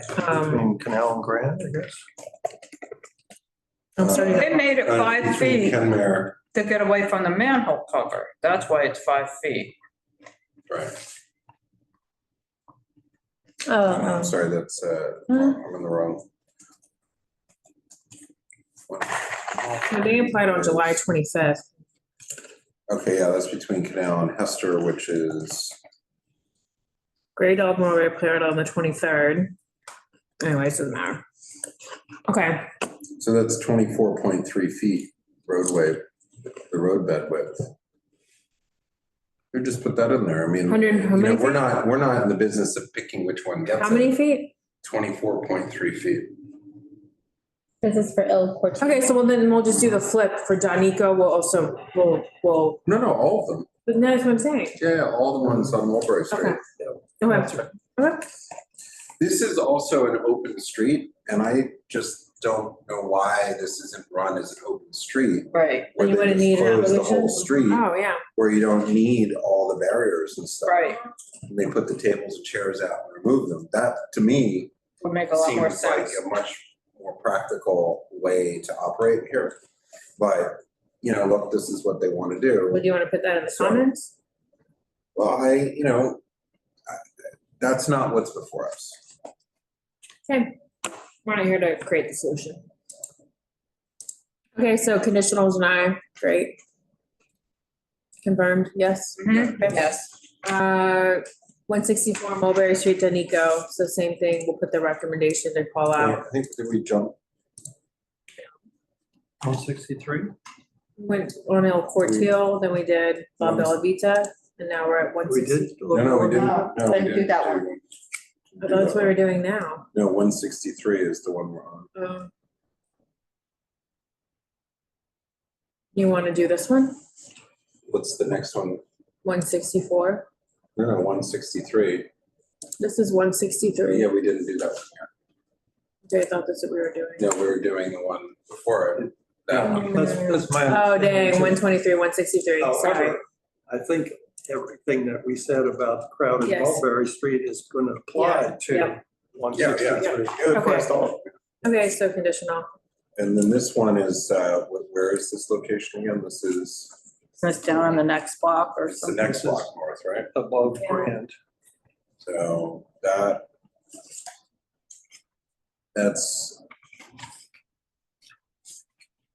Isn't that 24 and a half or yeah, that's something? 24.5 on the lower portion. 25 on the on the top. Okay.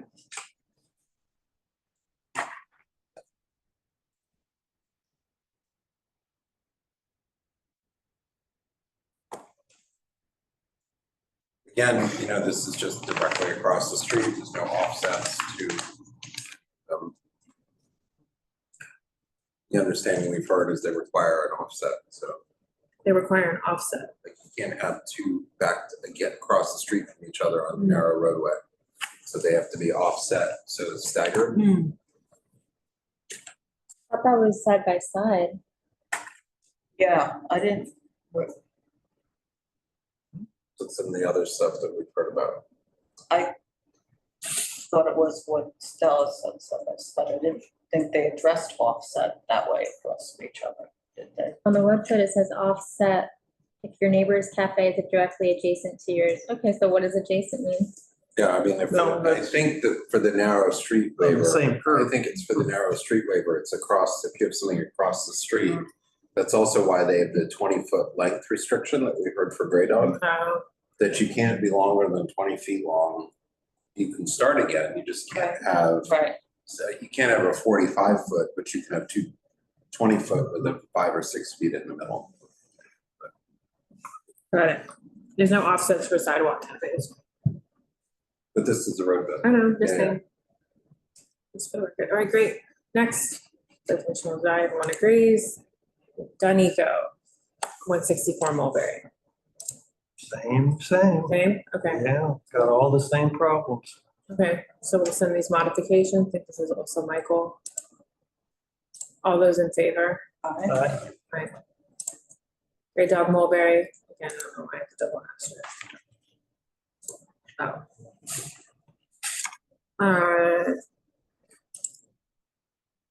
Boils down to the same thing, conditional denied with our recommendation. And the one thing that Stella had called out was, are we okay with an 8-foot travel lane? Is that the case only on this one? 8-foot? Yeah. I mean, my measurements may not be. I didn't mean to put you on the spot. No, it's okay. I mean, that's- It's small. I think that's it's gonna be the smallest one we. That's crazy. No, you can't have some.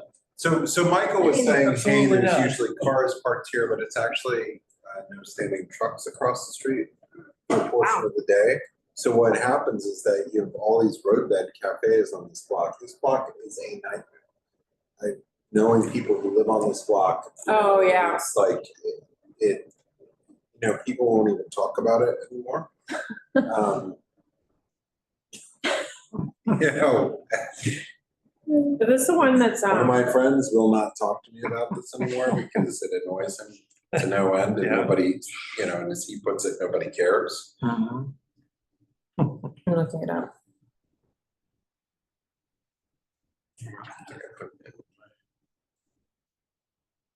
And then you have the street width, right, that I had given you on this one? I didn't have that. This was the narrowest portion, which was 24. Oh, yeah, I know exactly. Right. 24. 24. This is 24 feet. So we can calculate. Yeah, these, I've eaten in that shed before. You're right. Wow. No, because I know, but I'm thinking of how are farm they, knowledge. wide are they saying their shed is? This is the one that's 6. Let me see.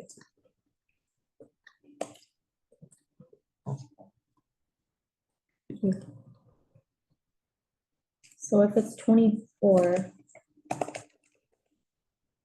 They're saying it's 6 feet, 6.5 feet. Yeah. the Wait, Google- 6 feet The wide? Google Maps, the Google street scene is just showing the taxi cabs just, squeezing by all the sheds and parked cars and everything else. It's just crazy crowded. This is where, okay, is it, 17.5. this is where I get confused because is FDNY saying it's 6.5 feet is allowed, or are they saying 6 feet, 5 inches? It's 1 inch less anyways, but. I think they mean 6.5 feet. I don't think. I think they. But if they say on their site plan 6 feet, 5 inches, we. say- Yeah. I'm No, not gonna but what question. I- The other thing, What I read on the site plan is 6.5 feet. well, that's not how it's That's what I written, have been, but it's 6 feet 5 inches is how it's on there. Because the dash. On there, Oh, on 6 the feet bottom. 5 inches, yeah. right, Is there well, a difference on okay, that? so maybe not And that. same thing on this, Right, yeah, but for on that other site plan. ones. Other site plans, I've seen And 6.5 The feet. other, 6.5, I get that. the other issue too is just with these barriers that everybody's putting down, there is no way to access the seats that are next to the barriers because there's absolutely zero space in between these tables on this site plan. The barrier is right up to the table. So if you're sitting, I don't even know how you get to the chairs that are next to the. Oh, yeah, how do you, like if you're, It's just unrealistic. Can we say something about that or? Well, I mean, if we make if we allow any modification, we're saying we're okay with an 8-foot trampoline. But this is also, if you note on here, All right. that they've It won't be- provided us with the Oh. dimensions of the But it'll tables. be small. right, And they're under 10. 24 inch by 24 inches. right. So that's 2, 4, 6. So there's an inch and a half between each table. Well, even if they're touching, which, whatever, if it's a 6 Right. top, Well, it's, What? the water-filled barriers, I mean, here it If it's a says water-filled barrier. is a then- 4-inch minimum width. Right, I mean, it it's doesn't not fit. 4 inches wide. They've got huge bases. They So you might don't be tip over. designing, they may be designing. Well, they might, okay, maybe they're designed, but Because the other ones. But either way, this won't work. 4 inches, 8 inches, 18 inches. It's 2, 4, 6 and 6 feet. So so I just want to point out that the standards that DOT did for these road bed seatings, they allow benches against these barriers. oh, yeah. right. And in Yes. that case, that you could have a bench there, individual tables, but basically you'd have to Yeah, slide take into the yeah. one at a time on the bench to get to the corner. Just to clarify, for these past few ones that we've been calling out the narrow roadway, is it still conditional denial? That's what we've been saying, but on this one, we're thinking just straight denial. Are we thinking about denying this one? I mean, again, I only put that in there to share with the board what we've done. I don't really, there is an overall recommendation. There's an overall recommendation box that I've kind of stopped filling out. So never mind, never mind. Here's what is there now. That's the illegal alcohol they were selling out of that during San somebody else sent this to me. But nevertheless, you're right, they had the built-in I said they were good. seating. But it looks like the table is set up so you could walk around the two Yeah. ends of the Well, table it's- to get to the bench. So this It's one a is movable due, wait, 10:08. This one is due on the 8th. Everything's due on the 8th for the next. But I mean, look, so the thing is that what I think Stella is saying, it needs to be much more narrow. This is ridiculous to have it with that narrow. So it's just that the box keeps getting smaller, Right. right? And then there's a manhole in the middle. The representations of the tables and chairs in there seem Don't work. excessive because it ends up with a built structure that's too big. So it doesn't seem reasonable but it could be made reasonable. So the modification, you know, that's where that would come from.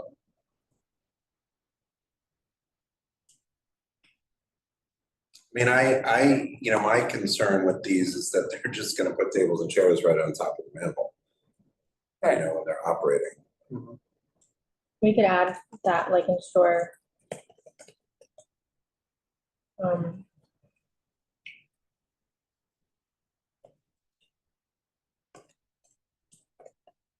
Seen at all times, right?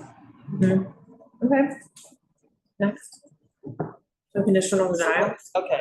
Great. Okay. Right, Gray Dog Carmine.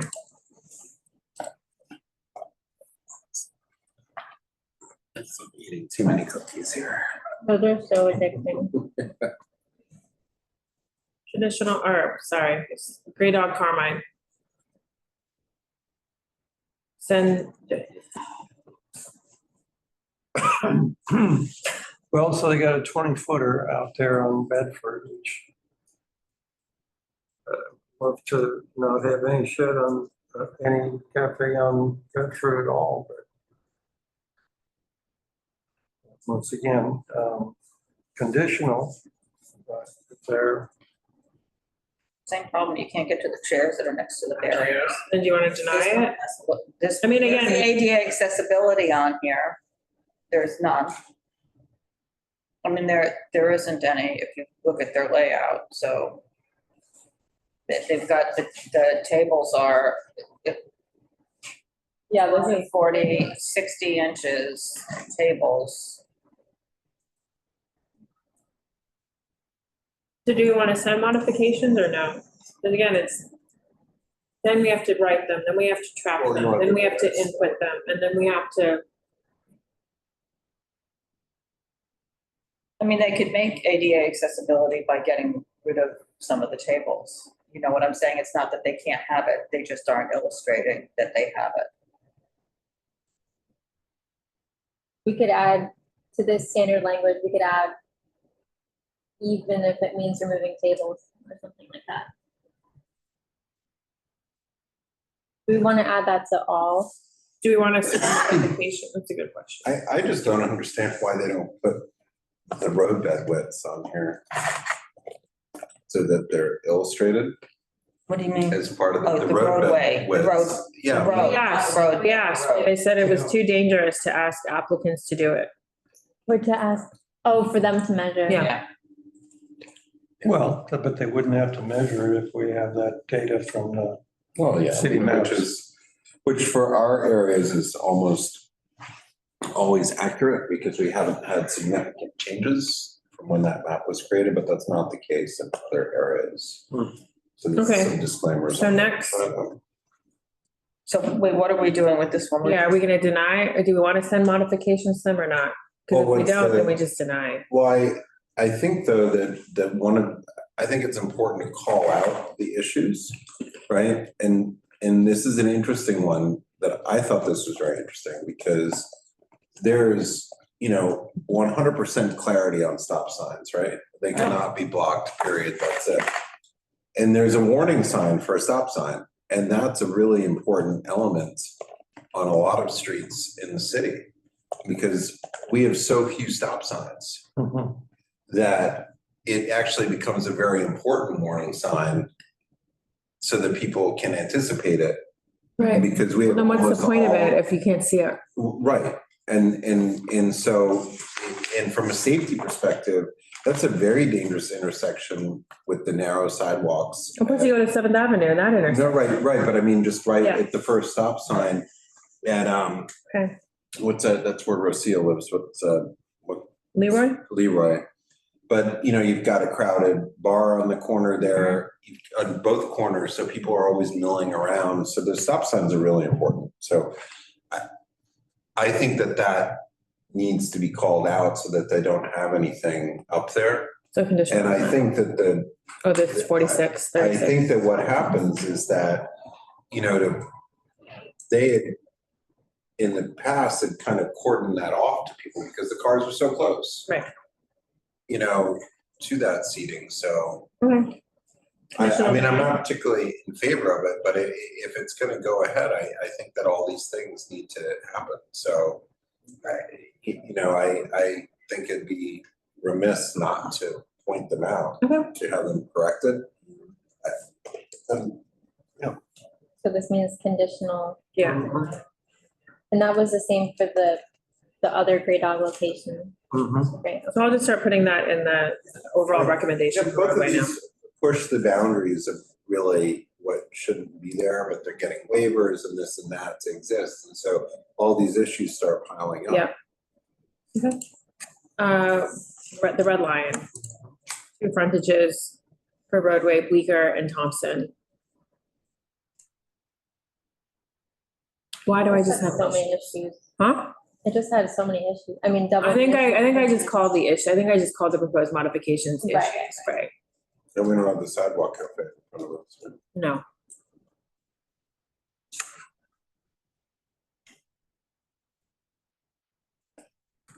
It seems like we just call out the modifications. Okay. Additional denial. Call out narrow Thompson Street. Yeah.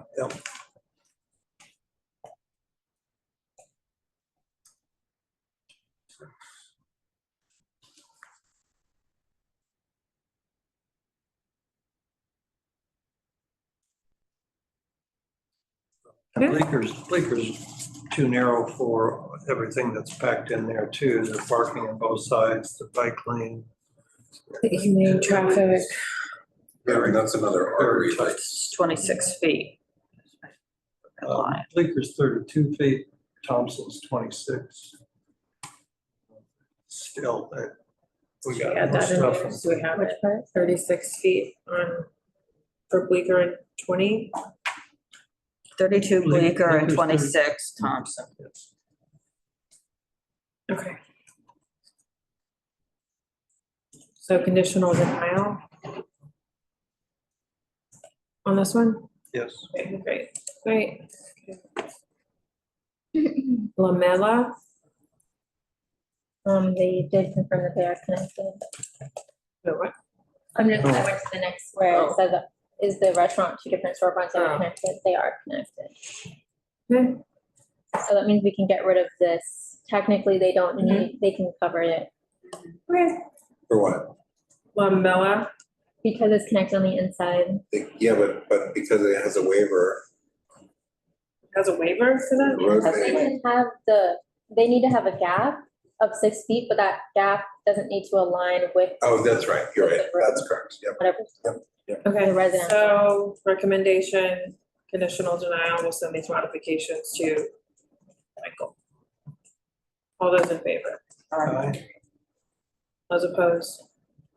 Abstentions recused. And then all this And then we're gonna language call for Mulberry Street, right? Right. Yeah, about ADA. Oh, yeah. All of the Mulberry Street issues, the offsets.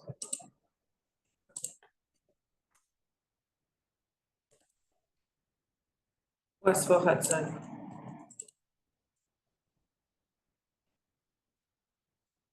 Conditional denial, any opposed or all those in favor? Good with all those. Aye. Sorry, stop. Give me a second.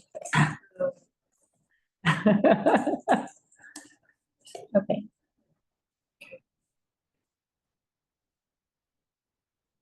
I think they had plenty of room on that, right, for ADA and all that. Yeah. Okay, you got it, okay. Entwine on Washington Street. Additional denial of the ramp. What did we do 228? Huh? 228? Oh, yeah, that was part of the. Oh, the package. Got it. Yeah, I packaged. RTC and RTC. Right. Jumping ahead. I know. Excited. Okay, well, that's why I thought we were halfway done, or we're not. We denied. Right, so, Entwine, great, we have all the standard language we'll add in. He seemed amenable. Yeah. Kind of felt bad for people that only had one application that waited And they around. waited so long. Should work on that. Okay, all those in favor? Aye. Aye. Oh, great. Aye. Those opposed, abstentions, recusals, great. La Picora Bianca. Got 4 more. Yeah, Prince is 26 feet wide.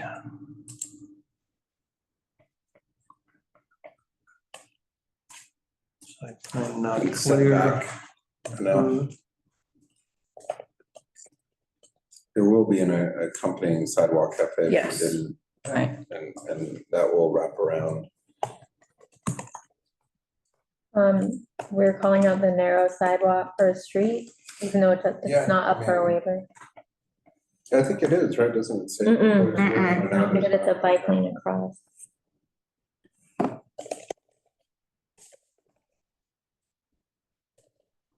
Okay.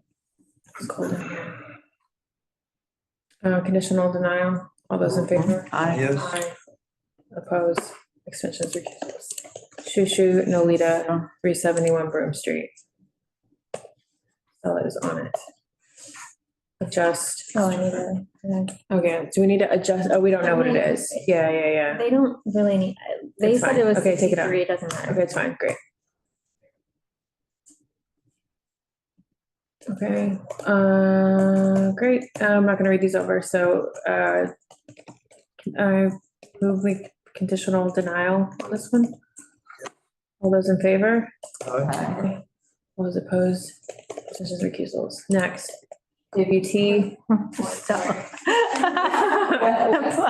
gonna be me putting these in the form. Does anyone know the storefront? I mean, not the storefront. The street width, because it's, No. I think it's on Mott Street. Let me, Oh, right, because they have nothing on Broome, it's on Mott. 371 Broome. He seemed- I looked it up. Let me just, Yeah, he was like, we can't do anything there, right? I think. What did you say? He was like, we can't do anything on Broome, right? Right. I think it's a little too late to add in Broome Street. Right. so he's on the south, Mott and Broome, owns like right on that, and Broome, and that's 25.8 feet. they're so specific, that's. nice. Okay, Somebody went out there, right? WT, already? Sidewalk width is 12 feet. But that's not to the back. I don't understand how this application made it to our desk. I don't either. I mean, I was like, it's a beautiful drawing, but it's like so egregiously wrong. And also, I don't think she meant for it to be egregiously like. No, I don't think she knew. I don't think she knew. It's pretty clear. I also don't think she was trying to get away with anything. I just think it was allowed through. So conditional denial on this one? Yeah. Okay, great. She seemed agreeable with that. It was really detailed and thorough. It was. The signs and everything. This is also the street width, right? Yeah. I say what the street width was here. This was pretty narrow, and, you know, again, without these coverings and heavy screening, not so comfortable sitting in them, you know, just from a practical Well, and the standpoint. tree has a weird thing around it, right? Oh, it has like a Yeah. bench. It has a bench around it, right? We're gonna say, Oh, wait, I remember this. This is Right.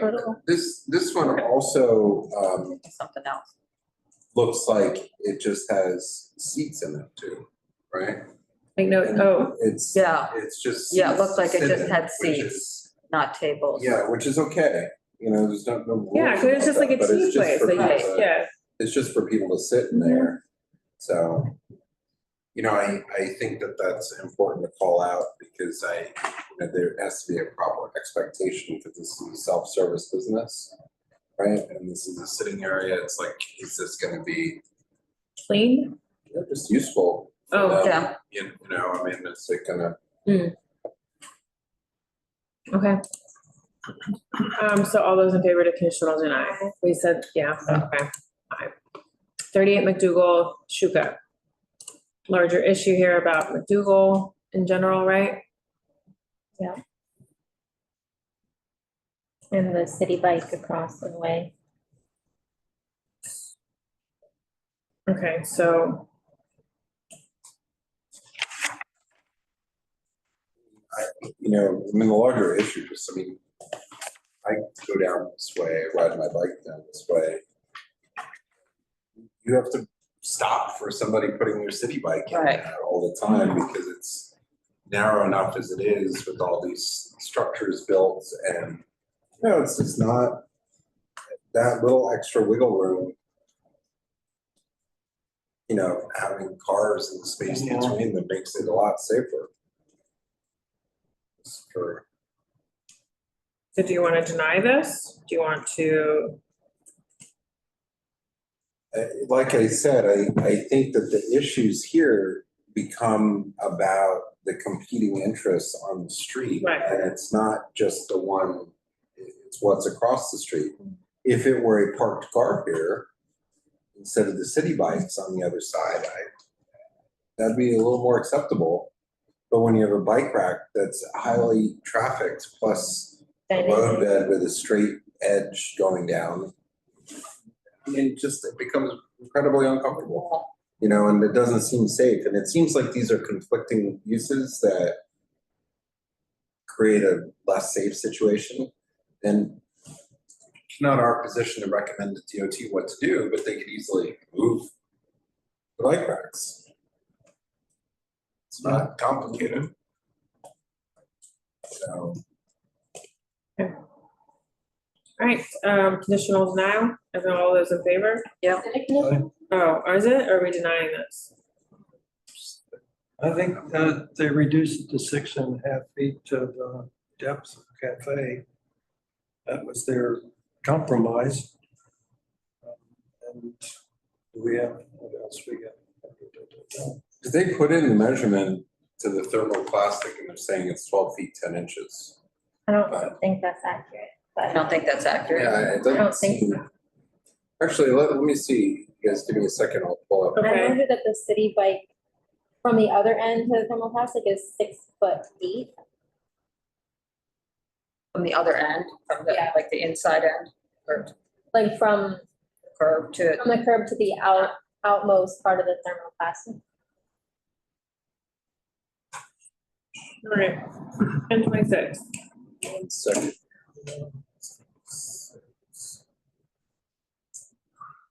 So short new business. So. Well, we definitely don't want a waiver. We don't want the So it says FDNY that to give a waiver. it says that it's 26 feet wide. But there was no waiver for Comedy Cellar, right? No, but that is a different Oh. setup to the Right, north. right. It has the bike lane. Right.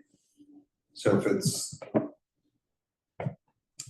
26. You're saying 6, but then more because you did it to the, not the whole. Mm-hmm. So then minus 6.5 minus, let's say 7, and then add a couple. So it's gonna be like 12 feet. yeah, so 12.2. the measurement of what you're saying from the outside of the Sidewalk Cafe to the thermoplastic, it's to the outside. It's always to Sherry the outside. Leon says, for what it's worth, they measured the same 6 feet, 8 inches, the thermoplastic. Thanks, Sherry. We just crowdsource all our I measurements. know, Let's save this one. the community map. Okay, so are we denial or conditional denial on this? Well, what's the condition? I mean, it's the. It is what it is. There's nothing, we're not asking them. Okay, to do anything. we're not gonna ask them to add the storefront link to the site plan and not ask them to I think adjust. she's gonna do it anyway. This was this Gina? I mean, Okay. those are harmless. Yeah. Yeah. And if they don't, those are not the worst things to leave off. Oh, we can still deny, we can still deny it. Yeah. Or what? I mean, it's roadway, so it's not like it's just submitting the comment, but the overall recommendation. I just think that's We can say denial and still send modifications. I'm not a big fan of putting up a 20-foot wall. So there's nowhere on the other Okay, then let's side deny it. having Okay, let's deny it. Let's move the on. bikes there. Cool. I can do that. Yeah. Denial? Right. All those in favor? Aye. Aye. Opposed? Abstentions, recusals. Okay, 19. Retain core DBA Fiat Cafe, 203 Mott Street. Modifications here would only be these ones, because we don't have any others. Okay, so this would be an approved, but do we need to, should we send the modifications anyways? There's nothing they need to change on the site plan. It would be more of like just a promise, but I don't. Or we just put it on our, or we just put it on our comments. Yeah. I would just put it on. Okay, great. I was gonna say, it just doesn't look like, it looks like their representations are a little tight on there of getting into, if you look at the site plan. Yeah, this is Mott Street. Yeah. They're asking for a waiver, so just. No, where they have the tables all perpendicular to the storefront, but it doesn't leave much room to get to the seats on the outside. It doesn't seem too practical. I mean, the whole thing doesn't look very practical. So to be they have honest. 8 seats, and if those are 24-inch two tops, it's just seems that's 16 feet. The whole length is like 3 feet to create all the corridors between the tables and chairs. Yeah, wait, how are they able to get to the? Yeah, I think we might want to just Yeah, you can't. point that out. Do we want to ask them to change the orientation? Well, whatever it is, they just have to create a realistic plan, I would think, right? For them to get.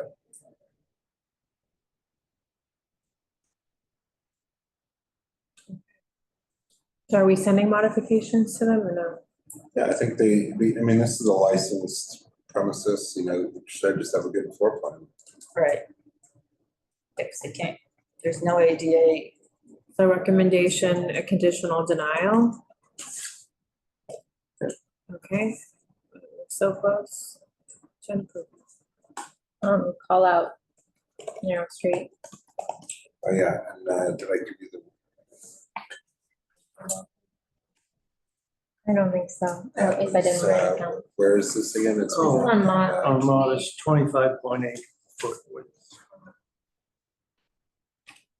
Where is it? That's It's the block above, 203 months. two. It's the block above. It's between Spring and Kenmare.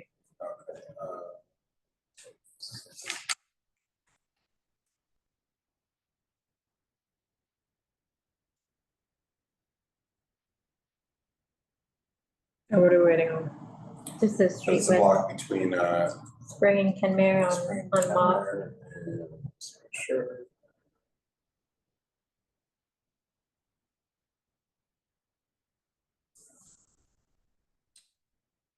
And where is it on the block? It's on the west side. How far down? Good question. It's like 2 storefronts down from Lombardi's. So that's It's north. to the north. So the north. It's width across from is- Spring The Mart. north width of the roadbed is 23.4. And the south part is 24.7. Also length is misspelled. 23.4 and 23.7. No, 23.4 and 24.7.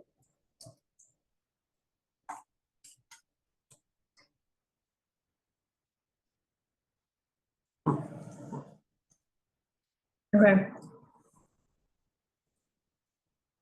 Okay, all right, all those in favor? Aye. Aye, all those opposed, abstentions, recusals. Do you vote? Tartinery, West Third Street. This is another situation where the only ones would be, the only modifications would be this. Okay. So again, are we just sending those for them to sign and return? Pretty easy. Yeah, okay, great.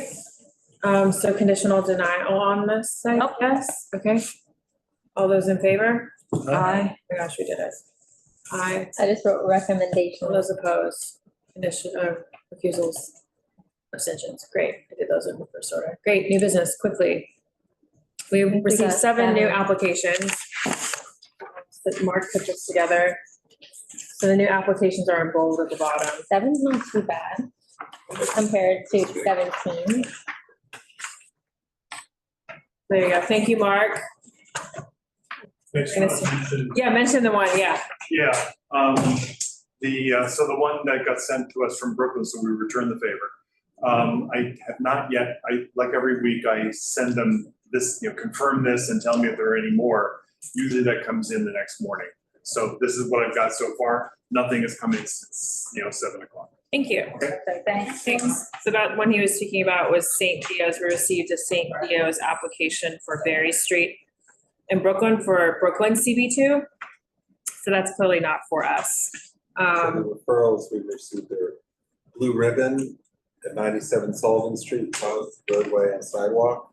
Blue Ribbon. Who's still on with us? Yeah, anyone who's still on Blue Ribbon? Blue Ribbon Sushi at 119 Sullivan Street, with Roadway Cafe, Ambra at 569 Hudson Street. St. Theo's, but with, I think we have 2 St. Theo's, but, so we probably got another one, but it's not clear which. No. This is, no. Hey, wait. But there's 2 Saint- other no. St. Theo's in our community board. But this St. Theo's is for Berry Street in Brooklyn. What Mark said is they probably sent it to the wrong. There's one on Bleecker Street. Because there's one. Which is unacceptable Right. to me. It's in Brooklyn. Maybe we just have one St. Theo's, but anyway. We have one. So then Umami Sushi at 50 Greenwich Avenue for Roadway Cafe, Palma on 28 Cornelia Street, and Aperitivo de Palma on 30 Cornelia Street. I know that both those Cornelia Street applications will be of interest to many folks. So, those they'll be posted on the community board website. Yeah, so the important thing is all the roadway for those are due on the 22nd, which is will be before full board. So but I think we'll just have to hear them at our January 14th meeting and then just be done with them. So it's a really short turnaround, so. So at that January 14th meeting, we'll probably have to hear at least this week's and probably next week's. Yeah, I don't think really think we should do another Yeah. before that, so. That's what we did this time. Yeah, well, it was difficult, and it was 17. It was 7, and it was 27 total, but 17. So, plus I think we got through them fast. We were a little long in business session, but I think we got through the applications pretty quickly. So that's a good job to everyone for all your pre-work that made that I think it happen. makes sense that business session is longer. Yeah, that's true. It's where we talked through it, yeah. But we also, each meeting, dedicate a bit of time to figuring out. Yes, that's true, which is important. The comments back and forth, and I think you guys made some good improvements with all the slides that show the basic things. Yeah, thank you, Fitting out. Valerie. That makes Oh, well, it I big. mean, we had them last time. I just added in. No, but it makes it big to just review them ahead of time. Oh, good. Well, thank you. Thank you for that feedback. I Primary just. Building entrance is the next thing we're gonna have to, that's in almost every single application. Yeah. So if we cut down time on discussing that. Yeah. I had a question. Yeah. I was thinking, do we want to ask DOT to not refer any more roadway until the FDNY waiver has been decided? I don't think it makes, Because any that get a waiver is going to get approved. I mean, we don't have input on the waiver, it seems. Yeah, I mean, I guess it's just So, the idea is that it's a waste of our time if they don't end up getting the waiver. But. well, if they don't get it, they don't get it. Right. But then we still have to talk about it and visit. Yeah. I wouldn't want to slow down the roadways because then we'll hear them much too late. For the businesses and just sort of the fairness, because that was a big part of the rules. We got a little accommodation on some of the stuff. I mean, we don't want to, harm people. But I think that the DOT is the one who's I mean, I get it. slowed this down. We keep turning around our stuff all the time. Yeah. So just pointing out, what was the What's the what was the bottleneck? runway of when people applied? Oh, 6 months, 182 days from when they apply. No, for some of the roadways are a little later than that, but still. Oh, yeah. Oh, some are like 200 or like. So, it's not we're not the ones slowing things down. No. Really quickly, I'll mention, which is the discussion that was happening here quickly with Gina when she was asking about what happens. So Cafe Cluny came back with So Cafe Cluny Sidewalk came back with modifications. However, we voted at full board to conditional deny upon the modifications given. There was they believe that the 5% can be met with the other side on West 12th and wanted to know if we would accept. They sent over some plans. Now, I gave like 4 or 5 days to get the turnaround so that we could have them even after full board because we have the conditional denial in the resolution for full board. But there really is no negotiation. Once we voted on it at full board, there is no negotiations. Like we probably could have called it back up if we hadn't voted on it at full board at this meeting to discuss it and make a change and then just not ever sent it to full board because it would be due before then. But We sent it on Friday after full board. Yeah, which is fine because it was due Friday at 5 PM. Because again, I wanted to give people the time to put in the information. However, presenting new information, which we did not know it was coming. If I had known, I don't know, at 4 o'clock on Thursday that they were gonna present new information, I could have voted to send it. We could have made a motion to send it back. What is their new information? The new information. Basically, Yeah. they're saying, it's like what we were talking about with the blind tiger, the accessible route. So the dining services are 5%, but the accessible route is there needs to be at least one within the Sidewalk Cafe. With the blind tiger, it's connected, we decided, so it's one cafe. With Cafe Cluny, they have two distinct. And there's all that two distinct, or do we call that one? If we call it one, then they do have at least one accessible route of 36 inches on the West 12th Street side, or whatever side that is. Is it West 12th? Or that's what's another problem with the West 4th Street. I mean, once they had the barrier in, that there was no way to go down that because of the narrowness of that sidewalk. I mean, I thought we had other issues other than ADA. It was even just because those tables work right now, but there's no barrier. Once you put the barrier in, I don't know how anybody walks down that road. I think, to get to this side of the table. To get to. That's on 12th Street. Isn't that 12th Street? No. Yes. That's 12th Street. Now, the other side is what I'm talking about on West 4th, where you're saying that will meet the ADA. What I'm saying is our problem on West 4th wasn't just the ADA. It was that West 4th? They only have 2 tables on West 4th? I think that was what we asked them to do. So that they could go over the shoulder from the entrance here. And they got rid of the other tables. They did okay. So they can get to the one on the left side. Just scroll down again. Well, yeah, neither one is an ADA accessible table. But how do they? I mean, that's okay if we consider this one cafe. Right. If it's a separate cafe. But I think that one doesn't have the wraparound. No, it doesn't. And that's the difference. Yeah, because the perimeter is not going to wrap around. And the blind tiger, I think, has always had that wraparound that I recall. I mean, anyways, I'm just. So scroll down to where is that? What is in the middle of those 2 tables? There's a planter. The planter. So how do they do a perimeter on that? I'm just asking the question. It's kind of 3 separate cafes. But then how are you getting into? Here, I guess, they would serve from the service entrance. And here they would serve from. And they'd serve over the table. Mm-hmm. But even if you look at this, how is somebody getting to that seat that's on the right-hand side there? To walk Right here. No, but how are they even getting in? The barrier is right next to it. That's what, that whole thing, that sidewalk is near. So, But I mean, yeah, yeah.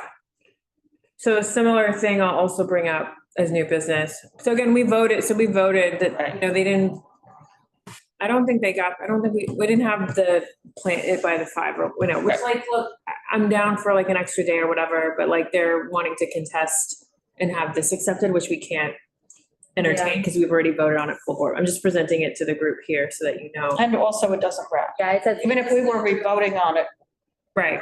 So if this is approved, we kindly ask that new affidavit be sent for signing. Yeah, so I can't do that. So, and then the other one is, I guess we didn't get we didn't get the Thai diner stuff back for sidewalk. The Thai diner was a problem because they had that closed sidewalk. Right, which I think, I'm now just looking through my email, it came through while I was out, because I guess on Friday before 5, she was reaching out to, Oh, I Well, see. you know, look, this is what people, these are all professional expediters, they gotta. so on this one, no, I know, I'm just letting the group know because it came through. I'll close this out in just a second. I just want to look at when it was due. And I personally So have it's- bent over backwards for So liquor this one is- license so this- applications. So this one's due on the 3rd. So this one's due on Monday, the 13th. So again, if we had known, we could have pulled it from voting on it. Well, they need to. There would be more time. So anyways, I don't know how to, like, for instance, once we send these modifications, like, I don't have Florence, reach out like, hi, just check, like, we just don't have the time to do that. Either you've received it and you send it back and you agree, or you don't, and that's fine. Because we just have to move it through our process. So we don't, again, we did very early on when we only had 1 or 3 of these and we wanted to make it work. But anyways, that's it. That's all I have for new business. Anybody else have new business they want to bring up? Okay. happy holiday. A motion to adjourn. Motion to adjourn. Okay, Donna, and seconded by Brian. All right, thank you all very much. Happy holidays, anyone who is still on with us here, and thank you for tuning in. Susan, I didn't see the last name, Pete, Laura, Darlene, Sherry, Susan Ginsburg, I see her now. Thank you all very much for your comments. Thanks for staying. Wow. Thank you for staying.